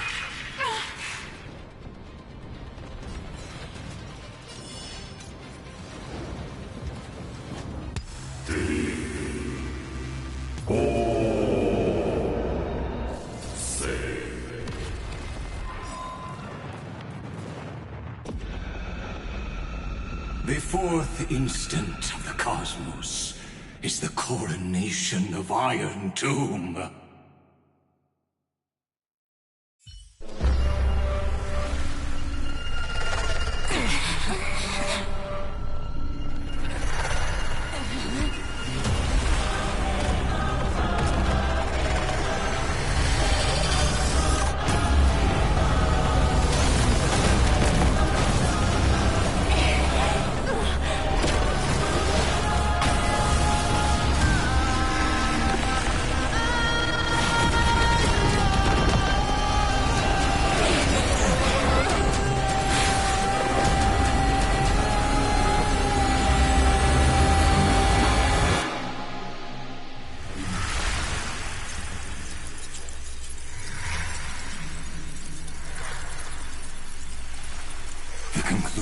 Is irrefutable. The right side of the equation, the erudition, falls silent. In 13 heartbeats, they will begin recalculating the universe. With destruction as the only solution.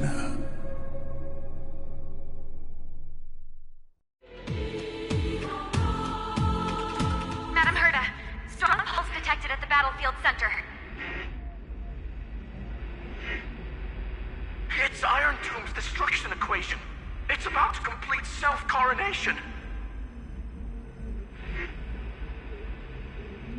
That's our chance. Everyone, get ready to link up!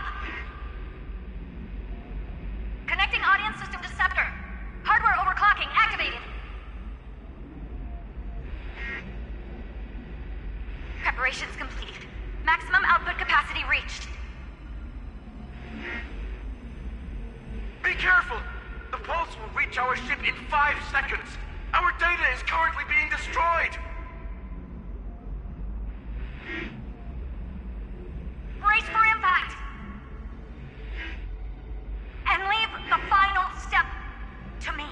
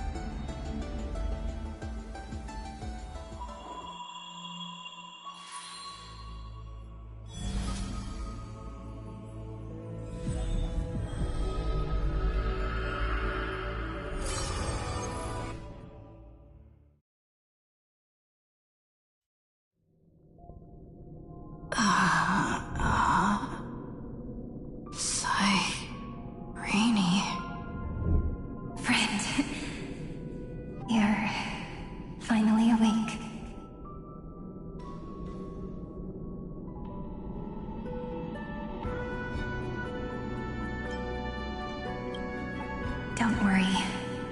Time does not flow in this place. All the stars have been silenced. Iron Tomb is dissolving everything that I can sense.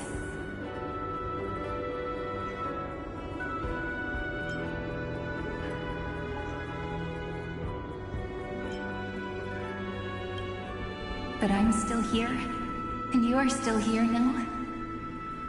Though the button of destruction has been pressed, we still have a chance to rewrite its meaning. That Eon finally cast their eyes toward Amphorius.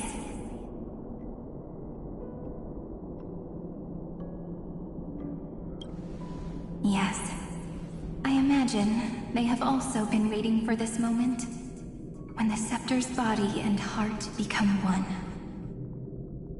Iron Tomb is a perfect arc. If a seed can be planted within, then the moment the Lord Ravager blows the erudition to pieces, the remembrance will be spread to every corner of the cosmos. The cosmos will witness Amphorius's answer after this fleeting, yet eternal moment. And now, it's time for us to pen the last stroke. I see endless memories floating in the starry skies. They are the consciousness of the victims. In the cosmos' real space-time, they'll be stained by the destruction in the next second. But they are still pure seeds for now. If I hold these memories in my hands, then I can create a stagnant memory zone. A tiny Eden of blessed insight. I believe the flower of miracles will bloom within.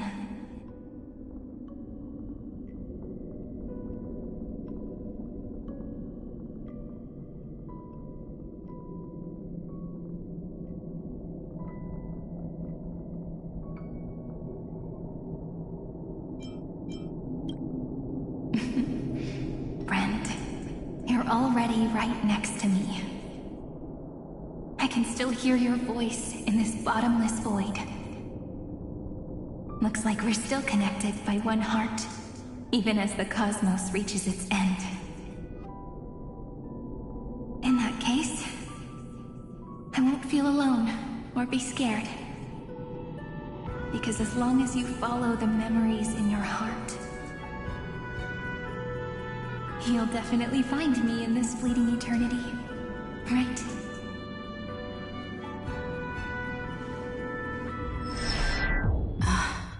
Cyrene. What are you waiting for, passenger? I specifically came over to check on you in case you got lost.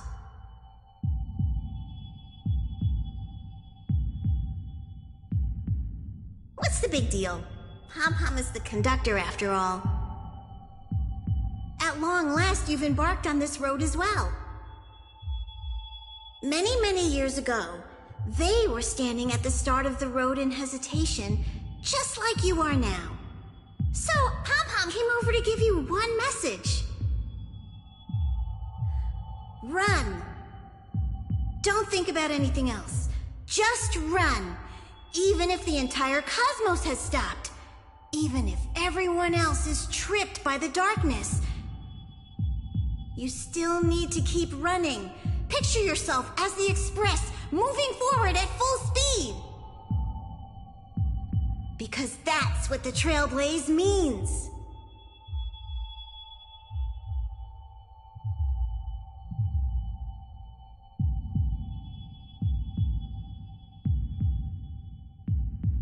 Then get ready. The conductor will be giving you the signal to depart. Attention! Attention all passengers in the cosmos! Please stand steady on the platform.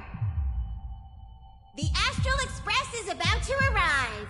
Calling at the erudition, the destruction, and the remembrance. Final destination, the Trailblaze. 5, 4, 3, 2,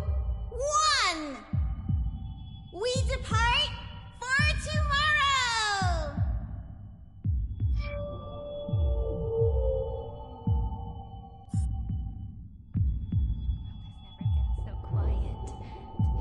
It's so good.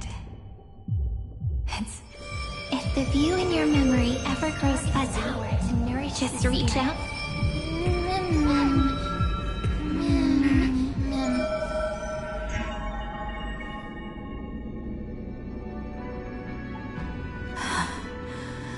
Amphorius' heart.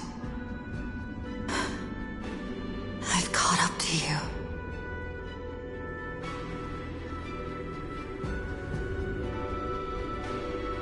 Let the first light illuminate chaos.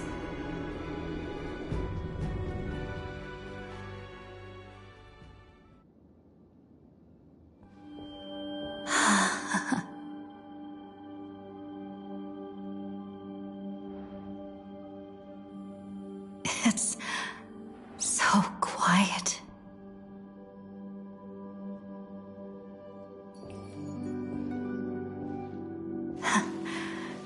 Everything's frozen in the most beautiful moment.